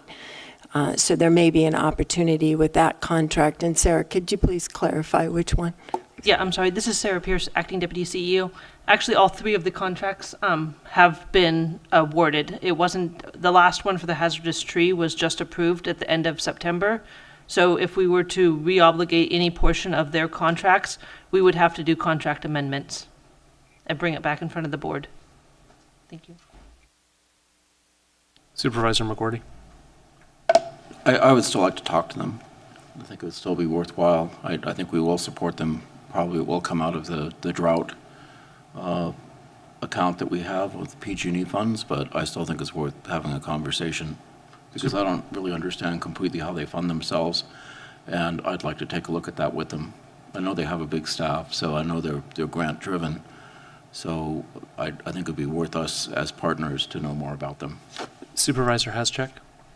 And I think while you're having that conversation, if you can, I like Supervisor Jurdy's idea about multi-year funding. If we could look at 2 years, 3 years, if that's a possibility to kind of move that conversation along so we don't have these problems. Supervisor Jurdy? Unrelated, I'm all in favor of energy conservation, but someone might want to turn on at least one more light in the chambers. Sorry, the lights failed, Dan. Deputy CEO Dennicliff reported that the lights are out in the entire admin center, but the power is on, so they're looking into what the issue is. Sorry.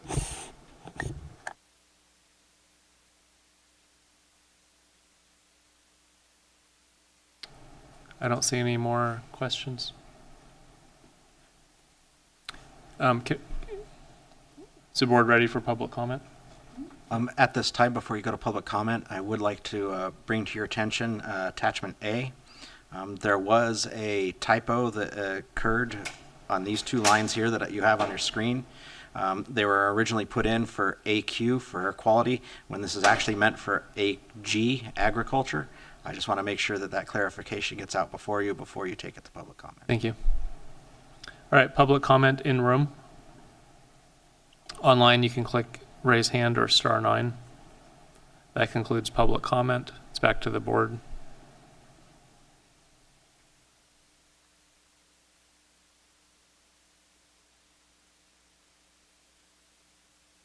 Might there be a motion? Supervisor Haschek. Well, the motion, along with the direction given to Supervisor McGorty, would be to accept the CEO's recommendations. Would that be the recommended action? Yes. Is there a second? Second. Roll call.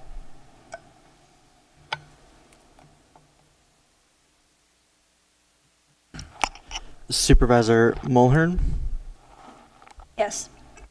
Supervisor Jurdy, Yes. Chair Williams, Yes. Supervisor McGorty, Yes. and Supervisor Haschek. Yes. Motion carries unanimously. Chair Williams? Yes. Tim Hallman, Acting Deputy CEO. Because we have changed a little bit of the appropriations, we will need to go back and update the resolution before it can be done. We will make sure that it gets back to the board before close of meeting today. Thank you. Item 4C, in regard to building code sponsored by Planning and Building Services and County Council.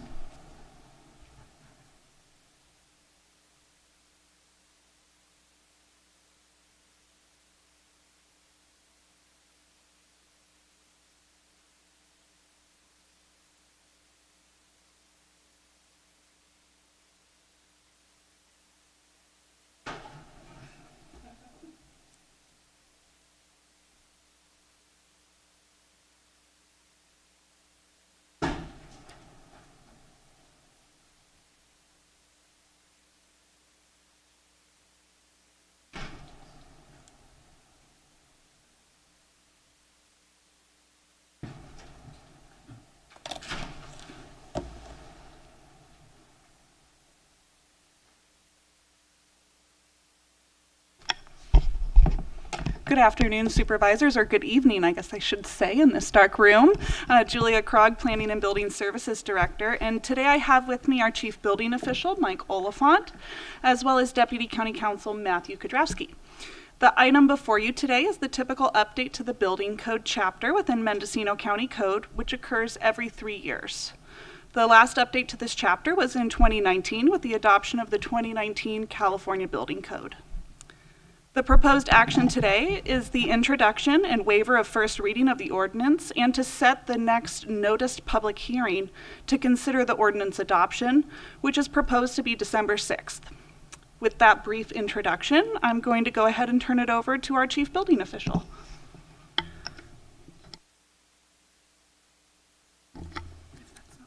Thank you, Director Krog.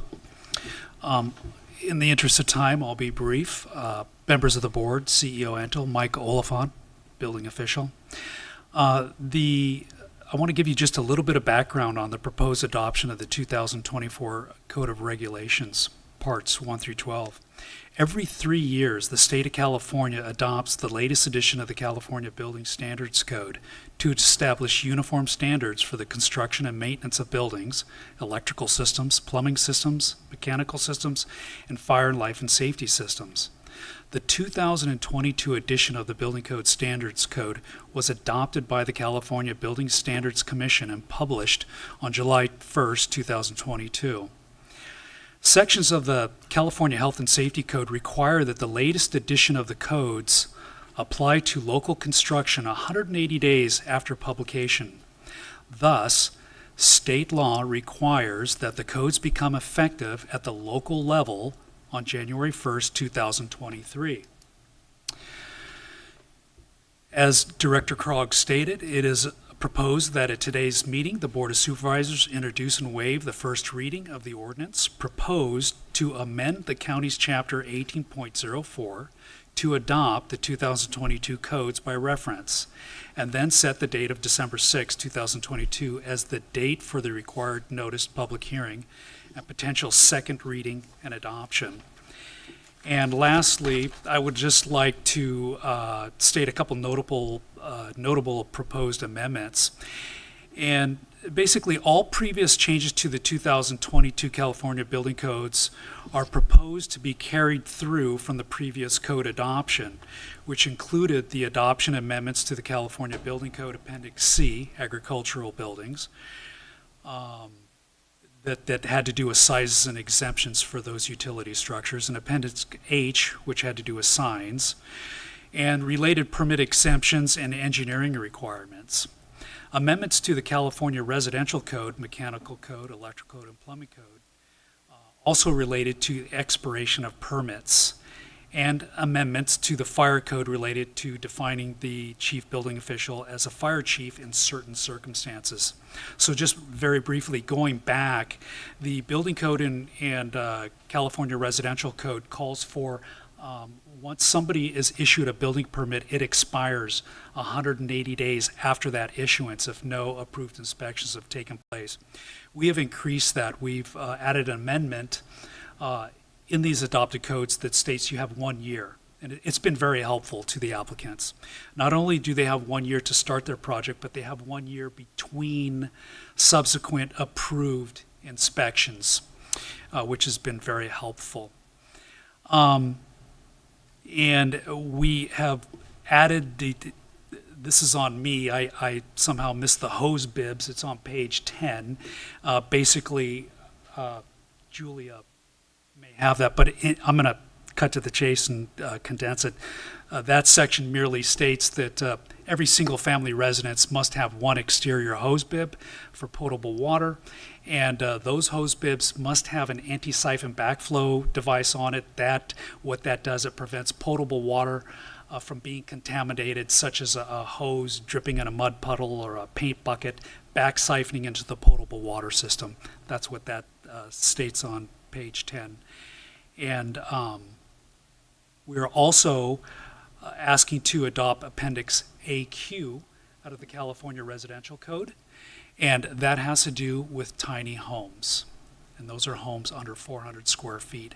I do have all of the amendments with me in the codes. If you want to ask me any questions or have any comments for me, please feel free to do so. And if I may just add on, I do have a red line of the ordinance with the changes that Mike was indicating, so that way we can review those with the full board when the time comes. Supervisor Jordy. Yeah, just quick first on the hose bibs. So my house built recently has both the hose bibs, but it also, because it's has an attached ADU, it's 2 units in one structure, it also has a backflow device.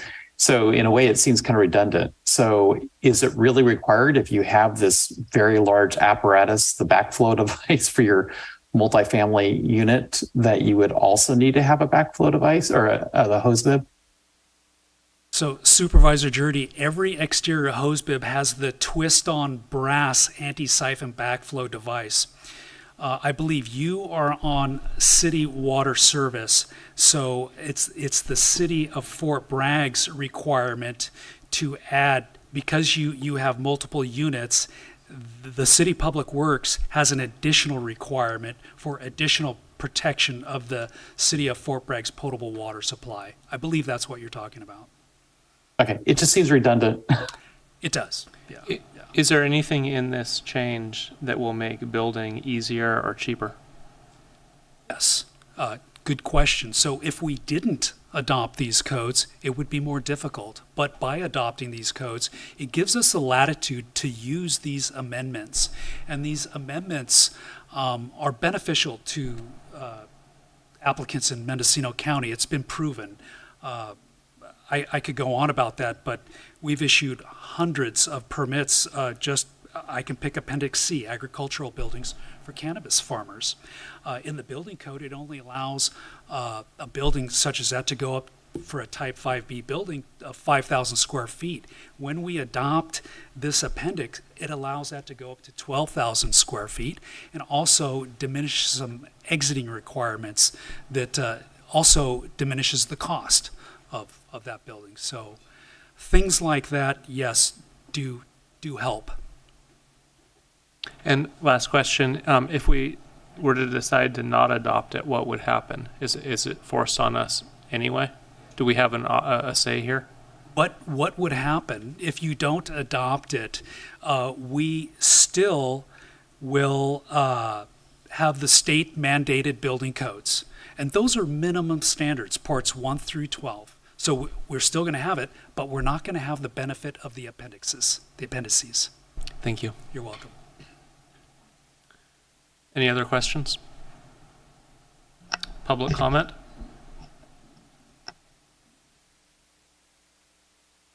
Chair Williams, members of the board, CEO Antle, County Council Curtis, and guests. I'm here to support Mike in the code adoption ordinance. And to answer your question, Ted, I've done probably 8 or 9 code adoption ordinances in my career as a building official. The state building codes are ever increasing in complexity because they're written as part of social engineering by the legislature, by lobbyists for building material associations, by insurance companies. So they get more and more complex, and the triennial code adoption increases that complexity because the state of California has never known a regulation that they don't want to tweak and change. So the amendments that Mike's offering, the administrative portions, are really important to the building community to get that time, maybe to wait out the increased material costs like Director Rao was talking to you about.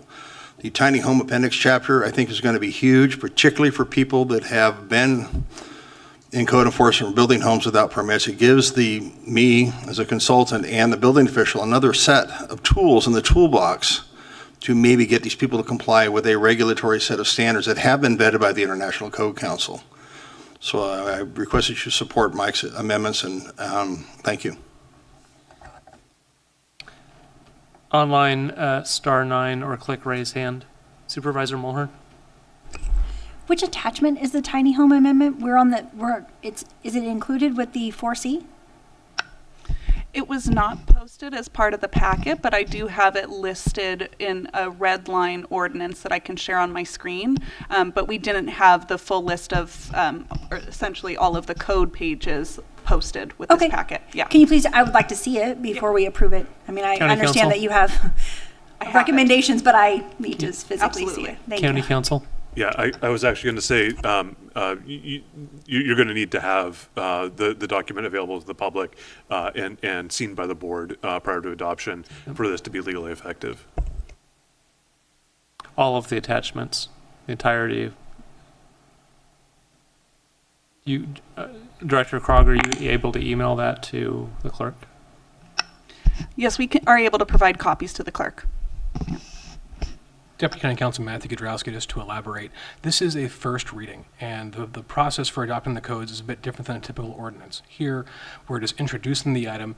After this point, all the codes will both be available online to people via the state's website, but also available with the clerk of the board for review by the public if desired. So those will be delivered to them. We're going to publish notice on this in the next 10 days or so. There's notice published twice before the second reading. So the codes will be available at that point for review. Right now, the ordinance here is just reflecting that this is what we intend to do, and then we have essentially a month to review those for the public. Online, we have Devin from Mendocino County Farm Bureau.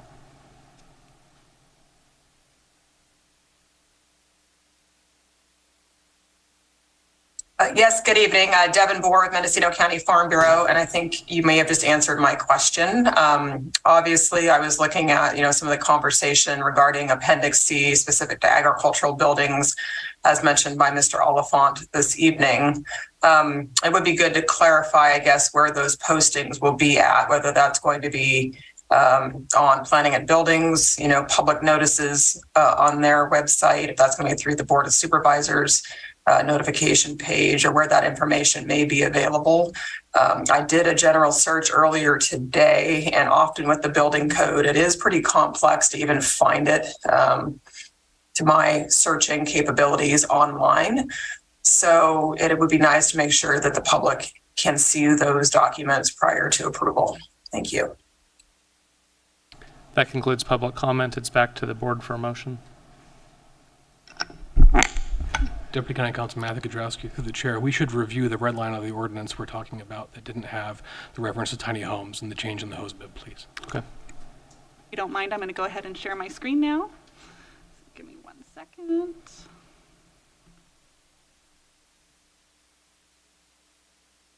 So what we are looking at here is page 1 of the ordinance. This is the clean copy that was posted to today's agenda item. So we've noted the one change here, adding the reference to Appendix AQ, tiny houses. And then we're going to scroll down to page 10, which is where we have the next changes. And on page 10, you have here adding in the hose bib requirements that Mr. Oliphant was noting. Deputy County Counsel Matthew Kudrowski, to confirm, this language has been in prior versions of the code that we've adopted. For whatever reason, this paragraph somehow got out of this version of the ordinance before we just noticed it today. I'll note the only change for the amendment to the building code is the last sentence of that entire paragraph. The rest of the paragraph is existing in the plumbing code. Only the fact that the one exterior hose bib supplied by potable water shall be installed sentence. That's the addition that have been making for the last several code cycles. And the final change is in the findings section referencing the Health and Safety Code section 18941.5. And, sorry, one additional, the appendice AQ is also listed here on page 10. And those are all the changes. Supervisor Haschek? Were you moving the recommended? Yeah, I'll move the recommended action. Second. Roll call.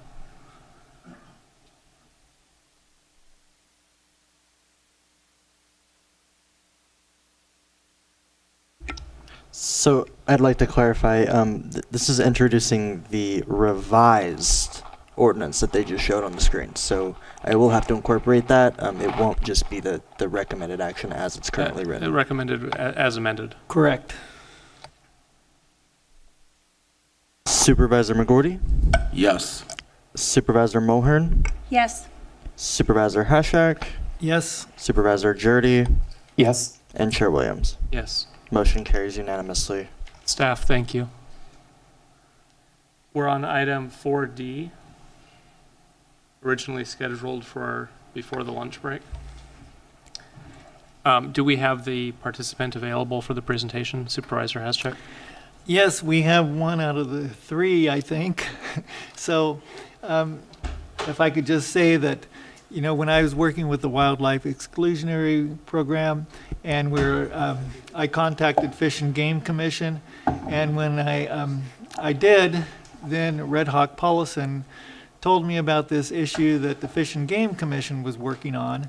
And so we've had a series of conversations. I've looked at their white paper. We also had some meetings with Planning and Building Director Krog, and also biologist from CDFW. And so we're here today to present, you know, a plan to do an update to the county general plan, which would protect riparian, stream, and wetlands. So with that, I'm going to turn it over to Red Hawk Paulison.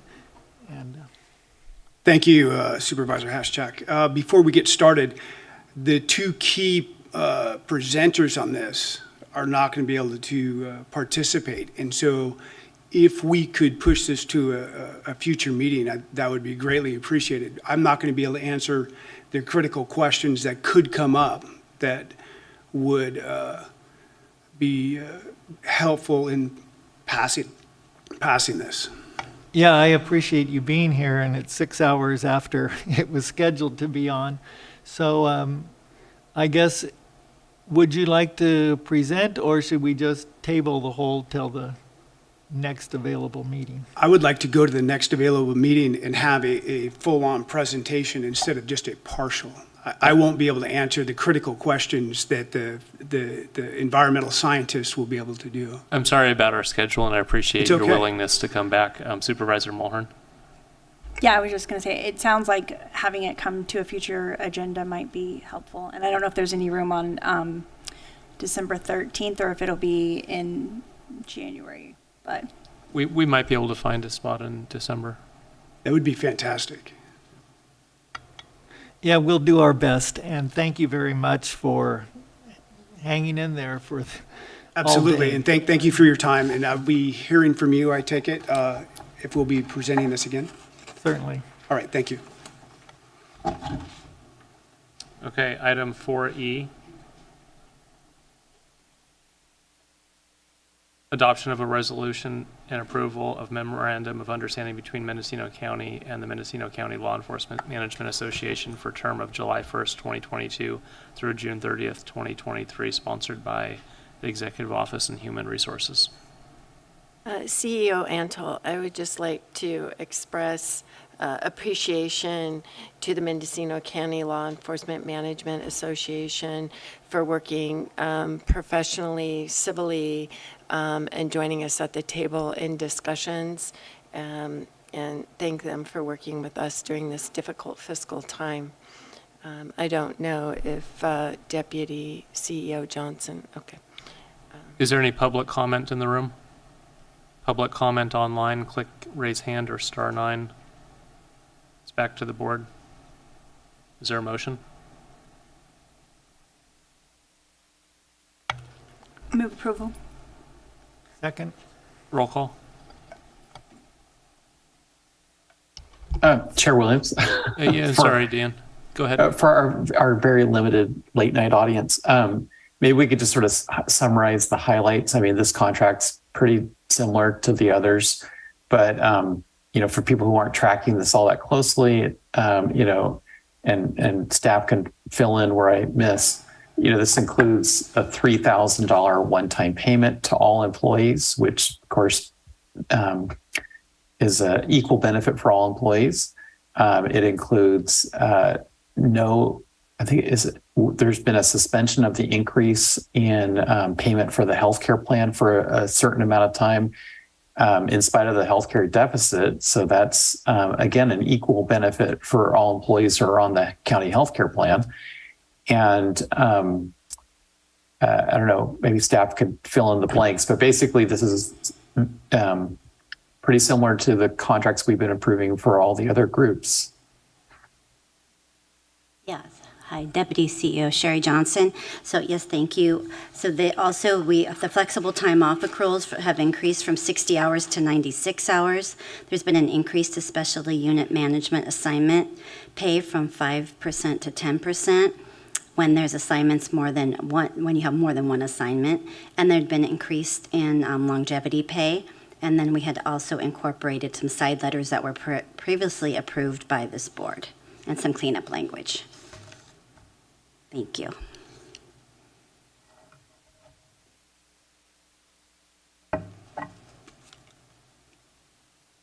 Roll call. Supervisor Dirty? Yes. Supervisor Haschak? Yes. Supervisor Mulhern? Yes. Chair Williams? Yes. Supervisor McGorty? Yes. Motion carries unanimously. Item 4F, discussion and possible action, including direction to staff regarding establishing regulations for our movable tiny homes, sponsored by Planning and Building. Director Krog. Thank you, Julia Krog, Planning and Building Services Director. So this item, back on October 4th, the board discussed potential allowance for movable tiny homes. And so Planning and Building is bringing back this item, essentially seeking further direction so we can incorporate those recommendations into our inland zoning code update that is currently underway, and also potentially into a future local coastal program update that we hope to receive funding for later this month. So I have provided a memo for today's item. I hope everyone's had a chance to review that. And I'm going to just breeze through some of the general information on it. And then I am able to share screens if we want to walk through some of the more specific recommendations from staff. And I'm also happy to take any further direction. So general information on movable tiny homes. They are required to meet all fire agency requirements, including for access and water supply. There is ingress and egress requirements covered underneath the ANSI and NFPA and government code sections that govern tiny homes and recreational vehicles. A movable tiny home would be required to meet all the requirements of environmental health, and I've specified some of those in terms of whether or not the board authorizes these as an accessory dwelling unit, or if you decide to authorize them as primary residences as well. There would be different standards associated with each. I do want to note that according to the county assessor's office, tiny homes are registered with the DMV and pay annual DMV registration fees, and therefore they are not treated as improvements to the land for the purposes of real property taxation. Any decks or other improvements, such as storage sheds or any accessory structures, can be assessed by the county, similar to what we would experience in a mobile home park. I also want to note that in correspondence with State Housing and Community Development, they have stated that movable tiny homes can count towards RHNA, which is our Regional Housing Need Allocation numbers, but they do have to meet certain standards. And I've specified those within our regulations, which I see no concerns with our department being able to track those if there were movable tiny homes developed within our county. A building permit will be required for a tiny home, but the building permit is really required only for the utility hookups and the siting of the actual unit. Movable tiny homes are going to be required to meet WUI standards when located within a state responsibility area, and that's the Wireland Urban Interface standards that you would typically see for stick-built construction. I've identified a few considerations for the board and requested direction, and I'm happy to walk through those. If you would like for me to share my screen, I can also do that. Okay, Please. Go ahead.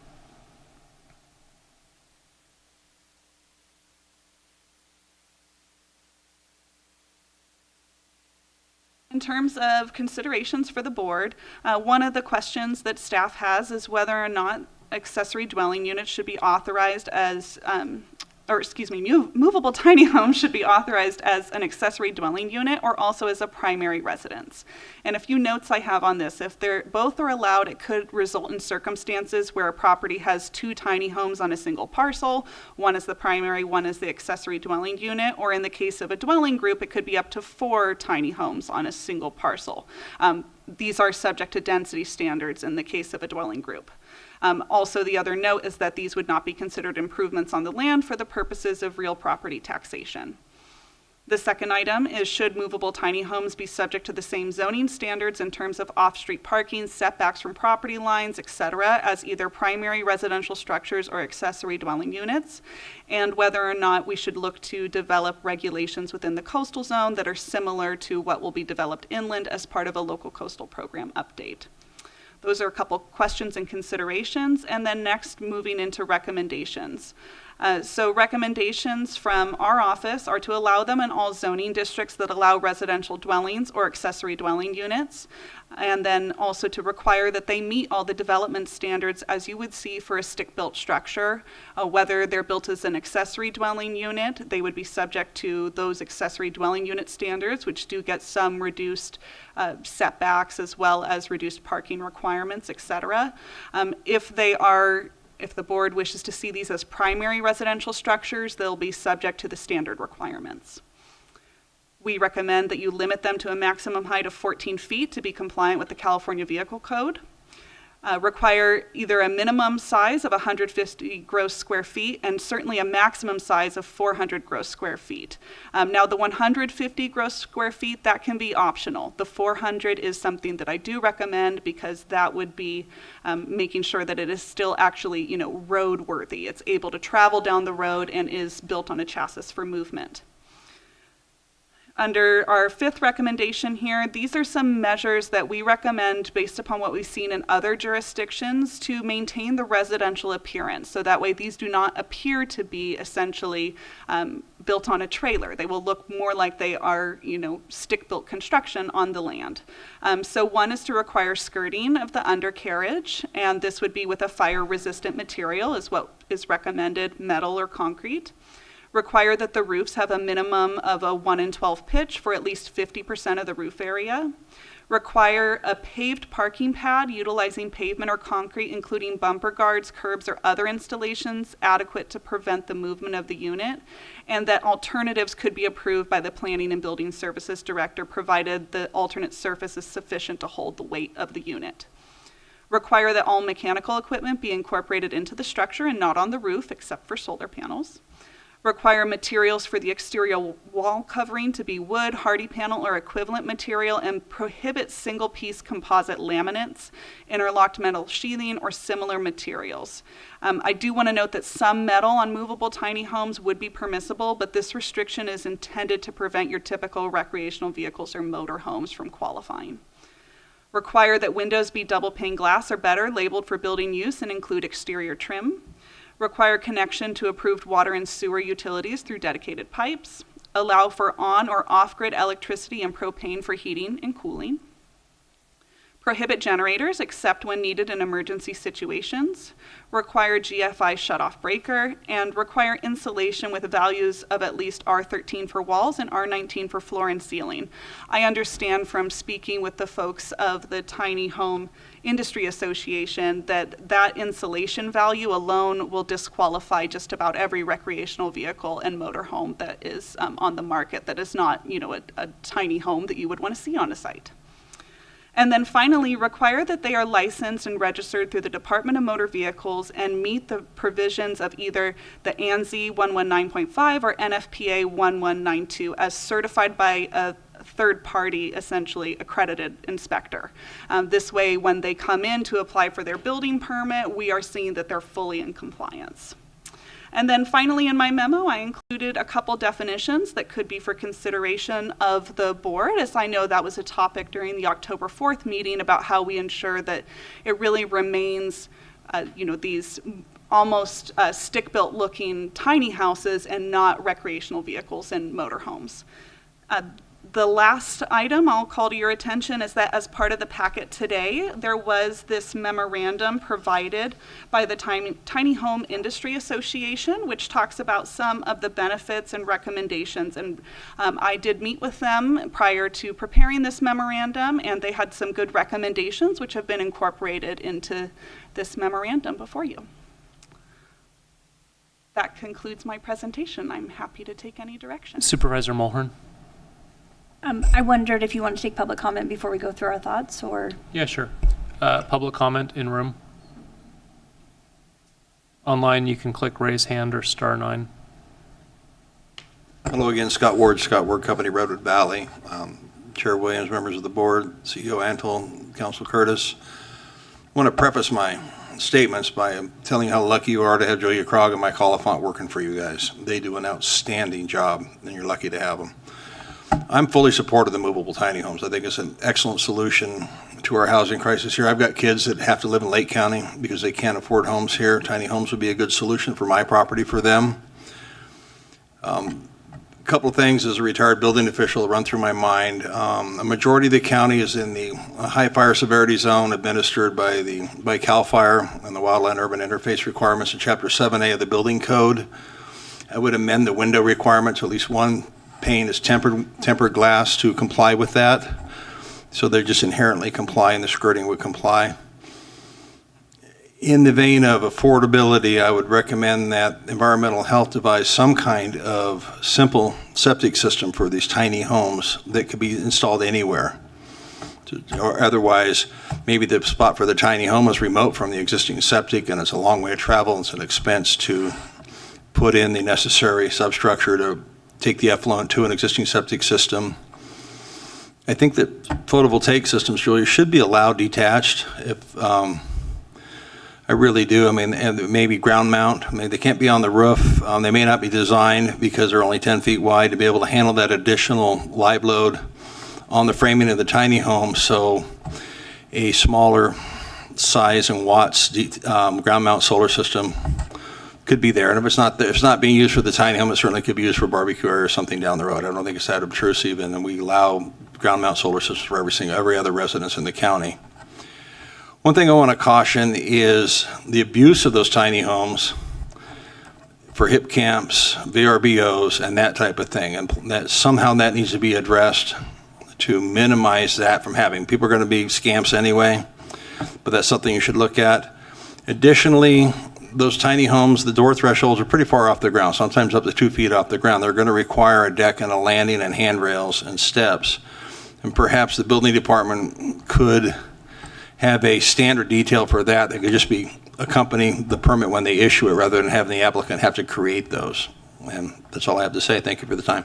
Oh, bunch of good ideas. Supervisor Jurdy.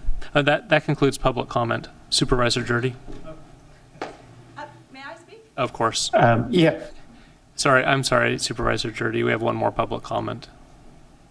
Good evening, Supervisors. I was coming here to speak on the last agenda item, but I'm going to link it together because in order to build a tiny home, you would potentially do some grading. And I'd like to just introduce myself. I'm Estelle Clifton. I'm a biological consultant and a registered professional forester. I've conducted biological studies in this county and surrounding counties for multiple decades, and well, not that long, but like 20 years.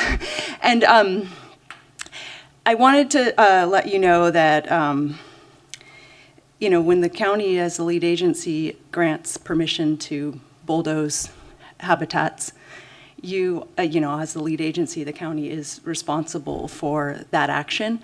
And in other counties, when they ministerially grant such allowances, they do have a checklist that guarantees certain protections are adhered to.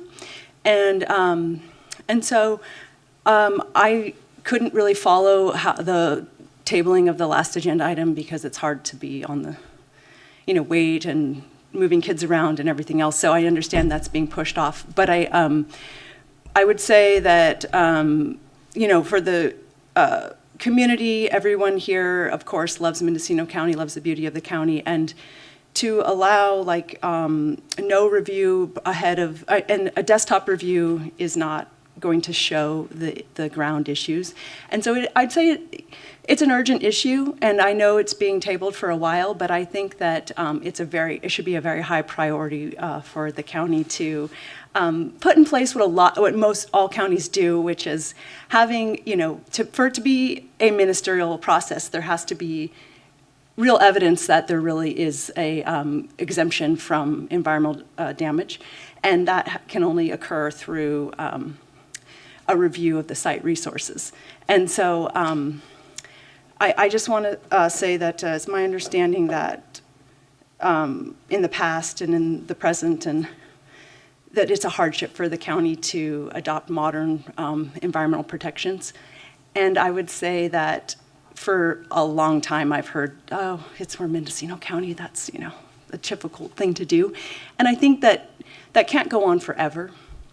At some point we have to say, okay, well, it is a difficult thing to do, but it's our obligation. And so I'd like to see forward progress, and I hope that you will embrace that spirit in whatever directive comes forward, and when the item comes back, that it's not, oh, this committee will look at that and see about a grant that we may never get, and phew, got that off the table. Does that make sense to you?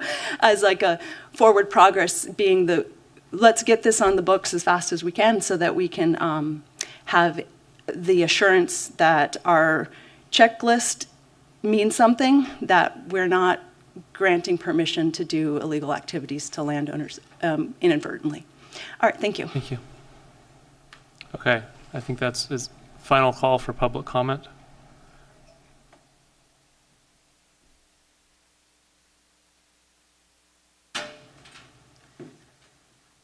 Good evening, supervisors. My name is Heather Morrison, and I am also a certified botanist through the California Native Plant Society. Just to make sure, there may be some confusion. We're on the tiny home item. Yes, and this has everything to do with that. Yeah, since it was tabled and we did come down here, but it's obviously relevant in so many different issues that the county is talking about. The tiny homes, there will be grading involved. And so coming from a position of somebody who writes environmental documents and has to go out to landowners who could potentially be putting a tiny home in, and I am put into a situation where there is absolutely no permitting process through the county other than the grading permit. There's no grading ordinance, and there are potential environmental damage to occur to a landowner who would not otherwise know unless someone was to tell them, because the county does not tell them that there is this potential for it to happen. And the ministerial permits is the grading permit that you guys provide is ministerial in nature.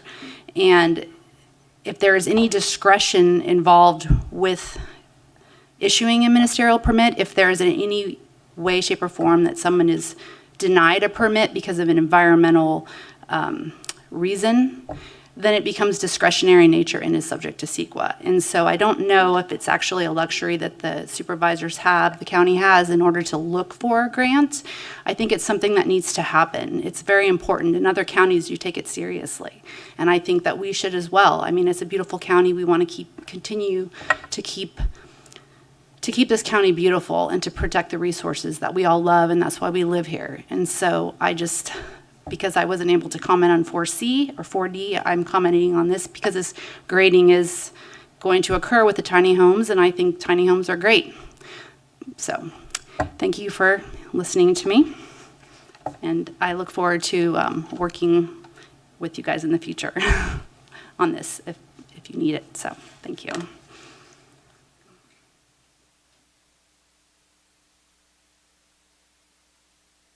I hope it's about the tiny homes. Of course it is. Yes, I am Lindsay Wood, the Tiny Home Lady, and a board member of the Tiny Home Industry Association. So the briefing document that led to the memorandum, thank you so much, Julia, for approving. And I am one that is very much in love with our riparian and corridors and willing to do whatever it needs to do to make sure that we take care of the land, but also address the housing crisis. So thank you so much, all of you, for taking a look at this and following in suit with what many other counties, including Humboldt County, as well as Placer County, leading the charge with incredible zoning and building standards opportunity.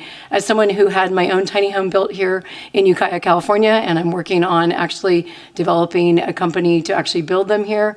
The Ukiah High School is actually actively building 2 tiny homes with the CTE program, a training done by Tiny EDU. We have a lot of opportunity to train our youth and also house more people, offering worker force housing, agriculture housing, and so much more, so that people like myself who grew up here since 1980 can actually afford to live here. Thank you very much.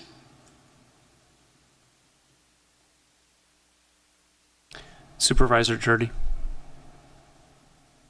Yeah, thank you. So within the green building movement, there's been an effort to reduce the use of concrete and asphalt where possible. And I'm just curious if we get Julia's feedback. It sounds like the way she wrote about the paved parking pad, but then she has language in there about or an alternative. Is there really anything inappropriate about actually specifying what an appropriate alternative is in the actual code? I mean, it seems like if, for example, we set, the building department felt that typically, let's say 6 inches of compacted gravel would suffice, then why not just actually call that out in the alternative instead of kind of the default being paved asphalt? It just seems like, we don't really want to see a bunch of asphalt or concrete placed where it's not needed. And, these tiny homes may be here today, gone tomorrow. Who's to know how long they're going to stay on any piece of property? It could be something of a fad. And so that's just one thought. And the other is on some pretty important questions that the department asked, I think needs some consideration, which is, do we think that these suffice for the main unit? Or are they the accessory dwelling unit? Again, I think if you look at planning codes in general, planning and zoning codes, their principal purpose is to create consistency and predictability in land use patterns, so that when someone buys a piece of property, they know what their neighbors are going to do with the neighboring property, and they understand the neighborhood. And if here in 2022, or 2023, we suddenly say, well, for decades you've needed to build a stick-built house on a foundation, but beginning now, a neighboring vacant property could have nothing on it more than a tiny home, especially when you're talking smaller parcels and more suburban conditions. I think it really could be out of character with the rest of the neighborhood. So unless it's simply the accessory dwelling unit to an existing stick-built house. So I think that at least when we're talking about smaller parcels and, maybe the cutoff is 3 acres, maybe it's 2 acres or smaller, that we say that the tiny house has to be the accessory to a primary stick-built house, and that the tiny house needs to be closer in proximity to the primary residence than to an adjoining neighbor. Dan, I appreciate your thoughts. Obviously, you've been thinking about this one. So today's election day, and we started the meeting with liberty and justice for all. I'm weighing consistency, what people expect in a neighborhood, with government intruding on an individual's right to live in a small house. And imagine a neighborhood where all parcels on all sides are developed with 2,500 square foot houses, and somebody decides they want to live in a 300 square foot house. Maybe that's all they can afford. Maybe that's all the resources they want to use. I don't know if it's government's job to say, no, you have to build a large house. What's wrong with somebody choosing to live in a very minimalist, if we all did that, we would have less of a climate impact. So I hear you on, some people might be upset that their neighbors are living more minimally, living in a smaller dwelling, but I think what outweighs that for me is liberty. Supervisor McGordy. So, question for Director Krog. Right now, can you build a tiny home without it being on wheels? Yes, you can. Okay. As long as you meet building code standards. Right, so this is basically just a portable version of a tiny home. That's correct. It's right now you are only able to use things like recreational vehicles that are built on a chassis for movement for temporary uses, such as like a family care unit, possibly also for an agricultural worker housing, things that are meant to be temporary in nature. So the advantage here is that basically off-site construction maybe can hold down some of the costs and make it more affordable. Okay. Supervisor Haschak. I agree with what Supervisor Jurdy pointed out about the paving, and it seems like compacted gravel would be an appropriate pad too. And with the concern about the grading, so I can imagine, you're going to have to do some grading for these. So what kind of controls do we have on that? Well, they would have to go through the standard grading permit process with our office if they trigger a grading permit. It really depends on the amount of cubic yards that they're moving. And in order to trigger a grading permit with our office, it's a pretty substantial amount of cubic yards that you do need to move in order to trigger that. The county, I do believe, and this is before my time, so forgive me if I misstate it, did work on a grading ordinance at one time. I understand that got shelved at a certain point, and there's several boxes that relate to it, but I don't believe it's ever come back around. Yeah, so it seems like this kind of ties into item 4D, for protections for our wetlands, riparian areas, and stream setbacks too. If you treat these like we do all other structures, it really is the status quo. Creating regulations related to stream and wetland and riparian corridors would really change the way that development occurs within this county, because you're talking about adding additional requirements on. What staff recommends for allowing movable tiny homes is treat them like you would a stick-built structure. If you could build a stick-built structure there, why can't you build a tiny home on wheels? Because if you have the right controls in place, you can make it have the appearance like it is a stick-built structure, such as the skirting that was recommended. And I will have made note to add compacted gravel. So, Supervisor Mulhern. Thank you. I think all of it, I think the majority of us had gravel on our list of questions as well. I'm glad that we're having this discussion, and I think that it's important to allow tiny homes to be used as an ADU or as a primary residence, and potentially as a primary residence for multiple families on one parcel. So if I wanted a tiny home and one of my daughters wanted a tiny home, they would each be one of our primary residences. It wouldn't be considered. I don't think that would be too much for one property. I have concerns about some of the requirements, in particular the requirement for materials for the exterior wall siding. And I understand the intention is to sort of not allow typical travel trailers to use this ordinance, but also corrugated metal or other materials are in vogue or not.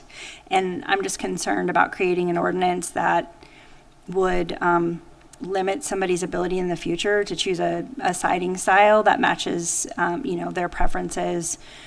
That would probably likely look like a very nice tiny home, or potentially even what might go on a stick-built home, just because they are choosing to live a smaller lifestyle. That struck me as something that I'm not necessarily in favor of. Regarding the setbacks, and this is one of the concerns I had when this item first came forward. Again, I don't want to inhibit private property owners' rights to choose what type of lifestyle they have, whether that's a tiny home or 2,500 square foot home. And I think in general, we are encouraging people to have less vehicles. So, should the off-street parking be the same? I'm not so sure. I feel like people that are choosing a tiny home lifestyle would likely have less vehicles or be more concerned about the environment. I'm also not too concerned about the setbacks from the property lines being different. We do have, I feel like there's enough nuisance ordinances that if there was a property owner or even a guest, it would, kick in and be able to alleviate those concerns. And I also do think we should have a similar program or regulations in the coastal zone, especially while we're considering updating the local coastal program. And for now, I think that those were the questions or concerns that I had. I support all of that as well. Supervisor Haschak. Yeah, another issue that got brought up to me was tiny homes that are already existing in the county. And so how do we grandfather those in if they don't meet the requirements, such as the insulation requirements that are listed? Is there a way to grandfather some of these tiny homes in? I think that might be a question for the Department of Motor Vehicles, because we would be requiring that these are properly registered through the DMV. So I'd be curious if those are in fact registered through the DMV. Yeah, doubtful, right? And so I don't think that planning and building would really have the authority to say anything about grandfathering those in. That's really more of the Department of Motor Vehicles and meeting vehicle code standards. Supervisor Jurdy. Yeah. So here in Fort Bragg city limits and over in Ukiah city limits, there's 24/7 police coverage. And so if there's a noise problem, the neighbors can call 911 and police will show up. The cities are pretty tiny. Police department is well staffed and they can be there. We have a very large county and we don't have 24/7 sheriff coverage in most of the county. I don't know if we can afford 24/7 coverage going into the future in the part of the county that does have 24/7 coverage. So, it's not practical to assume that if there's a noise issue, a disturbance between neighbors, that the sheriff's office is going to be able to roll and be there on the scene in real time, like the police departments can do in Fort Bragg and Ukiah. So we have to anticipate these problems ahead of time. And that's the reason that I bring this up about the tiny homes. We're talking about living structures that by definition are less than 400 square feet.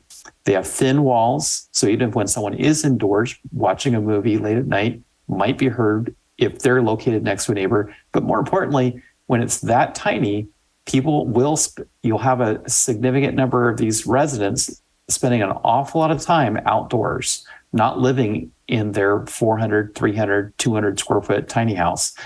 And when they're outdoors playing music, watching movies outside, we're going to have neighborhood conflicts if we don't ensure that they're located at some good distance from the neighbors. And so that's the reason for why I think it would be imprudent for us to disregard the setback requirements and not establish greater setback requirements for these tiny homes from the neighbors. After all, we're allowing a new use of the property for the property owners that do choose to have tiny homes. I think it'll be a relatively small percentage of all properties that will want the tiny home on the property. But we need to think about the majority of the neighbors who are never going to have a tiny home on their property and the noise problems that they could encounter if the tiny home is located too close to the neighbor and the resident is outside all the time.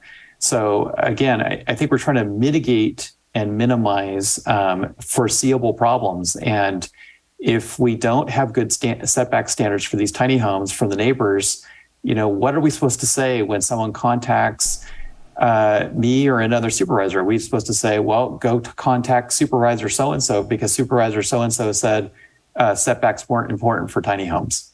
Supervisor Mulhern. Would you like my cell phone number? I think it's discriminatory. I mean, there are single-family stuck-built residences in Redwood Valley, in Potter Valley, in Hopland, that have neighbors that spend time outdoors. Just because you have a 3-2 doesn't mean you're any less loud or more loud than somebody that lives in a 400 square foot house. Supervisor McGordy. Noise is noise, and I have neighbors that live 2 miles from me, but their big diesel pump is right next door to me. It's an issue that is a separate issue, and I think that we should have standards for noise in Mendocino County that don't exceed 55 decibels at the property line, which is kind of standard in a lot of communities, and that would address the issue in the end. And right now, the sheriff can't do much about that anyway, because we don't really have standards for noise. And we don't have a noise ordinance like some of the other communities do, where basically you got to be quiet from 10 p.m. until 6 a.m. or 7 a.m. And I think that's worth eventually pursuing, but I don't think it necessarily is attached to this particular issue. I still like the idea of setbacks, and I would think most people who are in a tiny home don't want to be on top of a neighbor either. So, I don't know how to explore that, but I would expect it to be at least consistent with what we would have for standard home siding. Supervisor Haschak. I agree with that. I think that there need to be setbacks, and maybe there could be an exception for really unusual circumstances that could be dealt with on a case-by-case basis. But overall, I think that people want to have setbacks. And if I may, I'll just comment, for those special circumstances, we do have variance procedures. It is a discretionary review process, and right now goes in front of the zoning administrator for approval. Very good. Thank you. So I support addressing noise in the big picture. I don't know that people who live in a small house are noisier than people who live in a large house. Think about somebody with a large house with a 3-car garage. They may have, a motorcycle and a hot rod and a lot of other noisy, They may have garage band, they may have larger parties, they have a big house to entertain. I don't know that we can address the noise issue by tying it to the size of a structure. And this is a county that really struggles to house its people, right? There's a requirement that we have a housing element to house our population. We have a lot of people living in substandard, frankly, unpermitted illegal buildings, cars, RVs. Drive through the county, you see it all over. I see this would be a way to allow some people to come into compliance and, have a little bit more dignity. They can't afford a large house, but they might be able to afford a 250 square foot small house and get by. So I like the idea of opening up more options rather than continuing down a path of more and more restrictions. If we had the building code of 1950, we would have development all over this county today. We wouldn't have a housing shortage. The housing shortage was created by policymakers with good ideas, but the ideas are so good, people sleep in a car in the Walmart parking lot because developers can't afford to build houses and people can't afford to buy those houses. So I see this as the county's opportunity to push back a little bit on the state, thanks to the state of California for making this avenue possible, and house more of our people.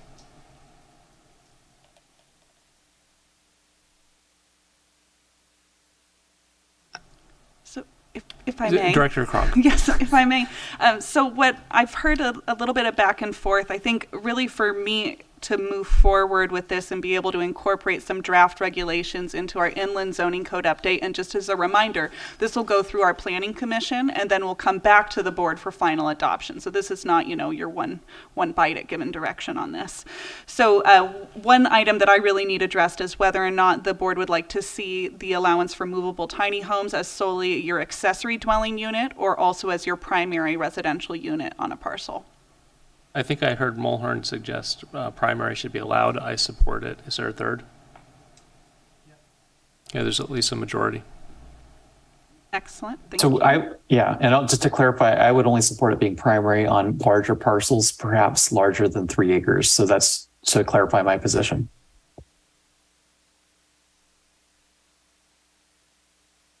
And then the second item is whether or not we should treat movable tiny homes subject to the same zoning standards in terms of, now let me pause here for a second. So if they're built as an accessory dwelling unit, they'll be subject to the ADU standards, which do have reduced standards. So such as 1 parking space required per unit, also reduced setbacks. Some of those can be down to 4 feet. And if there is the primary unit, they have to meet standard zoning code setbacks. And so the question is whether or not movable tiny homes should be subject to the same zone standards based upon whether or not they're a primary or accessory dwelling structure. One, Mulhern, Williams, is there a third? For same standards? Yeah. Yeah. Yep. County Council, do you have a concern? No, I just didn't hear what the statement was. So That's yes. a majority, yes. Okay, excellent, thank you. And then I did hear from Supervisor Mulhern an interest in putting the similar regulations into our future LCP update, and staff also does support that as well. So just be looking for a majority. Say yes. Yes. I support it, John. Dan. That's a majority. And then I'll just note the other items that I heard direction on from a majority was including compacted gravel as part of the allowable pads, essentially, that this could be located on. And then there was noted by Supervisor Mulhern, I'm not sure I heard a majority, about requiring the materials on the exterior wall. And what I can do prior to bringing this back is look at the similar materials that can be used for a stick-built structure and see if we can sort of find parity between those two. So that way it really does look like, or could be like any sort of structure you'd see on a residence. I think that might help it feel less stigmatized if it's in parity. Thank you. McGordy? You support? I would support it, yes. Let's check. Dirty? And Williams, yes, that's a majority. Those were all the items that I had on my list. So if there's anything else I need to add, please let me know. Supervisor Mulhern? Did you capture Mr. Ward's note about the fire in the wildland urban for the windows? I did not, but I can certainly add that if there's a majority of the board on that as well too. Mulhern? Well, I trust that it's probably the appropriate addition. So if you could look into it before you bring it back, that'd be great. Yeah. Thank you.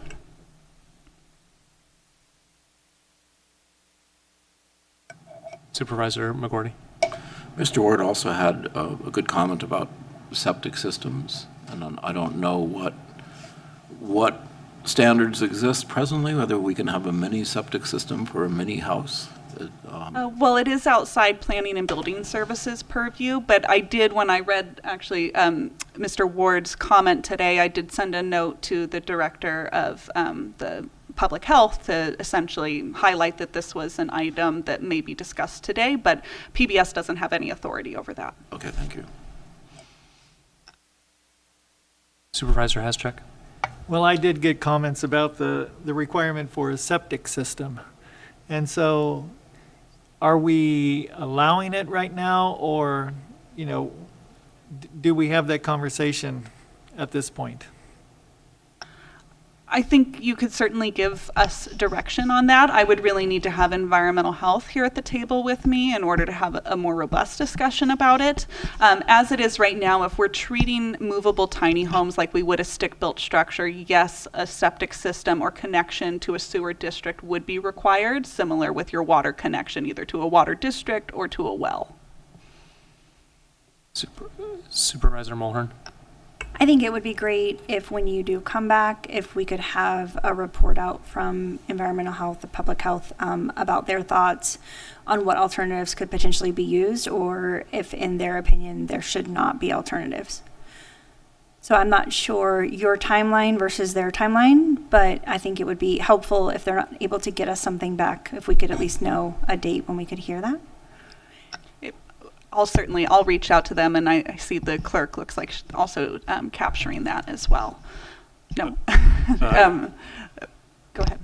Sorry, if I may, Mr. Chair, I would just suggest you might want to talk a little bit about what process may be in terms of things coming back, because the zoning side will need to go through the planning commission, and you may just want to, I don't know if it's the intent of the board to have the item come back here and then go to the planning commission, and then come here.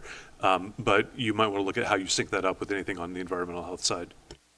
Do you want it to come back, Supervisor Mulhern, or just go to planning first? I think if it goes to planning with our current recommendations, that should probably be enough for it to come back to us. Okay. And I just had one more thing. Go ahead. Would it be possible, I know that we do have some sample standard plans for ADUs. Would it be possible to include a standard deck plan with the permits as suggested by Mr. Ward? That is something I'll want to talk about with our chief building official as well too, whether typically we would I need to understand from whether or not that's something we can do in-house or whether or not we need to hire somebody to prepare that for us. So that's something I'll have to come back on. Okay. And I can report in a CEO report or something along those lines. Thank you. I think it's a well taken point because I've seen one particular business in Ukiah rebuild their deck and ADA ramp 3 times because they weren't getting it quite to code. And I think especially the people that are looking to live a tiny home lifestyle, maybe on a budget, and to have it be simple so they can do it right the first time, I think would be incredibly helpful. And yes, and we do have some example handouts, and we'll make sure that we have one available too. But I guess the question is whether or not it's like a plan that's ready to go straight through plan check.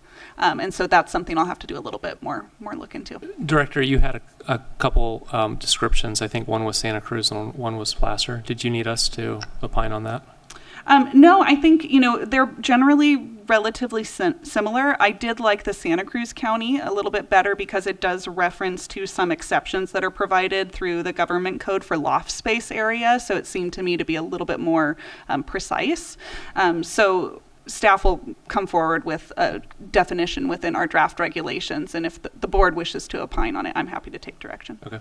And we have comment from Director Ann Mulgard.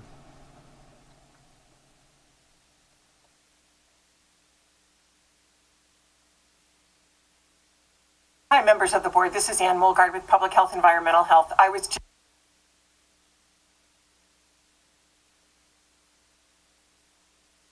And we lost your audio.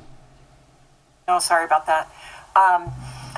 Good evening. I just wanted to make sure that you all knew that we would be happy to look at different septic design requirements. Right now, as it stands, we would be implementing the regular ones that are in place for ADUs, second home, second residence things, even if the tiny home was there. So if you'd like us to do that, we certainly can, and it sounded earlier in the discussion that the board would like us to. So we can come back in just a couple weeks or just send that to you actually, rather than needing to be at the meeting. We can send you what some alternatives are that are still legal within California law. All right. Is there a motion?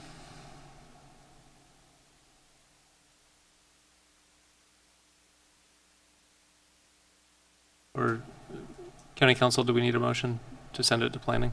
I think you've got adequate direction to the department at this time. Excellent. Director Krog, thank you so much. That was record time bringing this back. If I'm Chair Williams, yes. I just we need to approve the budget reso, which has been uploaded. And if I may, Mr. Chair, I'd just note if anyone in the audience wants copies, we can make paper copies available as well. All right.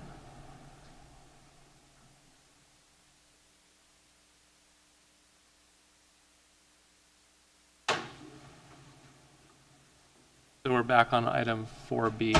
Correct. Well, yeah. Due to the changes that you made during the presentation, you need to approve the reso with the updated numbers. Right. Tim Hallman, Acting Deputy CEO. We went ahead and changed the numbers based upon what you had requested. So the new appropriated amount for spending in Mendocino County is $365,183,782. It is ready for approval by Chair Williams and Clerk of the Board, Darcy Antle. Thank you. Is there any public comment in the room, online? Seeing none?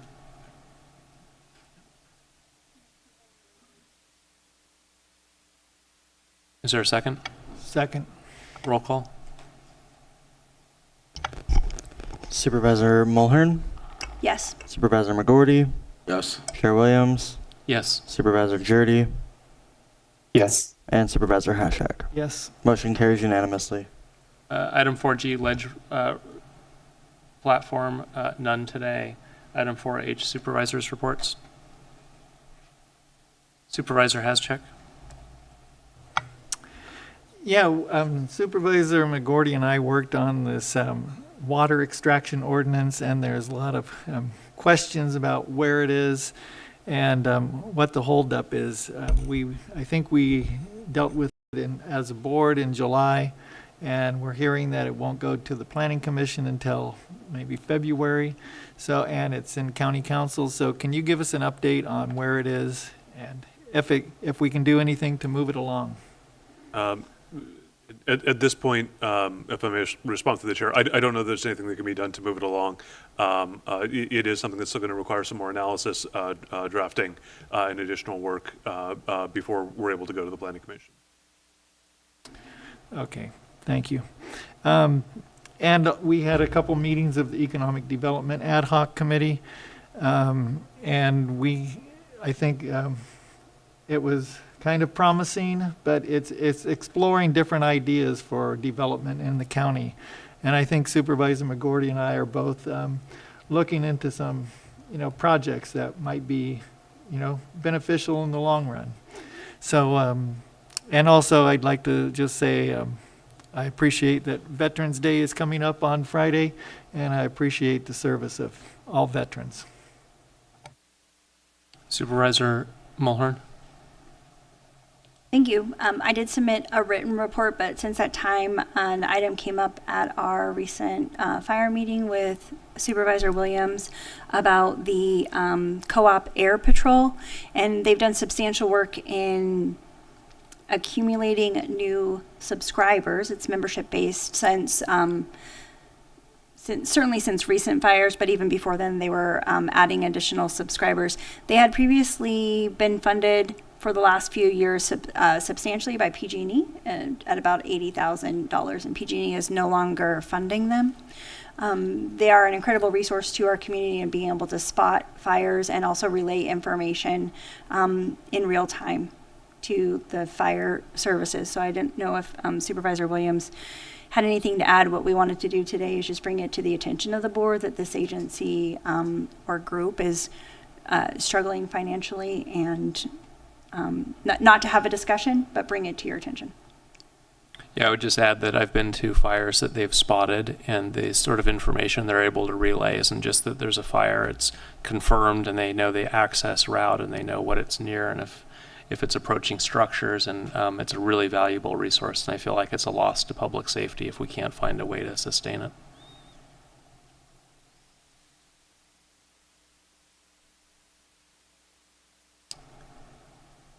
All right, I think we're ready to go back into closed session for the remainder of item 6A. County Council? Mr. Chair, I just suggest we give an estimate as to the time of return. Well, based on earlier, what do you think, CEO, an hour? No sooner than 7:30. That's going to bind us to not go back. Oh, all right. As soon as we can get done, then. I don't know what you want. Yeah, I may suggest no sooner than 6:45, but estimated to potentially be quite longer. You're saying the election results will be in by the time we return?